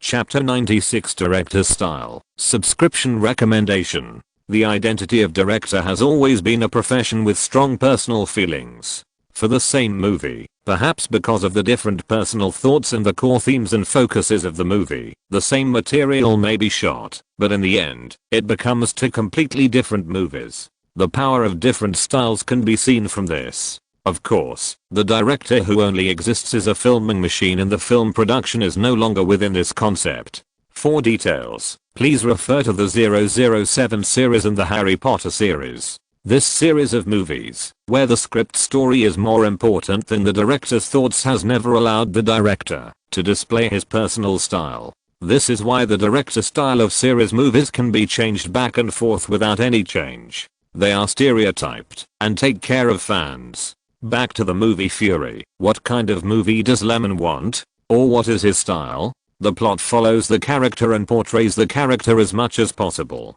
In the editing room of Europa Films, after more than a month of editing, the material shot by the movie finally came to the finalization.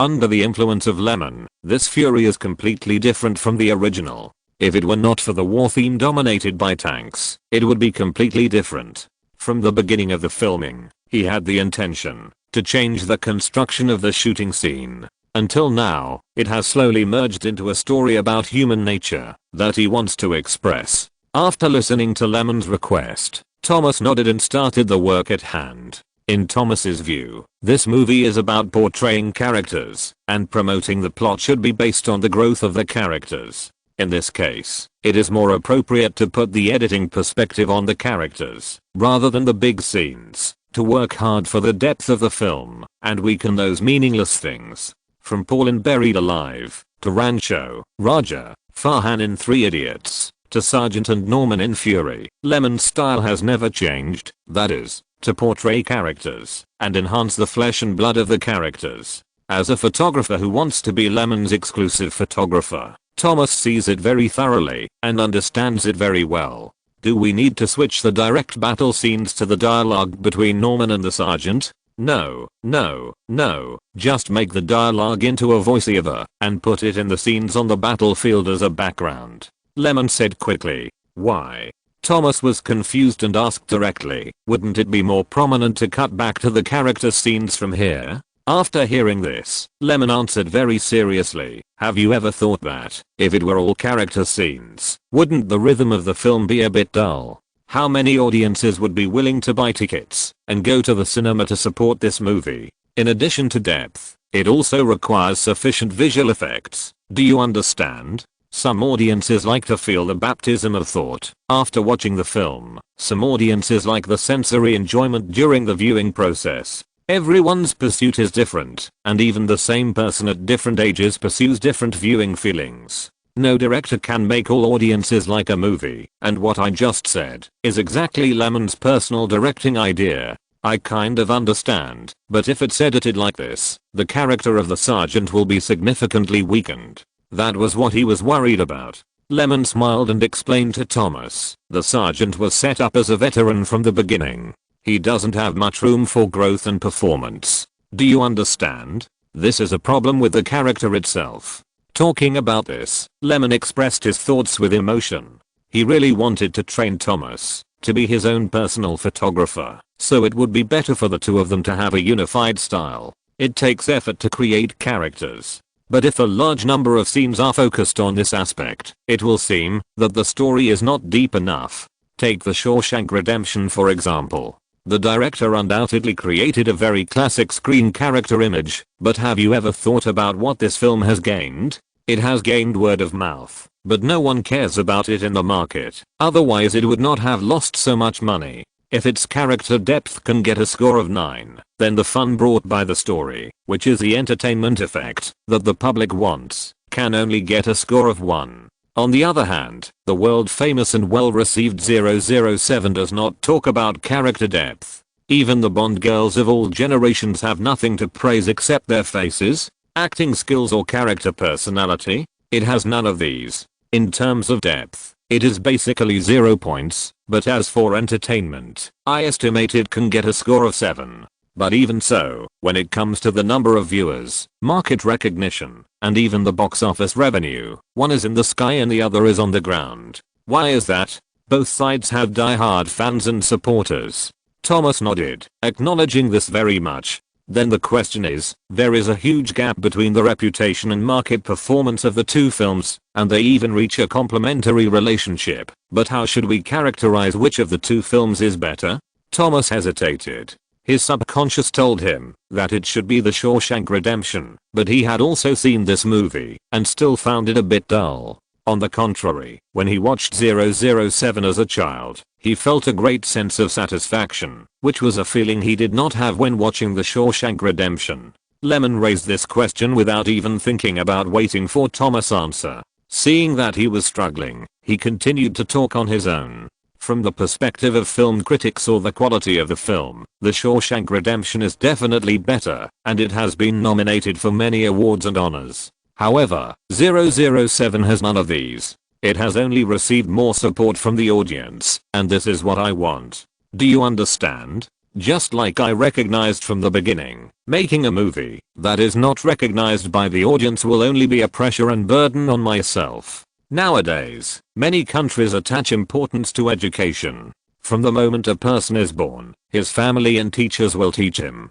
He has listened to the truth for more than 10 years. Why would he like others to continue preaching? I really like a class my mentor once taught. He said that compared to giving a highly professional class that only a few people can understand and are willing to listen to, I would rather give a less professional, even trivial, class that most people are interested in. My point of view is similar to his. If I really have to choose, for a movie, I would rather tell a story that is 50% interesting and 50% deep.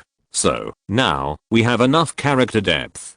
Too much is as bad as too little. The rhythm of the film should be accelerated to catch the audience's attention and make them willing to spend time and money to go to the theater to watch it. This is what I want. Thomas understood a little, but he didn't seem to understand it very well. He looked at Lyman with a complicated look. In addition to his love of character creation and using characters to drive the plot, his directing style also wants to achieve compatibility in the attributes of art and commerce. This is really something Thomas couldn't find an adjective for a while. Maybe this is crazy. After all, he still doesn't understand him very well. If it weren't for today's speech, he probably still thinks that Lyman wants to develop in the direction of art films. But what he wants is much more than he thinks. Since movies are divided into two attributes, art and commerce, there is naturally such a division. Since there are rules, it is reasonable. If it is unreasonable, there will be no so-called awards to distinguish.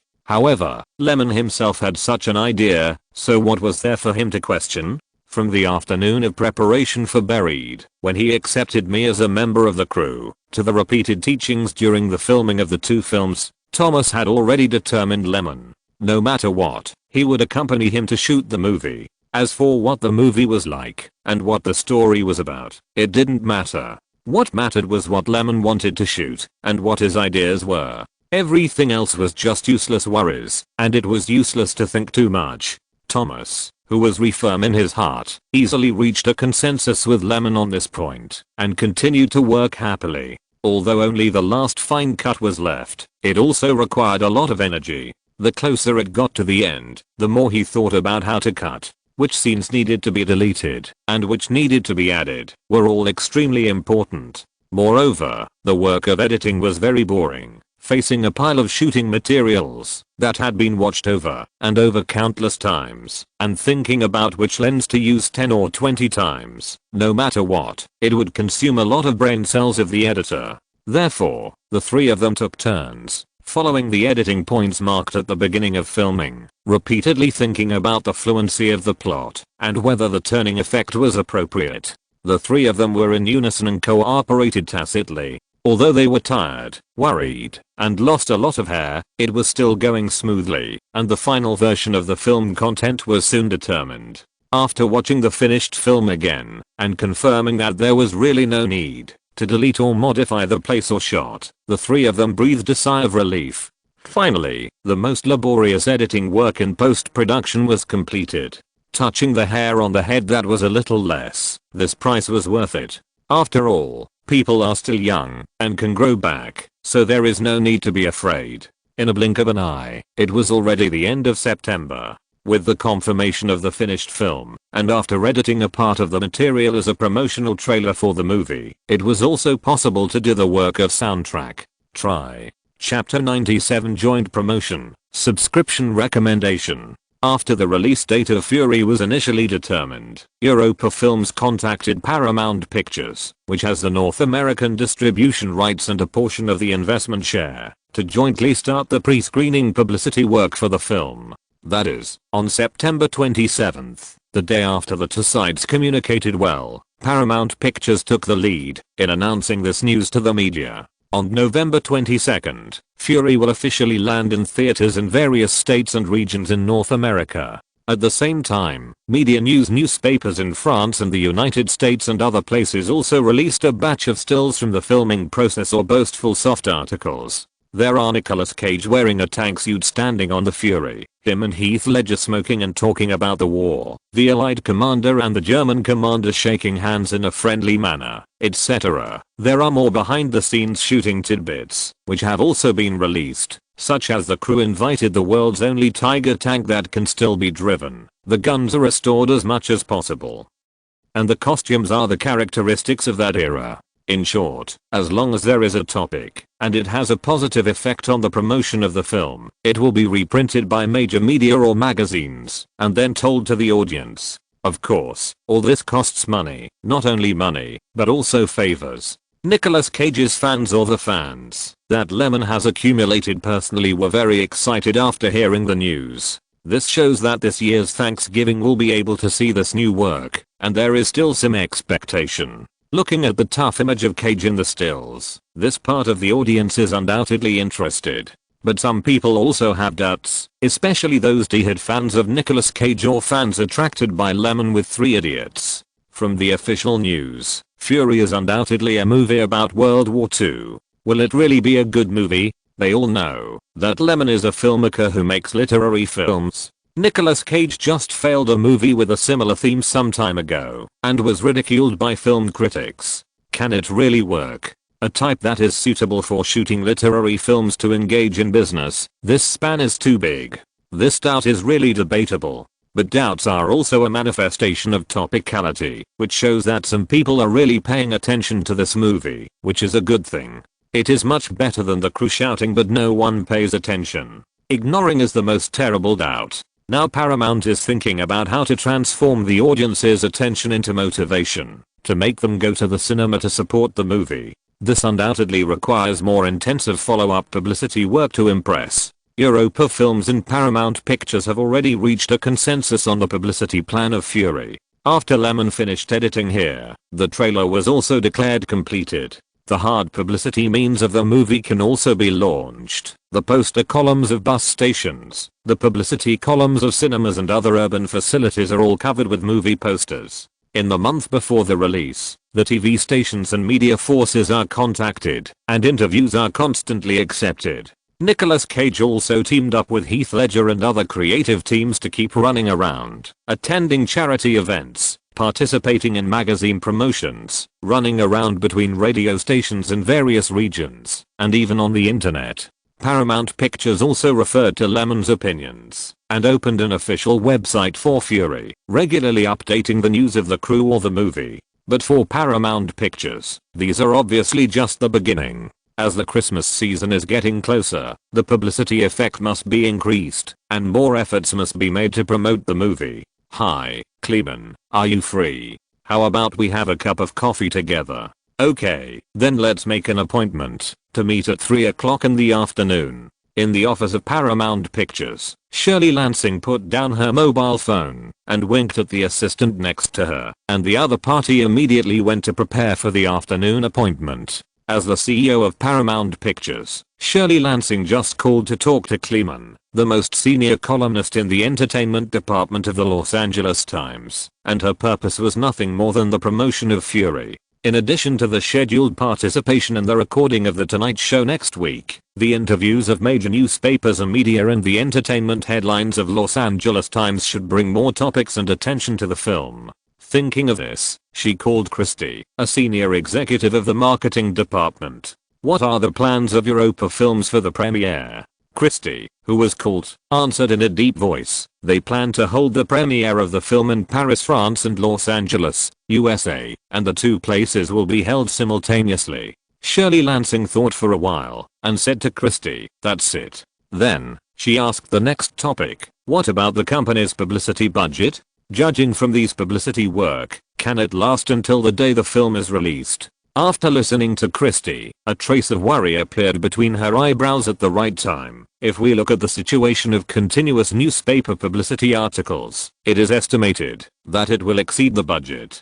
Just now, she was scheduled to appear on a talk show, which is definitely another huge expense. If the reporters hype up the show effect, it is not too difficult to burn more than $1 million for the whole event. Although Paramount Pictures is a large company, its financial profit is not good. When Shirley Lansing heard what Christie said, she immediately ordered, "Apply to the Ministry of Finance for another quota for publicity. Our work cannot stop. Viral marketing? What else can we do? It's nothing more than spending money." The more you invest in the publicity stage, the more likely you are to reap the fruits of your labor. I hope that all this will be worth it, Christie thought silently. His slightly worried look naturally attracted Shirley Lansing's consolation. She knew what her subordinate was worried about, just like a mirror. Publicity is a costly thing. The more you want to make a big splash, the more money you have to spend. And this time we need a victory that will excite the shareholders, so we can only spend more money. You should understand. Christie certainly understood that her boss was not in a good situation now. Since she took over Paramount Pictures, the annual performance has not shown any upward trend. On the contrary, it has slightly declined this year. The shareholders of the board of directors had long been dissatisfied with her, and they also knew that she wanted to win back a city with fury and regain some confidence in her management. But will this really work? He wanted to ask if it was worth the gamble, but he didn't say it out loud. For her, besides gamble everything and invest heavily in fury, is there any other choice? No, this year's Paramount Pictures almost missed the most exciting Christmas season of the American Film Festival. In addition to releasing Fury, this option is not available.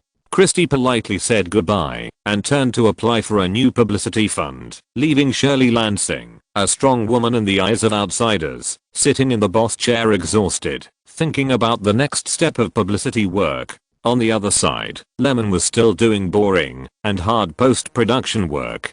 The only good news was that with the stable completion of various post-production work of the film, it was getting closer and closer to the real film. The film editing was already in place, followed by the recording of narration and the soundtrack. Since none of them knew anything about music, the editing room also welcomed Hans Zimmer, a well-known sound effects engineer for film music, and his team members. At this time, in the editing room, Lyman was sitting on a chair. From the moment the majestic and exciting orchestral music sounded, his attention was all on the melody of the song being played.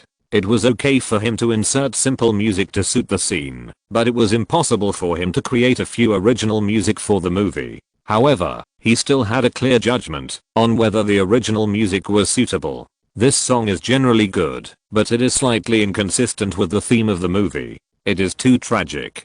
There will be deaths in war, but will there be no deaths on the other side? There is no absolutely righteous side.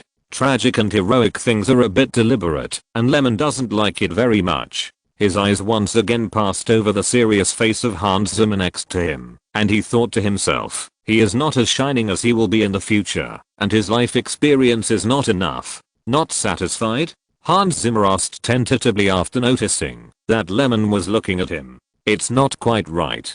Lyman shook his head and thought for a while before saying, I hope for a calmer tune, like the kind of bystander, the kind of spectator who doesn't care. It doesn't matter who wins or loses, but the sound effect of feeling sad about the impermanence of life and its easy disappearance would be better. It's a pity that Lyman doesn't know how to compose music, otherwise he could try to write a classic soundtrack himself, but his attainments in music are really not enough, so he can only sigh at the sight of the music. Hans Zimmer thought for a long time and played another song. This one is much better than the previous one, but it's still not particularly suitable, and it always feels a little bit missing.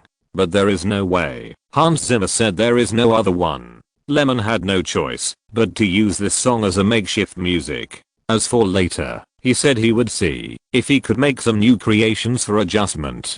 But obviously, if there were no more outstanding songs, the first version of the music would have been finalized. Apart from this part, the subsequent work went much more smoothly. The main reason was that the requirements for the music that would be needed next were not too high, and Hans Zimmer had specially prepared some stock, so it was also easily completed. When the music was finished, that night, Lyman, who had just finished dinner, received a call from CAA. Counting Sheep. Chapter 98I, CAA, want money, please subscribe and collect. Good evening, Lyman. Kevin Hoween on the other end of the phone looked very interested and asked in a relaxed tone, is it convenient for you? I have something to talk to you about. Not bad. Lyman was sitting in the living room watching TV. He was alone at home. Although he was a little confused about receiving a call from Kevin Hoween, he thought about it and said, wait a minute, I'll find a quiet place. Maybe there is something really important. Although Lyman didn't think anything would be urgent in the near future, it was obvious that the other party wanted to have a good chat, so he quickly returned to the bedroom and closed the door to block the possible noise from the TV. Is the post-production of Rage going smoothly? Kevin Hoween asked first after confirming that it was convenient. It's terrible. Lyman couldn't help complaining when talking about this. It's just a nightmare. Recently, I have tinnitus when listening to the soundtrack. Every day when I go to the editing room, I play a few pieces of music to let me know if they are suitable. Also, don't tell me that your focus today is this. There is still more than a month before the scheduled release date. What do you think? There is no problem. Hans Zimmer is also a talent. Every time he changes the music, he has to ask him to appreciate it. Who can stand this? He talked a lot of nonsense, and even Lyman himself didn't know what to say. After venting his frustration, he remembered that Harvey and Cage seemed to have something to do with him. That should be it. As early as after the filming of the movie was completed, he paid the remaining service commission to his agent Johnson. He hadn't contacted CAA for a long time. After all, they couldn't help with post-production. Fortunately, Lyman gave his agent a holiday. I'm not here to ask you about the progress of your new movie, Kevin Cage said helplessly. I have something to tell you. Go ahead. You called to talk. I'm listening carefully. There was a moment of silence on the other end of the phone, and the tone stabilized. I'm here to congratulate you, Lyman. You made a good movie. We CAA want to help you with this year's Oscar nomination. What do you think? Lyman frowned in some surprise. To work on Oscar nominations? My new work hasn't been completely finished yet. How do you know it's a good movie? You are really more confident than me, the person involved. What? I didn't quite understand. Is it necessary to rush to work on Fury? Oh, sorry, it's my fault for not making it clear.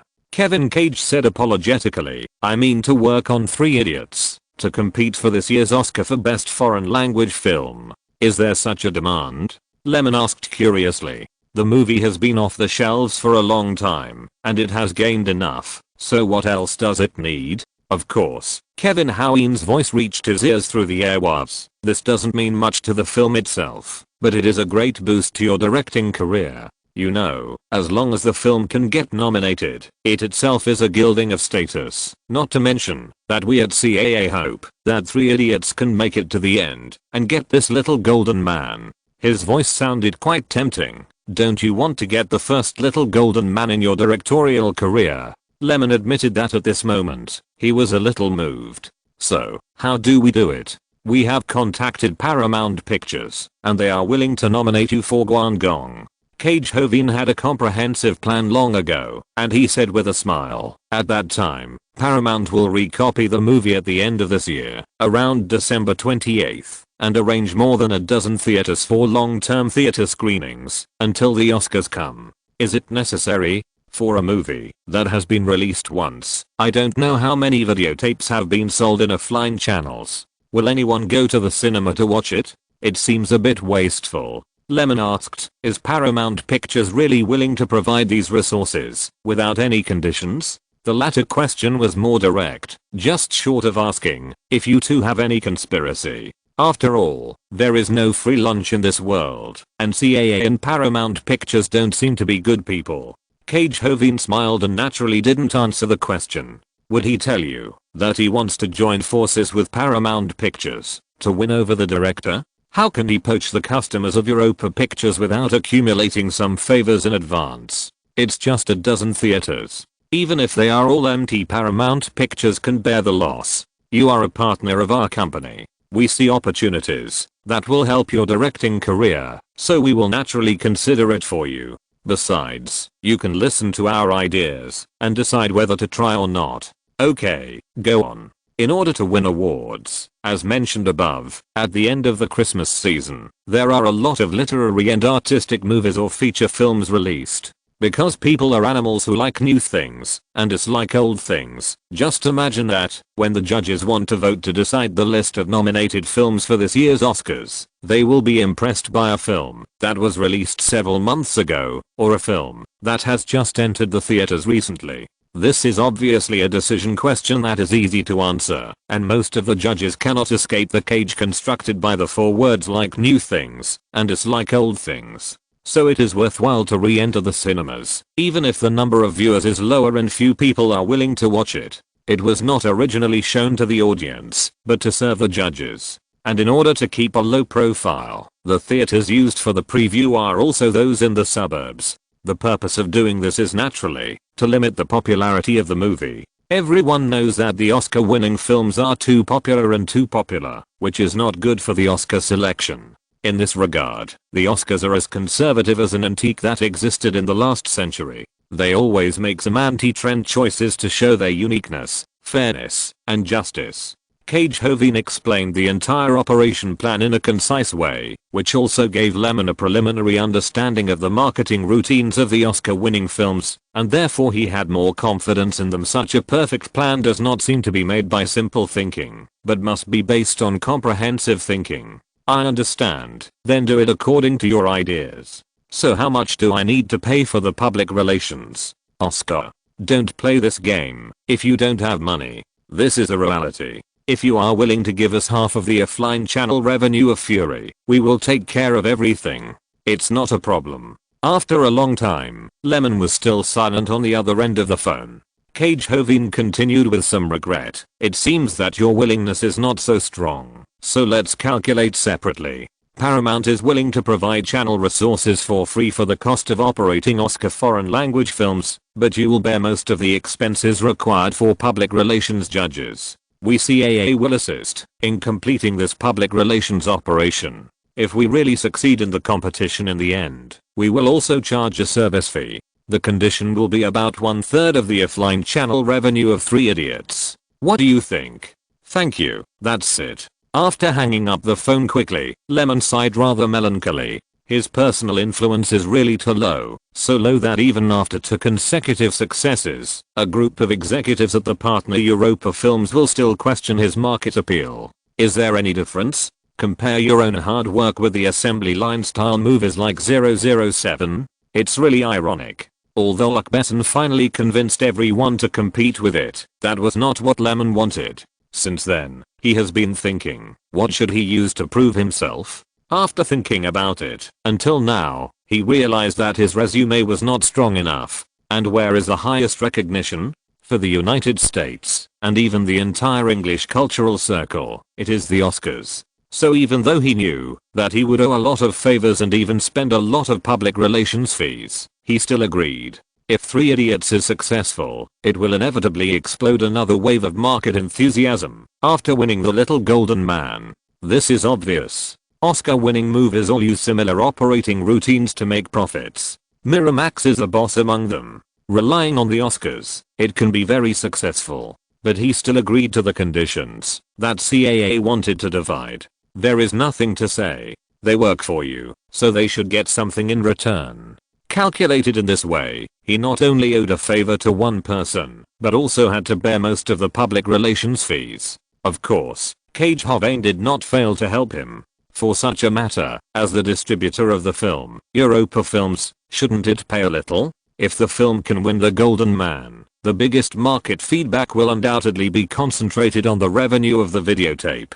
Since this is the profit point, how can the distributor not pay for the public relations? This is for the good of the film, and for better sales. Lyman certainly understood the idea that Cage Hovin gave him, and he also called Luc Besson. When he heard it, it was naturally not a bad idea. This was originally a good thing.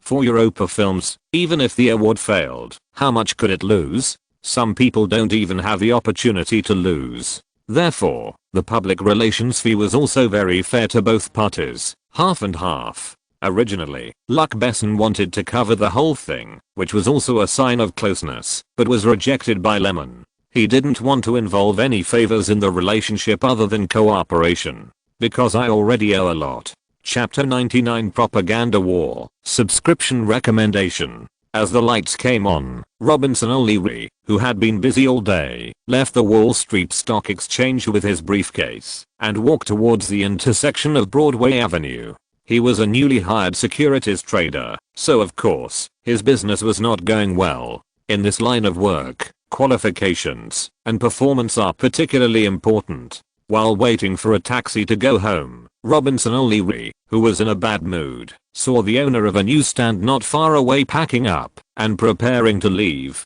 Thinking that he had forgotten to buy a copy of the Los Angeles Times as usual, because he was in a hurry this morning, Robinson O'Leary walked quickly to the newsstand. "Hi, boss," he greeted with a smile, and waited for the other party to stop packing before continuing. "Can you give me a copy of the Los Angeles Times?" Of course. When there is business coming to the door, it is natural to receive it. The newsstand owner stopped working, turned around and took out a copy of the latest Los Angeles Times from the newspapers. "Here, $2. It's another Monday.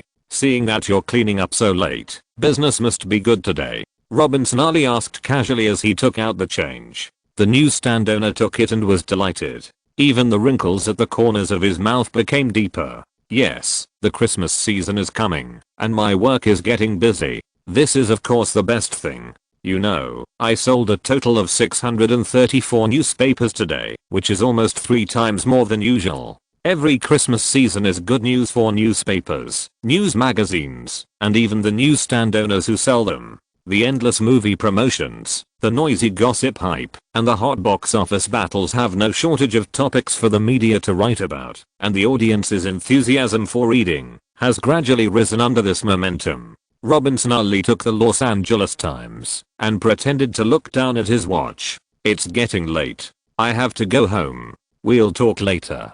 After saying goodbye to the newsstand owner, Robinson Ali walked quickly to an intersection on Broadway Avenue. "Good night." A polite greeting came from behind. After getting in a taxi, he said loudly, "Riven Community near Rockefeller Plaza." Robinson Ali folded the newspaper and put it in his briefcase and took a nap. After a while, he felt that the speed of the taxi began to slow down gradually. Robinson Ali, who had been closing his eyes, opened his eyes and looked out the window. Then, he found a long queue of cars in front of him. Although the terrible traffic situation in Manhattan has become the norm, it is already past 8 o'clock in the evening. It should have avoided the rush hour after get off work, but it still encountered a traffic jam. This is a helpless situation. Robinson Ali couldn't help but complain a few times, and his heart became more and more irritated. The taxi driver seemed to sense that Robinson O'Leary was in a bad mood, and he comforted him. "Don't worry, I have experience. I bet we can pass this crowded intersection in less than 10 minutes, and the traffic conditions will be much better later." "Yeah." After a simple response, Robinson O'Leary looked at the LED advertising column standing on the roadside. Boom. The screen of the advertising column started with a cannonball whistling and hitting the ground, creating a big crater. Robinson O'Leary became interested. This looked like a trailer for a movie, and he continued to focus his attention. The picture on the screen continued. Countless bombers passed through the blue sky, and it was extremely spectacular for a moment. A lieutenant colonel in military uniform looked at this scene with a telescope, still happy. Then, the screen suddenly turned dark, and the words November 22nd appeared on the dark screen. Then, a high-altitude aerial shot of the battlefield flashed quickly, with smoke and artillery fire. Finally, it merged into the word fury. Robinson Ali, who was sitting in the taxi, was shocked. It took him a long time to come back to his senses. There was only one thought in his mind: I want to go see this movie. Hans Zimmer finally matched the right music for the movie. When he really recorded it, Lyman finally breathed a sigh of relief. After more than half a month of constantly adjusting the style of the music, constantly auditioning, and giving suggestions for improvement, Lyman's ability to distinguish music disappeared. He felt that everything he heard was the same. Fortunately, after this final manual adjustment, all the post-production work was completed on October 28th. The 117-minute theater version of Fury was officially born, and the entire production cost was fixed at $52.34 million. Many people have devoted their efforts and hard work to this 117-minute film.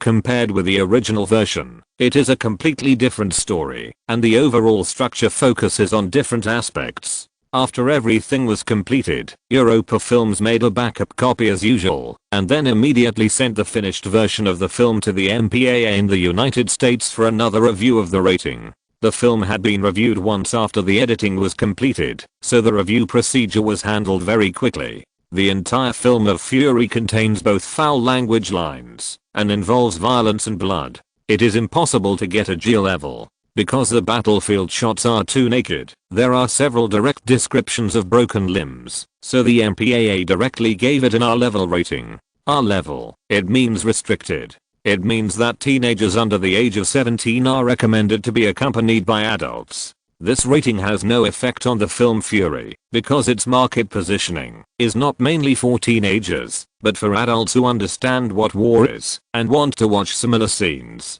As early as a week ago, the first 50-second trailer was broadcast during the advertising time of major TV stations for promotion. Then, a week later, another edited 30-second trailer was broadcast during the break of a game in the NCAA tournament. It will be repeated 3 times in the future, but the cost is that Paramount Pictures will pay $1.5 million for it. Although it is a bit expensive, the publicity effect of this kind of sports event has always been very good.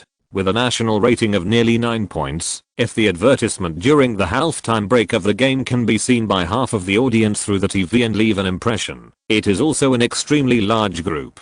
And the hard advertising of Fury is not the only one. Important voting-based cities such as Los Angeles, New York, and Chicago all have similar promotional activities. Buses, subway stations and other places are all posted with movie posters. Although it has not reached the level of being completely covered, it is close to the point where you can always find a Fury poster in a public place with a large flow of people. Such a high density distribution naturally costs a lot. The promotion of the entire hard advertising plan has cost Paramount Pictures no less than $30 million, and this number is still rising every day. Around November 17th, the last wave of offensive before the release was also quickly launched. Nicolas Cage, Heath Ledger, Jon Bernthal and other starring teams began to frequently contact the media. Under the arrangement of Paramount Pictures, they may have just accepted a column interview from the New York Daily News, and the next moment, they will be interviewed by the Chicago Daily News.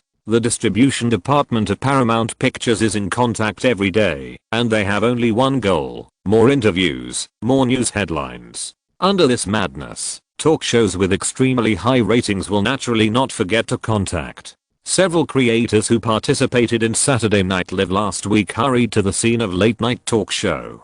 In the well-decorated recording room, Heath Ledger and Nicolas Cage, wearing casual suits, sat on the red sofa. Conan O'Brien, the host behind the wooden table, looked at them and suddenly asked with a smile, "Cage, how did you feel about being judged some time ago? Do you have anything to say?" The audience below exclaimed in response to the host's question. Nicolas Cage sat leisurely and did not seem to be angry about this rather embarrassing question. He smiled slightly, knowing that these talk shows were asking this question just to create topics. "I think it's not bad. It's also another serious failure in my acting career. Looking back, it seems that I encountered such a situation when I first debuted. Their criticism made me regain my past memories. I'm very grateful to them," Nicolas Cage said in a serious tone, as if the failure of Wind Talkers was really a good way for him to recall the past. His rather reversed answer also made the audience laugh. The audience cheered and acted exaggeratedly, which also made Heath Ledger laugh. Conan O'Brien pressed his hand and looked at Heath Ledger, who was smiling. "You also acted in this movie. If I ask you to comment on Nicolas Cage's performance during the filming of the movie, what would you say?" "I think he is great, not as good as the wonderful performance he gave in Leaving Las Vegas," Conan O'Brien said seriously. "Oh, really? His performance in it can really win him another Oscar." Leaving Las Vegas is the movie where Nicolas Cage won the Oscar for Best Actor. Heath Ledger nodded confidently. "Of course, I think his performance is very good. When the movie is released, you may have the same idea as me after watching it." After recording the show exhaustedly, they were ready to leave for Nevada to promote the movie. They were running around everywhere for the movie sold out. Chapter 100, Showing Closeness, Subscription Recommendation. November 20th. The weather was fine. It didn't rain, but it was a little gloomy. At the Los Angeles International Airport, Lyman, Thomas, Ryan, and George pulled their luggage and got on an extended black Lincoln. The driver sent by Paramount Pictures to pick them up and dropped them off at the Hilton Hotel in the city center, then politely said goodbye and returned. Lyman found his corresponding suite, put his luggage away, and had a good sleep to relieve the fatigue of the trip. It was around 1 p.m. After lunch, he said hello to Ryan, Thomas, and George, and left the hotel alone in a taxi. They drove smoothly all the way to their destination. Lyman paid the fare, got off the car, walked to the door of a manor, took out his mobile phone, and started dialing a number. "Are you here now?" Cage Hoveen's voice turned into radio waves and rang in Lemon's ears along the phone. "Or did you just get off the plane?" Lemon heard it and walked to the bottom of the surveillance camera installed at the door of the manor with some helplessness, waved his hand, and after the iron doors on both sides slid open, he stepped in. "I'm sure I'm here. Okay, I'll hang up first." The sound of a car engine starting came from the phone. After Lemon entered the manor, he walked under the shade of a tree on the side, put his phone back in his pocket, and looked around with some curiosity. This was his first time to visit Kevin Hoveen's home. Well, in fact, as an agent, inviting his clients to meet at home is a very common way to bring the two sides closer. What's more, in a country like North America with a strong religious atmosphere, some things are a good time to build relationships. However, Lemon's schedule is busy. He can be busy to death when he is busy, and he has nothing to do when he is free. Perhaps this is the director. In addition, he spent much more time in France than in the United States, so although he had signed with CAA for more than half a year, he had never been to such a private place. Not to mention that Cage Hoveen decided to hold a birthday party at home today. He has an 8-year-old son, and today is his birthday. He didn't want to come, thinking it would be awkward, but Cage Hoveen called him several times to invite him, and it was hard to refuse his kindness. Plus it was really beneficial to have a good relationship with the top management of CAA, so he did it. Lemon stood by the road, and because he was not sure if there was anyone in the house, well, Cage Hoveen didn't show up, and he was even more afraid of embarrassment, so he waited. After a while, the person who had just called came back. Cage Hoveen drove a black Mercedes-Benz commercial vehicle steadily and parked it in the parking lot of the manor and greeted Lemon politely. "Happy birthday." After the door opened, Lemon said enthusiastically, and then presented the gifts. "There are red wine and French caviar. I wanted to bring some local specialties, but after thinking about it, I was afraid that it would not suit your taste. So, for the sake of safety, I didn't bring it. Leave a good impression." Cage Hoveen smiled very politely in response, and the beautiful girl who walked with him laughed. She said kindly, "Director Lemon, I have been looking forward to meeting you for a long time. I like your works very much. My wife, Michelle O'Brien." Cage Hoveen introduced on the side. Lemon's slightly dazed expression immediately returned to normal, and he enthusiastically shook Michelle's outstretched right hand. "It's nice to meet you, Michelle," he said politely, but what he thought in his heart was, "Damn, I thought you had an older daughter, but I didn't expect you, Cage Hoveen, who has thick eyebrows and big eyes, to marry such a young wife." Sure enough, men like women who are 2 years younger than themselves. Since it was the first time to visit Cage Hoveen's home, he also took Lemon on a tour. There is a large outdoor swimming pool and a small one indoors. There is a well-organized tennis court in the backyard with all the facilities. There is a garden and a front yard. The second floor is a bedroom. The dining room and kitchen are on the first floor, and the guest room is on the third floor. There is a reading room, a wine cellar, and a cigar room. Lemon had the illusion that he was being taken by a real estate agent to visit a mansion. Cage Hoveen's house was decorated in the same minimalist style as his. The manor is so big, and it is almost spotless. It's a very charming and comfortable house. After the tour, Lemon sincerely complimented Cage Hoveen. "I think you can also buy a property in the United States. After all, you often have to go back and forth between the two places now, and it's not always convenient to stay in a hotel. How about it? If you think my suggestion is good, I can introduce a reliable real estate agent to you," Cage Hoveen said with a smile. Lemon responded with a perfect fake smile, and on the contrary, he felt that staying in a hotel was much better. "Yes, I will consider it. Let's go down first." I can't drag you, the male host, here to accompany me, and leave the female host aside. Maybe she is complaining about me. Haha. His little playfulness obviously worked, and Cage Hovin finally skipped the previous topic. Hey, Michelle hurried over and kissed Cage Hovin without hesitation, and then said, "Where's Lillian? Did you call her?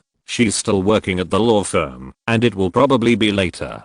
Cage Hovin replied. Michelle then asked, "What about Hall?" "I don't know, he should be here soon." The time came to around 5 p.m., and with the arrival of several guests, the birthday party naturally began. "Lyman, this is Lillian, the patent attorney at Latham," Cage Hovin introduced. He glanced at Lillian and continued, "Lyman is the largest law firm in the United States. This is the advertising director of ABC TV. This is Mr. Davis, the distribution director of Paramount Pictures." Although the two parties were not familiar with each other, such an introduction was really awkward. But there was a middleman here, and everyone was gathered in the form of a birthday party.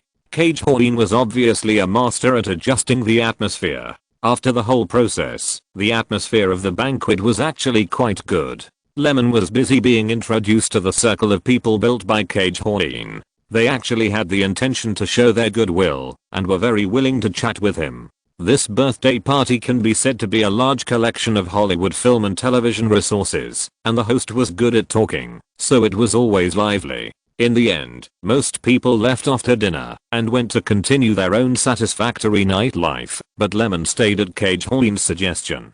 Paramount Pictures has brought some market analysis documents for Fury. Cage Hovin's face was a little red. That was because of drinking, but he was obviously still very sober. He gestured in the direction of the second floor. "Let the cleaner clean up here, Michelle. You stay on the first floor for a while."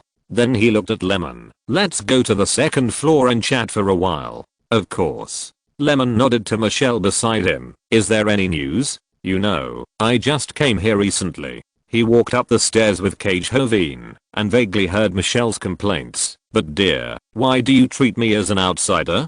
The two walked into a study, and Cage Hovin closed the door, as if nothing had happened. He turned and went to a desk drawer and took out some documents. "This is the market research of Fury, based on the total investment. You can take a look at it first." Taking the document handed over by Cage Hovin, Lemon looked at the data and profit prospect analysis on it, and said, "They think our work Fury should be able to take about $36 million in the first week, but the final North American box office can only barely break even with the investment cost." Paramount Pictures is not optimistic. The more he thought about it, the more confused he felt, so Lemon asked, "It's not that Paramount Pictures is not optimistic. This is the opinion given by a certain agency specializing in market analysis, and Paramount Pictures just passed it on. Why do you want to look at this? It's already like this. Can we still give up?" Lemon was so angry that he wanted to laugh. After all, Paramount is not a harmonious place. I heard that Shirley Lansing's situation has been getting worse recently. Members of the board of directors have even publicly questioned her leadership ability and called on her to step down. "Oh, what does that have to do with us?" "Not much." Cage Hovin opened another drawer of the bookcase and gestured. "Cigar?" "No, it's too late. I have to go back." Lemon shook his head and refused. "Without her strong support, our subsequent plans may be greatly affected, including the operation of Oscar-winning foreign language films. This is what I'm worried about. After all, no matter who comes to power at Paramount Pictures, the operation of Fury will not stop. They have invested so much, how can they let it go? Even if it is a bitter fruit, you have to taste the bitterness to the end." This is what is said about this situation. The results aren't out yet, and the movie hasn't been officially released yet. There's no point in saying more. We'll see the outcome the day after tomorrow. Lemon said calmly, "As long as this proves that all the investments are worth it, will Paramount's Shirley Lansing still take such risks? Of course, this isn't something that can be changed by one movie." Cage Hovin paused, then smiled and said, "But no one will question her leadership ability in this way, and she will be able to deal with troubles more calmly. Then I wish her vision in advance. I have always been confident in my work. Bye." "It's too late. I'm going back first." Cage Hovin drove him away, but Lemon did not go to the hotel. Instead, he came to an apartment building. Although it was late at night, it had a unique flavor. Fire. End of this chapter. Thank you very much for reaching the end. Don't forget to like. Looking for more exclusive content and immediate access? Subscribe to our Patreon. Remember, every like, subscription, or donation encourages us to continue. Thanks to everyone. See you in the next video.